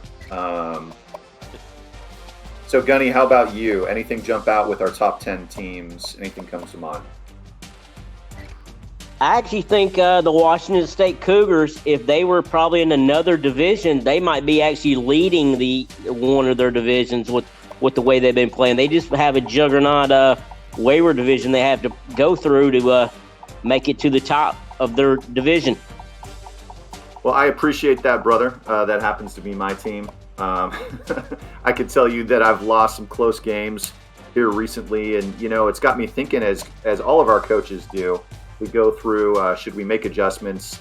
My approach as coach of my team has been to make small, minor adjustments, but not wide sweeping. You like we've talked about, you go with what has gotten you to this point. But if you're Natty or Marshall, you're probably still trying to search for a winning formula. Marshall's on a 2-game winning streak. That is true. I did watch that game yesterday, and they did come out with an impressive win late in that game. They just will not allow me out of that basement.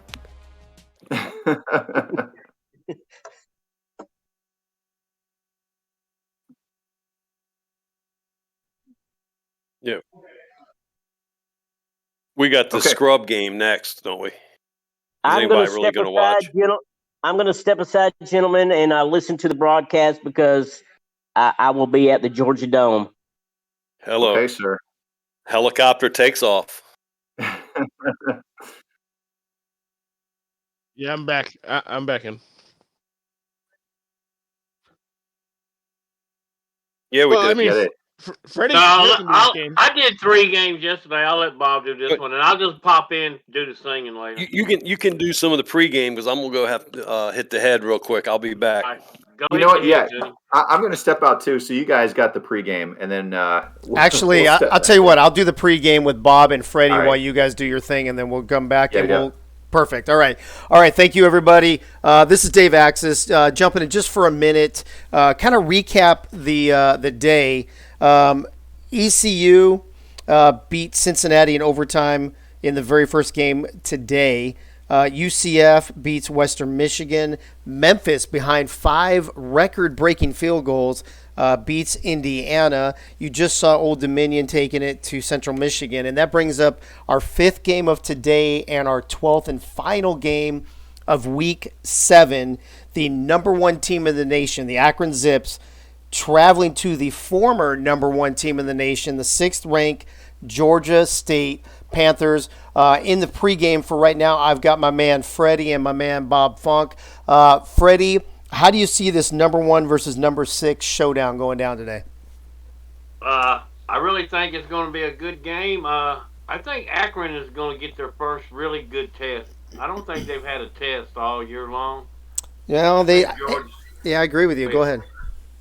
I think Georgia State's going to come out playing at home. They're going to give Akron their first test, and we see if they can keep that perfect record going, or if they're going to take the bullet. Right. Bob Funk, how do you feel about this Zips and Panthers game, and which way do you think it's going to go? Like Freddie was just saying, I think this is going to be Zips' first real challenge going to Georgia State. You know, a former number one team who's played really good all season with Rodney Dangerfield and Jim Belushi. That running attack is going to be tough on the Zips defense. Hey, let me ask you guys real quick. The number 2 team in the nation, UNLV, they won. Number 3 team in the nation, Wyoming, they won. Number 4, Kansas, they won. And number 5, who was number 5? Trying to look forward to my notes. Oh, Old Dominion. We just saw them play. They won. Everybody won above Georgia State. If Georgia State pulls this upset and they only have one loss on the season, do they deserve to jump all those other teams and be the number 1 team in the nation? Freddie, I'll start with you. No, I don't think so. They have to work their way back up. Once you lose that number 1 spot, it takes you a while to get it back. You just don't reclaim it because you just have one loss. All the other teams have one loss, too. Yeah, but nobody else has beaten the number 1 team in the nation, though. Yeah, but all the other teams haven't played the Zips either. Okay. Bob, what do you think about that?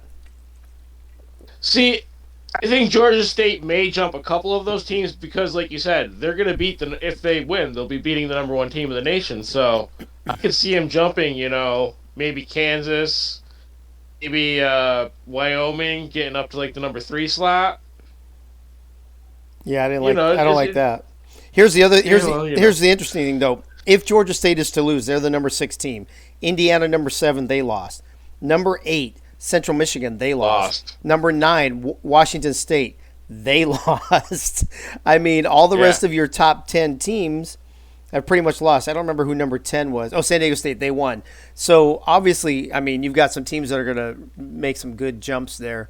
Gunny in the chat real quick. Best wishes to Coach Winkler and the Akron Zips. As soon as Cliff and Yogi get back, we will definitely go out to the field in the Dome in Atlanta where Georgia State plays. So obviously weather is no issue at all whatsoever.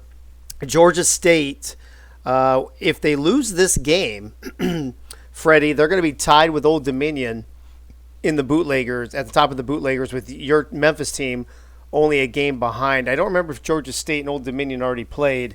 But no, they haven't because both are undefeated in their division. Oh, there you go. Perfect, Bob Funk. See, that's why we have Bob Funk here. Good job, Bob Funk. So this is kind of a tough decision here. I mean, you pull for the bootleggers or pull for Gunny to lose, and I'm not that kind. I'm pulling for Gunny. I want the Zips to get their first loss. Is that right? Well, here's the thing. Hey, I'd like to see the Zips get the first win for the dumpster fire division of the week. The dumpster fire division hasn't won a game yet this week? Indiana lost, Central Michigan lost, Syracuse lost, Natty lost. I forget what Western Michigan did yesterday. Earlier. Yeah, they lost to Central Florida earlier, right? Earlier today. Yes. Yeah, you're right. Wow. Dumpster fire hasn't won a game yet this week. Well, here's the thing. If the Zips lose, they'd be 6-1. Indiana and Central Michigan now 4-3. If the Zips lose, at least Indiana and Central Michigan still have a chance. If the Zips win this, I think it's turn out the lights, the party's over, Freddie. Turn out the lights, the party's over. No, I'm back. But both teams are very good at getting turnovers and not turning the ball over much. Georgia State's got 7 that they've lost and 10 that they've gained.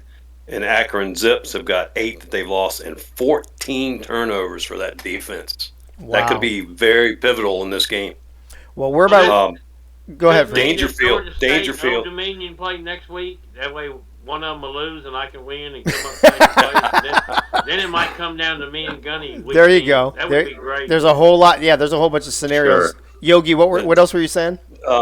Players of the week. Dangerfield's won it twice already. First week and last week. Wow.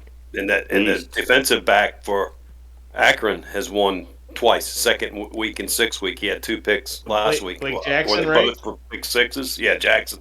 Okay, well, So, we are matchup here. We are ready to go to the field as soon as Cliff comes back.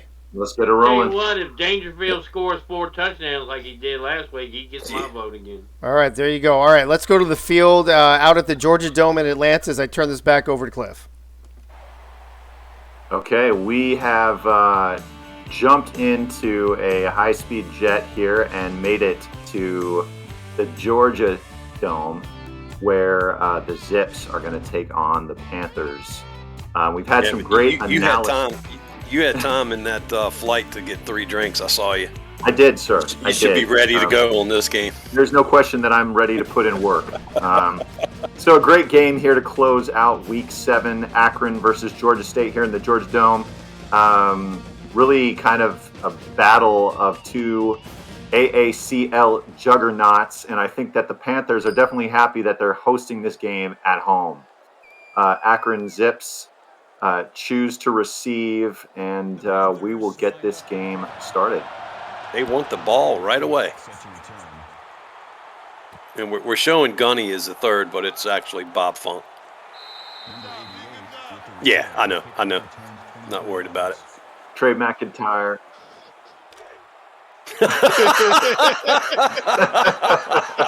Perfect for this league. I didn't even catch that. Bob Funk is glad he's not listed now.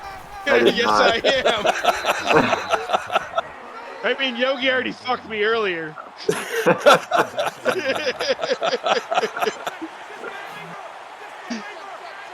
Oh, no.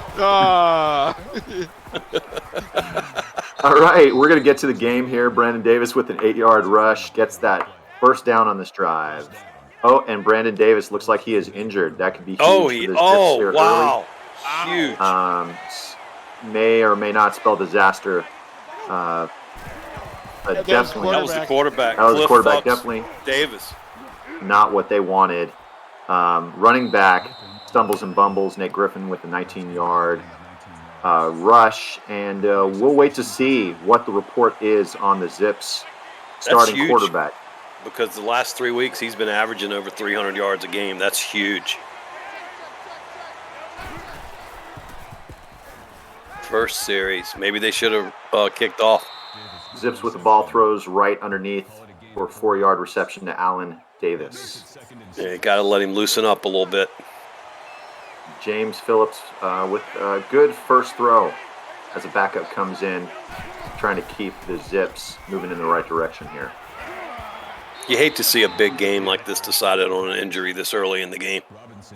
Yeah, we can only hope that Brandon Davis is going to be back here shortly. We have seen big performances by backups. Phillips 2 for 2. He's got time holding the ball, throws underneath again. Todd Bennett, 4-yard reception. And they're keeping the play calling conservative here early. Want to give this quarterback some confidence going into this game. Winkler in the chat says that James is a better quarterback than Davis. We'll find out. Yeah, exactly. It will remain to be seen. Lots of time for the quarterback. Throws underneath, and it is intercepted. Almost immediately. They're going to see if they can catch him, running him out of bounds. And we have the first turnover here of the game, and that's huge.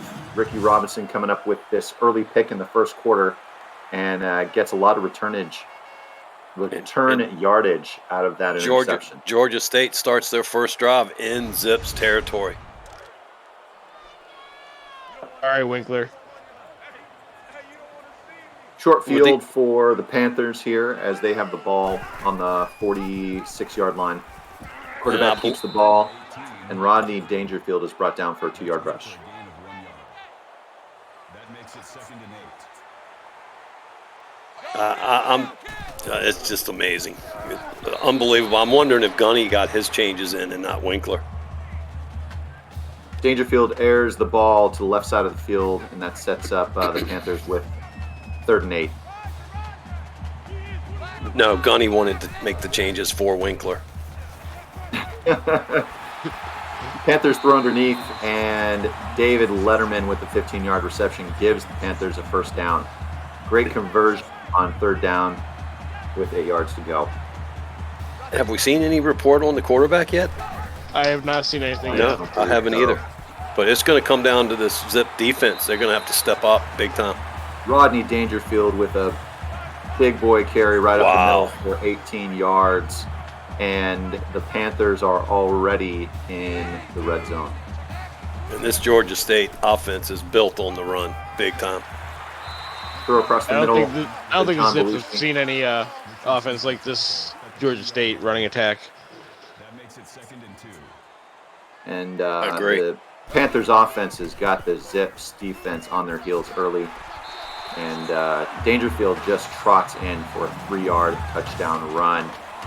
Quickly, the Zips are down by 6 here in this game. Still awaiting word on Zips quarterback.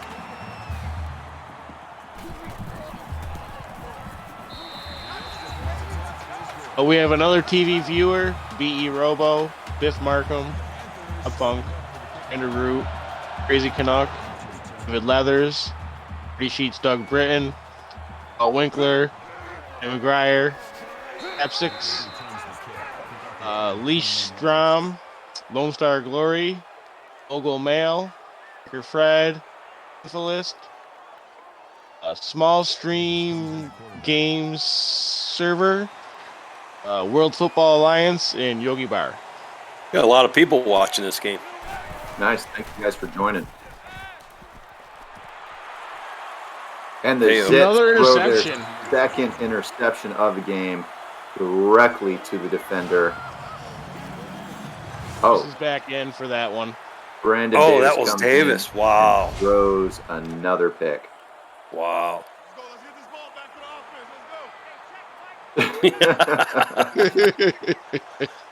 Thank you, for Winkler. joining us here. Panthers have the ball right around the 41-yard line, and Dangerfield keeps the ball, rushes for 6 yards, and is met by a defender. This Georgia State offense has to be averaging over 250 yards running a game. They've got 380, 333. I mean, they're all over the place running the ball. Quarterback keeps the ball, runs for a first down, 8 yards gain. Rodney And they are Dangerfield turning up and the line. Jim Belushi are still dangerous combination running the ball. Georgia State lost to Western Michigan. They had two turnovers and didn't get any. That's the only game this season they haven't led the turnover battle. That was the game Georgia State was number 1 Yes. for the very first game of the week and lost. Oh, another injury. That was to the wide receiver, Johnny Carson. We got Which second that down won't- in inches. That won't hurt Georgia State like Davis is hurting. Dangerfield just says, I'm going to do me, and Wow. runs the ball straight into the end zone. The sea And, parted for you. The Panthers are looking dominant here early in this game. 2 turnovers from the Zips, and the defense just cannot stop this juggernaut here. The two-headed monster of Dangerfield and Belushi. Particular in the chat says Georgia State is averaging 270 yards on the ground. Right. Told you. But the number 1's on the ropes here. Yeah, they're going to have to do something here quick to turn this game around. Otherwise, they're going to find themselves out of reach. We've got a flag on the play. Personal foul. Oh, clipping. And that pushes the Zips back even further. That's Start just this what they drive. didn't need. No. Exactly. All right, Zips offense will start this drive on the 13-yard line. I see a scholarship being taken away for next season. Oh. Brandon Davis is sacked. Just cannot get back in the game. Corner blitz. 8-yard loss there. Had to get rid of the ball and just didn't have enough time.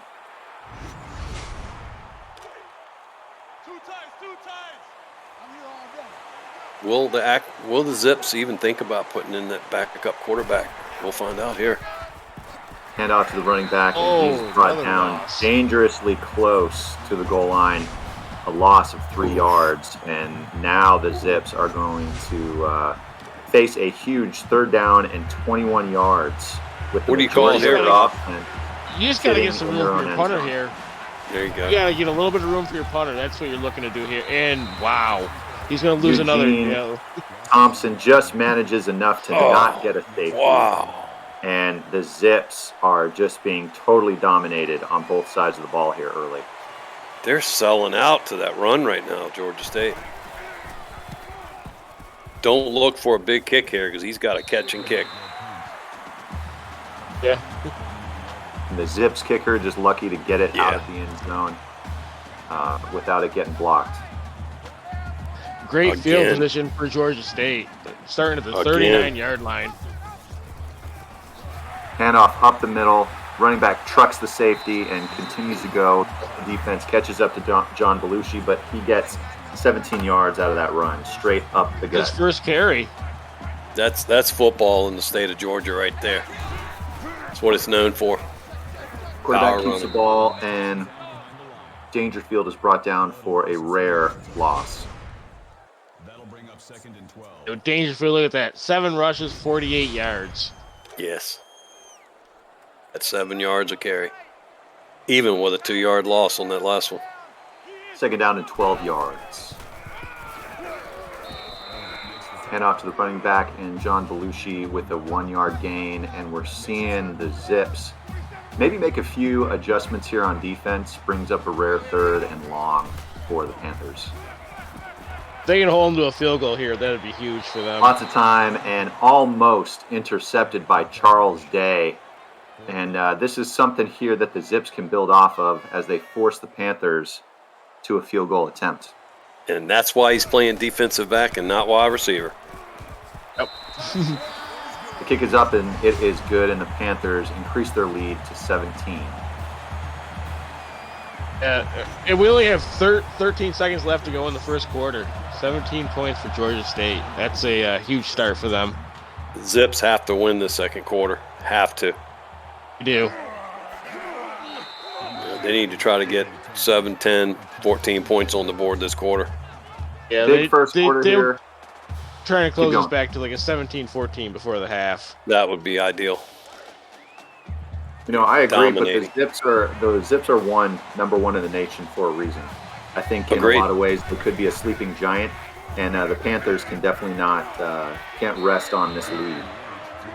The Zips have been down earlier this season. You know, they were down 15-0 13-0 to Indiana last week before they came back and won that game. So They're not strangers to it, no. Just wondering if there was any. And he and throws another interception. And that totals 3 turnovers in this first quarter alone. Brandon Davis, 1 for 3 with 2 picks. That's just what I was getting ready to say. Are there any lingering effects from that injury on that first drive? It looks like there are. And just as the Zips look like they're getting something positive out of this game, they turn over the ball, and the Panthers will begin the second quarter in, yet again, great field position. yeah, I mean, how many times has Georgia State started across the 50s? Every Every time. drive. Yeah. Okay. John Belushi with the 8-yard rush. Singing down Gaping hole. Gaping hole. I think a lot of credit needs to go to this offensive line for Georgia State. They're opening gaping holes. They hand it off to John Belushi again, and he runs for a first down. He's not getting touched until 6-7 yards into the backfield. Yeah, the defensive line is having no pressure here on Georgia State. And Panthers lucky that wasn't a turnover. Could have easily have been picked off, but it is dropped for a pass deflection. And right now, that's Blake Jackson, who's been Player of the Week 2 times for Akron, not catching that. Exactly. That was huge. Rodney Dangerfield keeps the ball and is brought down for a 1-yard loss. 3rd and 11 for the Panthers. That's 2 straight losses for him, I believe. That's rare. Pressure on the quarterback, and they dump it off for the screen, and they will get nothing out of that play, and they are going to It's that looks like area they're of the gonna field. go for I it have here. a powerful kicker, so they're gonna go for it. Go for it. I don't blame them. And they go for it. Oh, Gunny wow. Gunner for a 30-yard touchdown reception. And Georgia State shocking not only the Akron Zips, but everyone in the AACL by scoring 23, soon to be 24 points in 6 minutes of this game.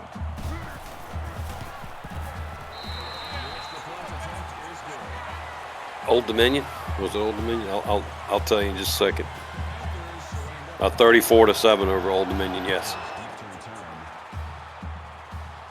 Yes. No, that was ODU. That was ODU because UCF, that was week 5. They'd already lost a couple. So it had to be the ODU game. Winkler, Daddy's always in our games. We just can't finish.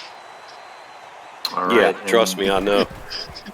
If you're the Zips here, you're that was just a great looking game for they a few played today. first downs. That was out a of great this game, drive. definitely, Yogi. You just don't want your defense on the field for the entire game. So you're looking for a few first downs, bleed some time off the clock, try not to turn over the ball, and get something moving here in the right direction.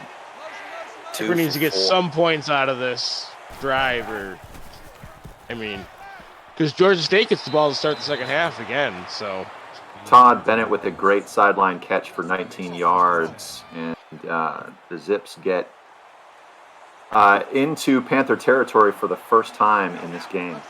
And Davis has not seen a ball hit the ground yet today. And off to the running back. That's good for a gain of 5 yards. That makes it 2nd and 6.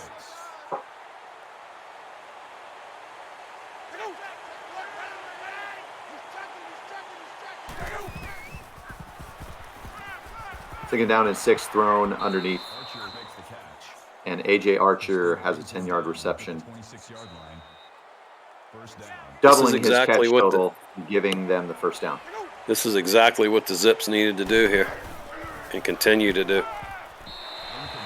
Floater underneath, and that looked like a weird maybe pass deflection there, but not a great choice.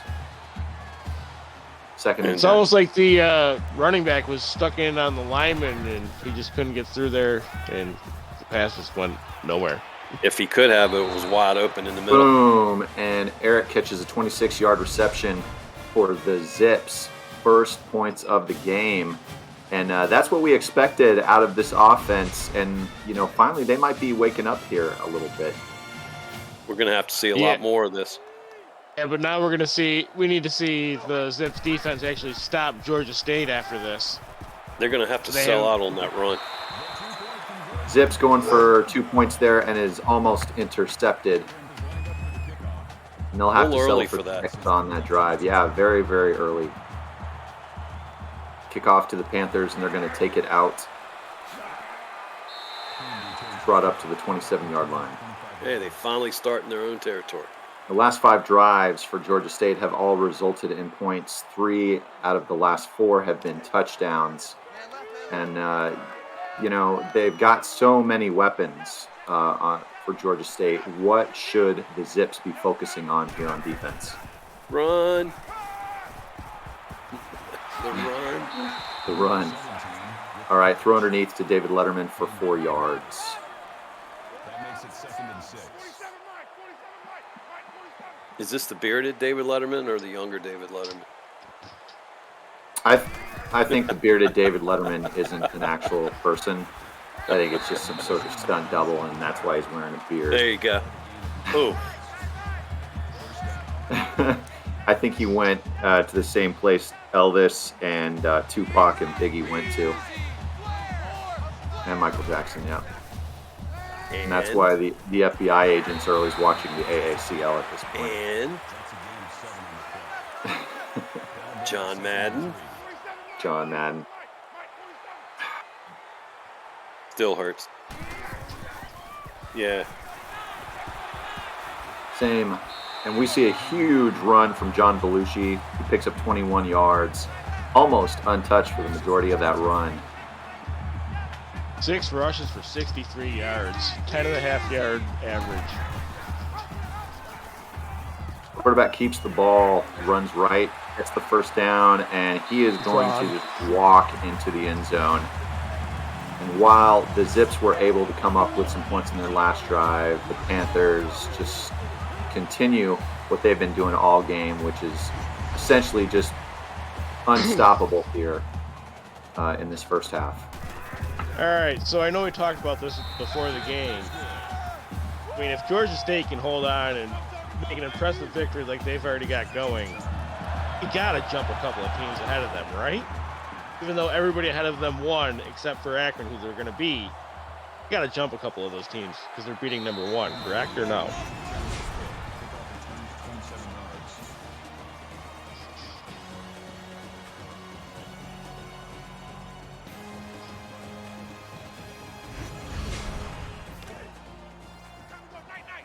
I think it's a statement win, and if they continue with this sizable lead, I mean, it's not just a win; it's a stomping more than anything. And so you've got to recognize that the Zips have done this to teams earlier in the season, but here they are, just unable to stop the Panthers whatsoever. So I agree with your thought process there that they should at least leap a few teams in the rankings. I mean, I get that, a couple of teams ahead of them beat top 10 teams, but the teams that are behind them in the rankings that they should have beat. So Georgia State's actually beating the team ahead of them. So that's why I think they should jump a couple of those teams, just in my opinion. Yeah, I think rankings are by nature reactionary. It's not what have you done, it's what are you doing now.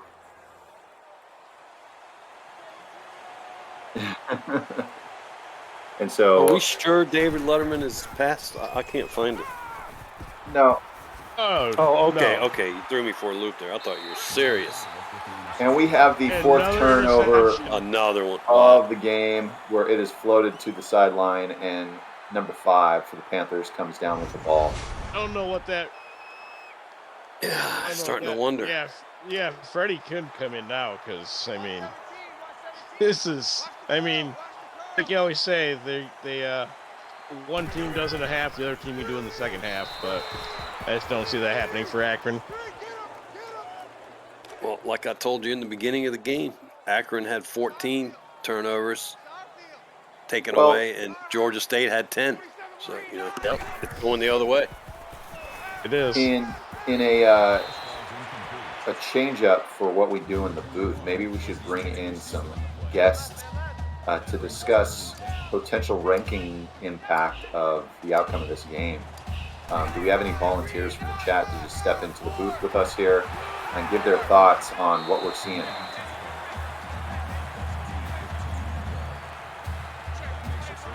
Yeah, I did pick Georgia State as number 2 team this week. I know they didn't get it, but I thought they had come along strong after that one loss.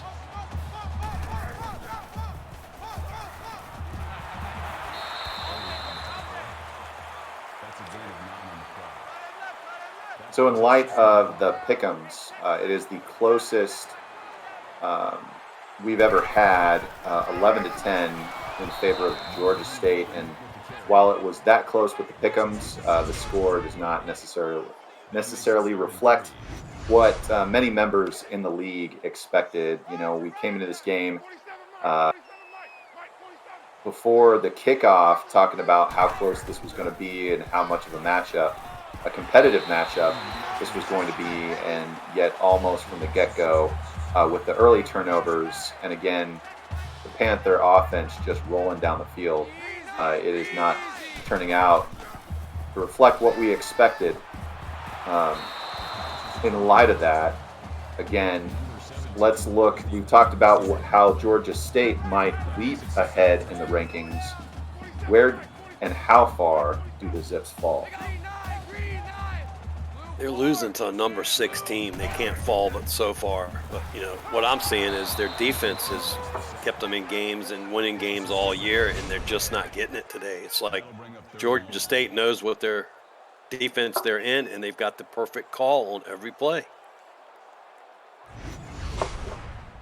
They look like Old Dominion in week 2. Yeah, Georgia State has just they figured out somehow to take advantage of all the mistakes that Akron has made. We got 5. I can tell you. Oh, the one that just happened? Oh, I didn't write that down either. Great catch on the sideline here. Again, Panthers rolling down the field. They get that first down. So as we look up scores and continue our analysis of potential changes in the rankings, Panthers continue to throw the ball, getting lots of yardage out of each reception. Rodney Dangerfield, 11 of 17 for 117 yards. And that was a 30-13. Gunny just put the score in there. 30-13.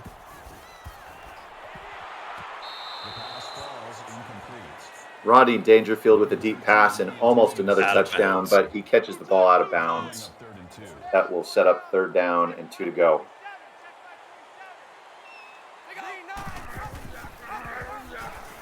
Wyoming is probably falling in the polls this week. For no reason whatsoever, just I thought. I mean, Wyoming beat the Eastern Suck a dick. Yeah, exactly. That's why I think they should fall a few.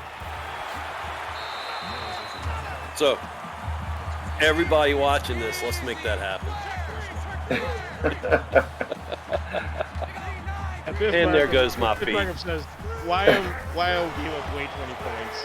Oh, Akron. And we have a turnover there for the other go. team. Could it be Egon? He's going to scamper, maybe trying to hit that extra nice tier. block. He's going to get caught. And he's finally brought down. Big man rumbling. Oh, you got to love the big man interception. Oh, yeah. Please, someone get him some oxygen on the sideline. And this is probably the one positive play that we've seen out of the Zips other than their touchdown. Some spark, some life here for the Zips as we close out the first half. Defensive tackle or defensive end? Because he was in coverage. Let's say he was a defensive end that dropped in coverage. That's what I'm thinking. But he's a big boy for a defensive end. Oh, letting it rip. Got it. Oh, he dropped it. Dropped it. And just drops it in the end zone. And then he has the PCL sprain. The guy who intercepted the ball, PCL sprain. Oh, wow. He's trying too hard, and this is going to be the last play of the first half. And it is tipped by Ricky Robinson. Wow. We're going to go into the half here. And along with everyone else in the audience, I'm assuming, and here in the booth, we are shocked by the score, 31-6, in favor of the Georgia Panthers. Guys, what's your analysis? What are your thoughts on that first half? First of all, what's the highest scoring game we've had all season? Because it's leaning towards that. Yeah. 48 is the high, so we're only 17 points away from tying that. And Georgia State and Syracuse both have 48. Okay. Thank you for that information. And just, is there any answer for this offense? The defense has no clue how to stop this offense right now. And then when they finally get a play, they lose a starter to a PCL strain. Look at that rush yards for Georgia State. 150-41, and then they even lead in pass yards. 4 turnovers, though, by Akron is what's killing them. Killing them. All right, we're going to go straight to the second half here, where the Panthers will receive the ball and a chance to inch ever further forward here with their lead. We should see a lot of running this half, and the highest for the season and probably a record in the AACL is 380 yards last week against Marshall, Georgia State put up.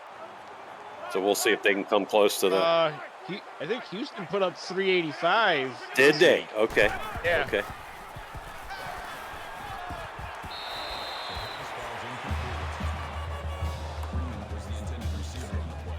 .48 last week. Georgia State is the record for points in a game.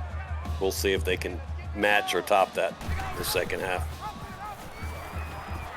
See what kind of answer the Zips have for him, if any. Dangerfield's gone. Dangerfield breaks 2 tackles, and it is off to the races. Oh, wow. They managed just to bring him He didn't down. block But him.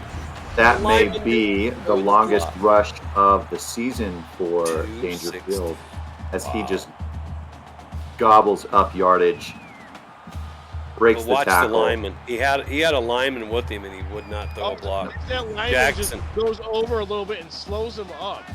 All Jackson. number 56 had to do was step in his way, Bump him. and it would have been Jackson. to the house. And that was Jackson with the chase down. That's a great play by a great player. Offense hands off the ball to John Belushi, and Georgia State packs on another 6 points. And that's 38 now. 38 to 6. Ugh. And 224 yards rushing.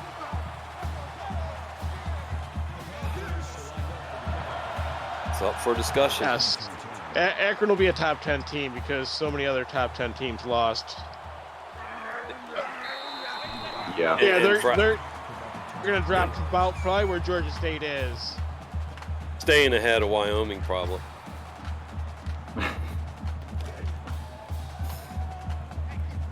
What have you done lately? It's all about that. And Akron has the ball here on the 20-yard line. Chooses to throw, which is a good call. Todd Bennett with his 4th reception of the game for 50 yards. Go-to for Brandon Davis. They're going to throw the ball here again. Griffin makes the catch. That's a gain of 5 on the play. First down. I keep looking at this screen, and nobody's going to want to be the third wheel here. Cliff fucks who? I don't. Nah, I'm good. Yeah, I'm going to step out. No one wants to do play-by-play anyway. Wonder so. Nobody wants to do third wheel while Yogi's colored. What are you talking about, man? It's a perfect mixed drink. It could be the drink of the year. Well, they beat me. Griffin makes the grab. Gain of 17 on the play. That makes it 1st and 10. It's a win.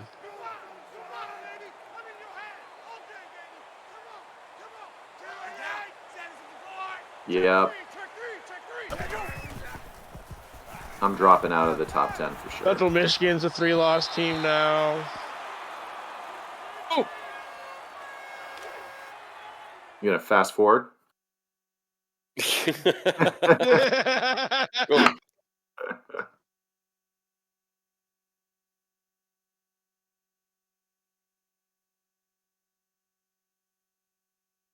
And Minnesota has 6 losses now. SMU has 3 losses.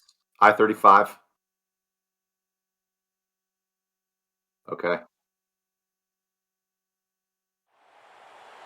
The most impressive win of the week, yeah. Of the season. All the rest season, were I believe. expected. Yeah.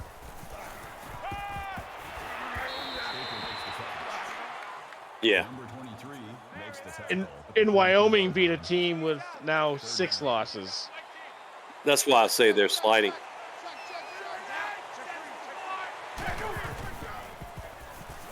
That was their 3rd loss. Call it a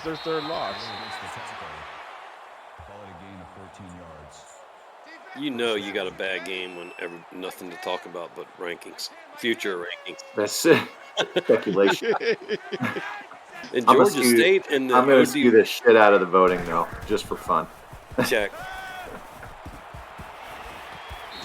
That's right. Gonna That's right. shave points where he wants anyway. Mix it. Hey. All right, and the we got a Zips get their 2nd touchdown of the game with a strike to number 83. And that was weird because Georgia State was in a 2-man front. You would have thought they'd have had plenty of coverage on that. And that's something for the Zips to feel good about here in this 3rd quarter. And they're going to kick it right back to the... Or are they? They're just going to kick it on sides. See what comes What of do it. they have to lose? Just every time. Steve Quinn with the 29-yard return. And we continue to move the clock forward. Please just run the ball over and over again. We're just all discombobulated by this score. Yeah. In a state of shock. John Belushi with a 9-yard rush. Oh, wide open. With 3-man front. I think that's been the mistake of the Zips is going with that 3-man front on this run. There they got a 4-man. But then they'll throw the ball. It's like they've been in their heads all game. But they just had a 3-man front to play before. Okay. Oh, and Dangerfield looks like he is Dangerfield is hurt. And that may just be what the Zips need here to have the comeback of the season. Oh, wow. Blow it up. Both now they're quarterbacks going to have keep been feeding Belushi. Yeah. When you cut off one head of the monster, you just continue to feed the other, and Belushi gets a first down. Make it 108 look yards for him now. easy as he runs right up to the secondary. This band will return soon for Dangerfield.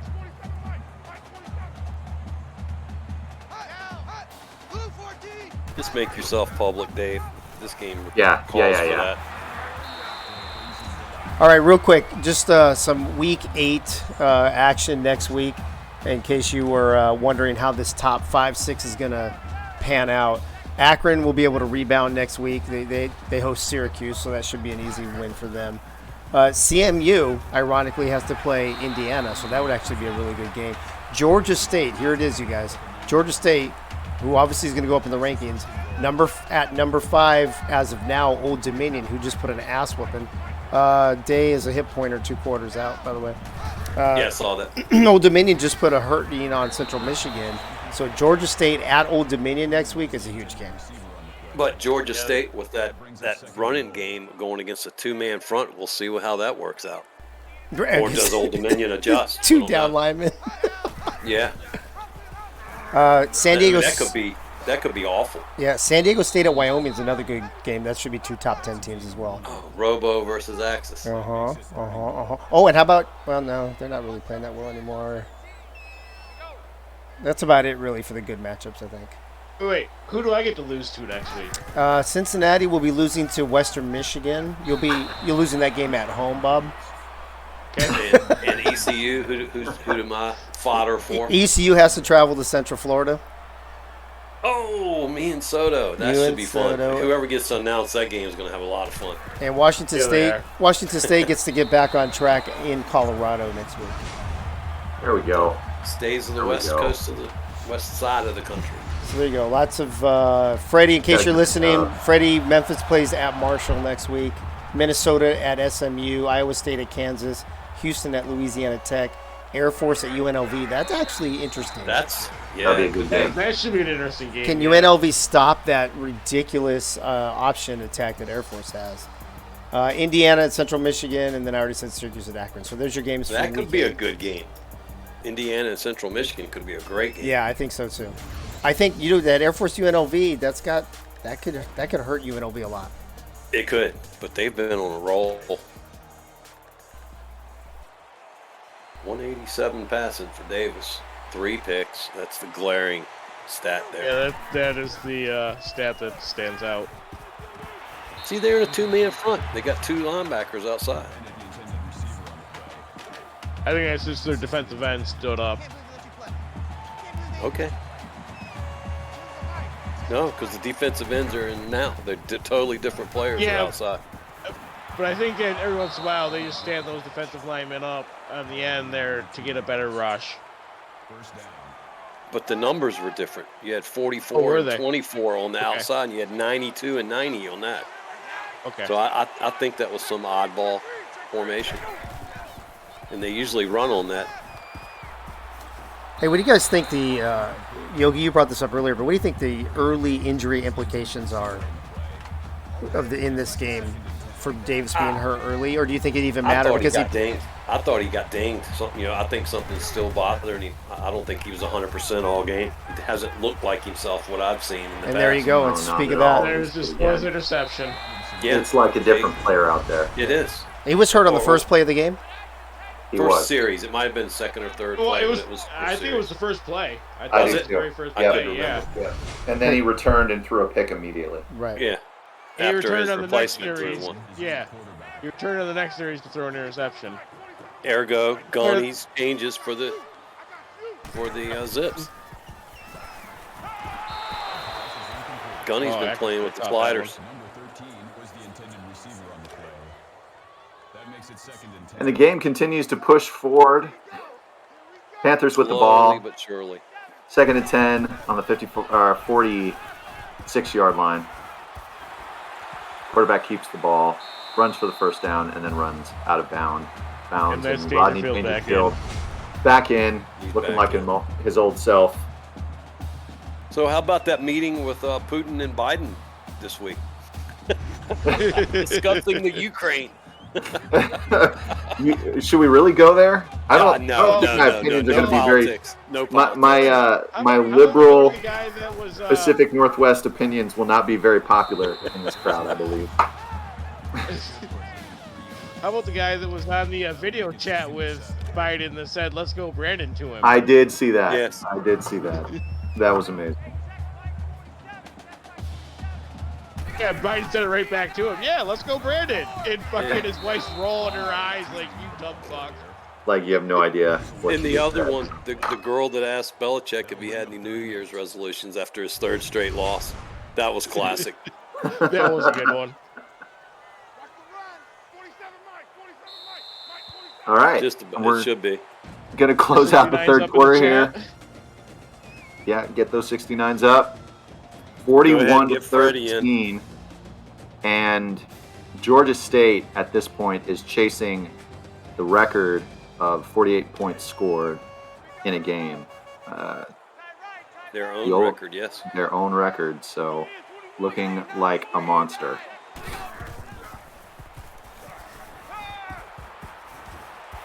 Panthers with the ball, throws a dangerous pass, which is tipped across the middle. And almost And- caught for a touchdown. Yeah. And now they're going to go for a field goal here. This and a touchdown would give them the record again. It is up and good. And that pushes the Panthers to 44. Zips 13. I see why Yours they aren't didn't people, kick right, earlier. Cliff? What's up? Yours aren't people, right? Kick. You know this is a sore subject with me, man. I noticed. That's why I had to fuck with it. All right, you want to go there, dude? Let's go there. I haven't had a beer yet, so I got to You had loosen up 3 a on the little. plane. Don't even try it. Oh, that's right. More beer, That's though. right. You're right. You're right. We took that supersonic jet over here to Georgia My State. game was the first one of the day. I had to start drinking early. Man, yeah. See, you got to pace yourself a little bit, brother. But I I've see been why. pacing myself. I see why Georgia State didn't kick a field goal earlier. That thing barely went over the bar. And what was it? 35 yards, 34 Yeah, yards. yeah. Yeah. So now we're gonna Uh-oh. watch We're the gonna replay on this, and no, that is clearly out of bounds. On that play. Yeah, that's a good call.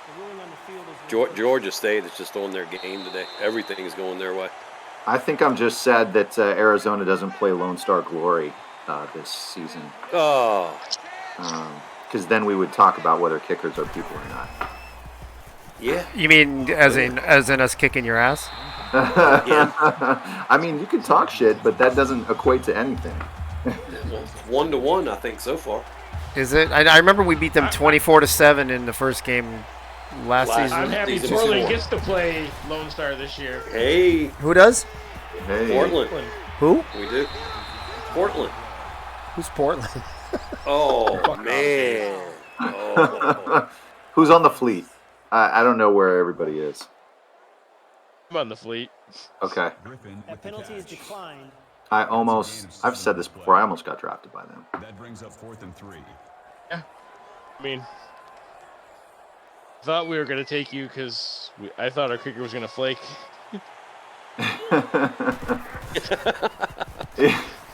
That dude never talked. Really? Never once heard from him in the chat. The ball was fumbled on the ground, and we have turnover number 5, I believe. No, picked it up himself. No? Oh, okay.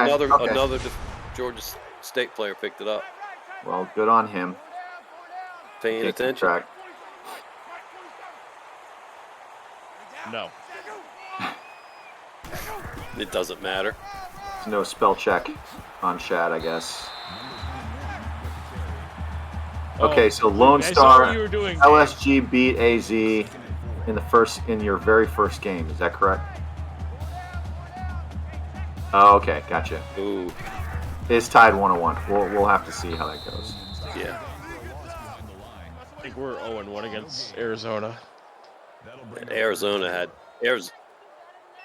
No, we've never played. Arizona had the potential for a fantastic season. They had a good season, but boy, they came out like gangbusters. Yeah, and then we dropped 3 in a row. Yeah. Their kicker probably fucked it up for him. Oh, hey-o.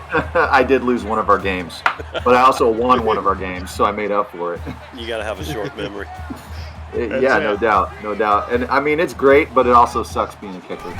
Yes, it does. You know, it's fun, Sitting but it's on not. the bench by yourself. You think I'm by myself, but I bring my friends. Okay. We have our owner as our kicker this year now. Okay. Oh, wow. Wait, kickers have friends? Yeah, me and him go way back.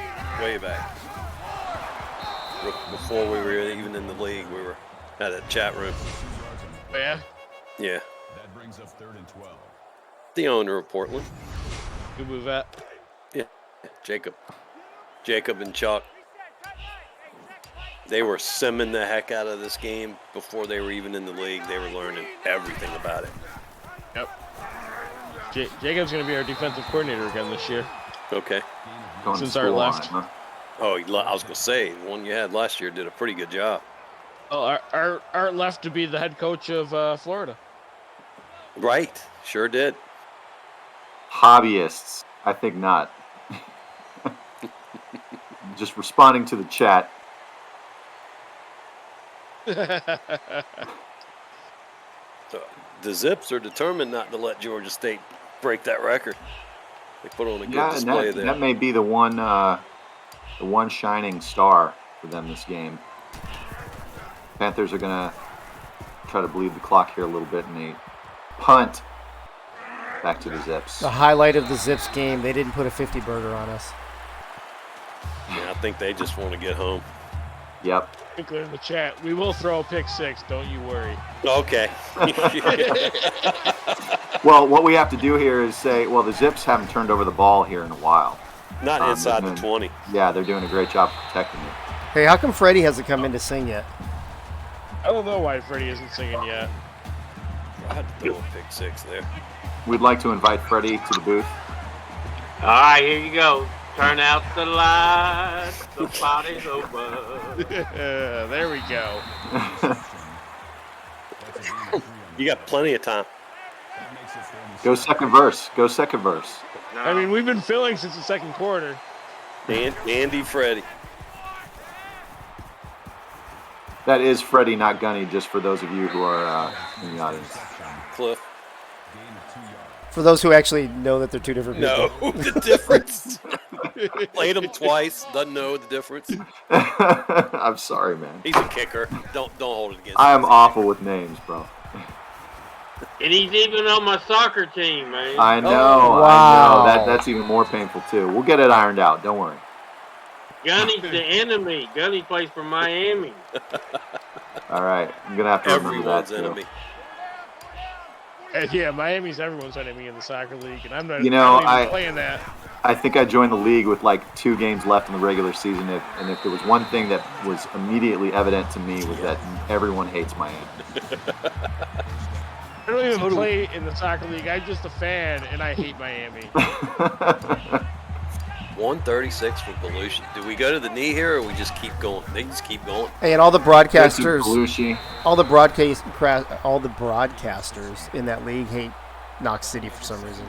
We still haven't figured it out why, but No, we embrace it though. whatever.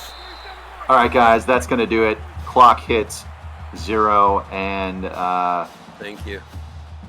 this brutal game comes to a close. Georgia State with probably their win of the season up to this point. No surprise here, Rodney Dangerfield is your player of the game. They're going to get lots of high fives on their way out. Over 300 yards for him again. Wow. And thank you to everyone who's still watching this game for sticking with us. Definitely had to branch out to other topics as we look at the replays here of our highlights from this game. I obviously still have a lot to learn about the different players in the AACL and what is the soccer league called, the SSF? Yeah, SSF. SSF. And here we see one of the most exciting plays of the game where quarterback was brought down just short of the end zone. And one of the shining stars for Akron was their one of 2 touchdowns. All right, so let's go straight to the analysis. We've talked about it a lot here already, but how did we arrive at this absolute blowout, Yogi? Like I said at the beginning of the game, both teams were adept at getting turnovers. Georgia State was just way more adept at it today.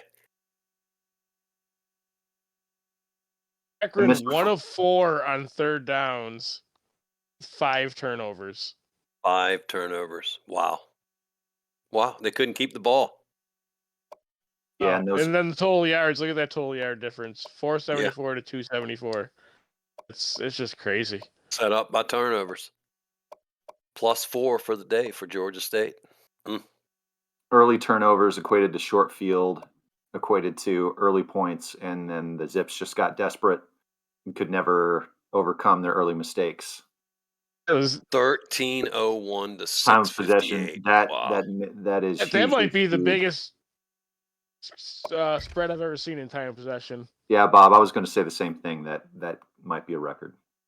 That's that run offense and short Rodney passing. Dangerfield, 13 to 25 for 145 yards. Not great numbers, honestly.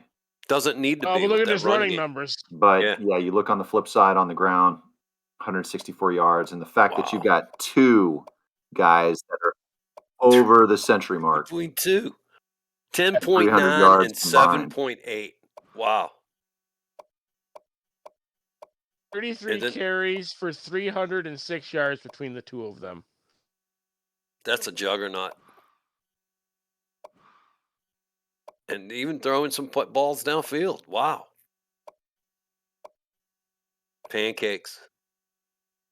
One offensive lineman had 8 pancakes. That's what I told you. That offensive line was showing out today. And that's just a dominating defense by Georgia State today. I mean, it was.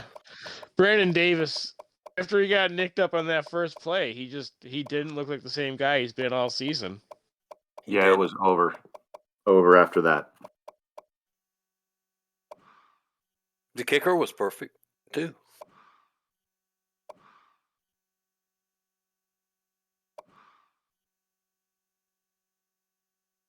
All right, looking here at Brandon Davis, 18 to 31 for 218, but the 4 picks, hard to overcome that. We know that the turnovers are the story of the game here. Even the backup quarterback got in on the mix and threw a pick of his own. And we go to the rushing. We had Nate Griffin, 41 yards on the ground, pretty good average, but when you go down early, you have to turn away from the running game and go to the air game, and just didn't have the opportunity there. They did a decent job of spreading the ball around, trying to come back. But again, Tony Bennett. Is it Tony Bennett? I can't remember his name. Todd Bennett. Tony Bennett is a singer. He threw to 8 of his own receivers and 4 defenders on the other team. There you go. So 12 different people caught passes Just for spreading the love. Spreading the love Also for him. Tony Bennett's also the head basketball coach at UVA. Okay. But I noticed one thing when we're going through these stats: a lot of Pennsylvania players on this Zips team. I would have thought it'd been more. I mean, there's a lot of Ohio and Michigan too, but a lot of Pennsylvania. Akron's really close to Pennsylvania. I mean, they're Okay. just outside of Cleveland there, so. Yeah. But I'm thinking maybe they want to try another state next year. They've had a great year. I'm just teasing. Yeah, and the Zips are going to have the opportunity to turn their season around tomorrow or next week. And I expect them to. Yeah, they're not going anywhere. No, you got it. These games happen. Very rarely do you have teams go wire to wire undefeated. It's just one of those things. Move on to your next opponent.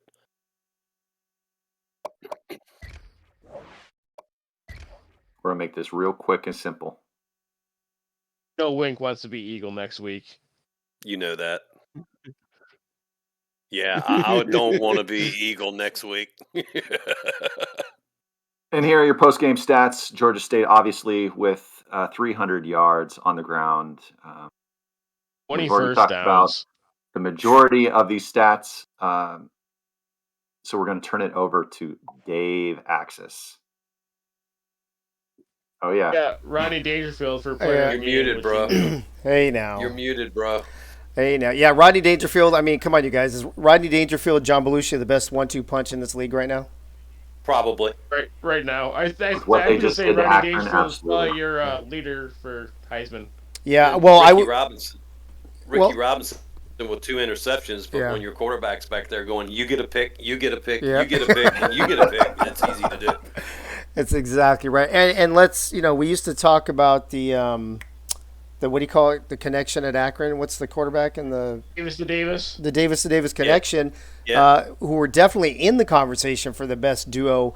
Definitely not showing up tonight. Overall, Cliff, starting with you, this game a huge disappointment for you? Yeah, I was pumped up for it. Wanted to see a good matchup here. 2 teams that have just been dominating all season long, and Zips came out flat.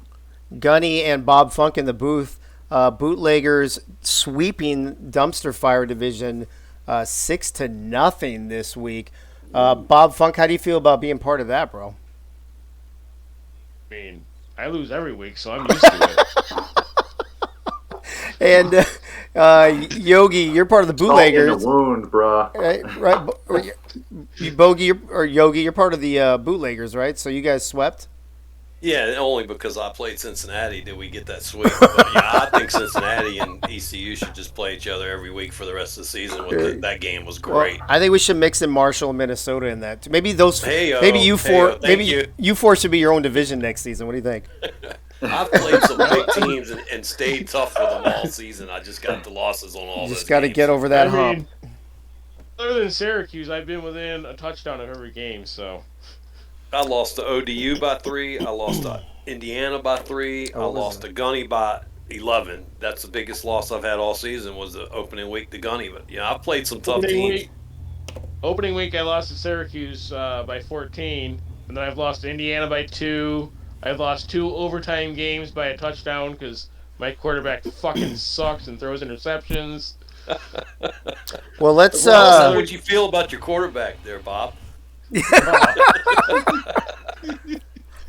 All right, so let's real quick. Let's talk some divisional stuff, and then we'll sign off here.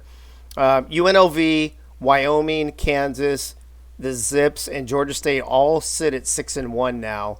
The cream of the crop, if you will, at least until next week, when God knows what will happen in this league.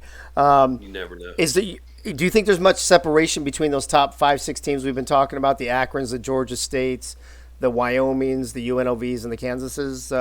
It looks like it, but in this league, any given day, any team can step up and knock them down. Yeah, I agree. Cliff, your overall thoughts for the 2 days? 12 games in 2 days, 7 yesterday, 5 today, nonstop marathon AACL action. What are your overall thoughts of this crazy 48 hours we just went through?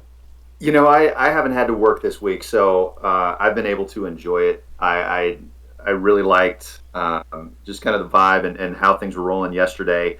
I think you said yesterday that sometimes the 4-game nights feel longer than the 7-game days, and It's just been great seeing different guys coming in and out of the booth. It's been a really, really good mix. And, one of the pieces, and we've already touched upon this, but to echo the same, is that no one's safe in the AACL. And so I think that everyone has a chance in any given game, except for a few of our teams. But very competitive, and it's only getting better from here, honestly. Yeah, I agree. Real quick, I want to let everybody know that completes week 7. We only have 3 regular season weeks left before we go into playoffs and bowl games, and then the season culminating on January 31st with our consolation game and our championship game. So the season's going by fast. Gunny, I agree with you. It's been an amazing 2 days of games. Thank you to everybody who's been tuning in and in the chat, the viewership, the chat. Love it all. Everybody who's in the booth the last 2 days, which is pretty much everybody. Appreciate everybody chipping in and spending their time and having the fun in the booth calling these games. Week 8 next week. We already talked about a few of the matchups that are going to be absolutely outstanding. Can't wait to see those coaches polls and see how we shake up the top 6. Make sure you get your player of the weeks in as well, which I think Dangerfield might just win it at this point. Dominate his third. Yeah, he might get it. And other than that, I want everybody to have a safe and enjoyable New Year's Eve weekend. I'm actually having some company, believe it or not, this weekend. The one and only Johnny Pickler and his girlfriend Kelly will be spending the weekend in the Axis household, hanging out in Knoxville. Johnny, there's going to be some whiskey knockback that Dude, week. Johnny Pickler is going to be Johnny Knoxville this weekend. Oh, boy. Oh, shit. I've seen it up close and personal. So just in case,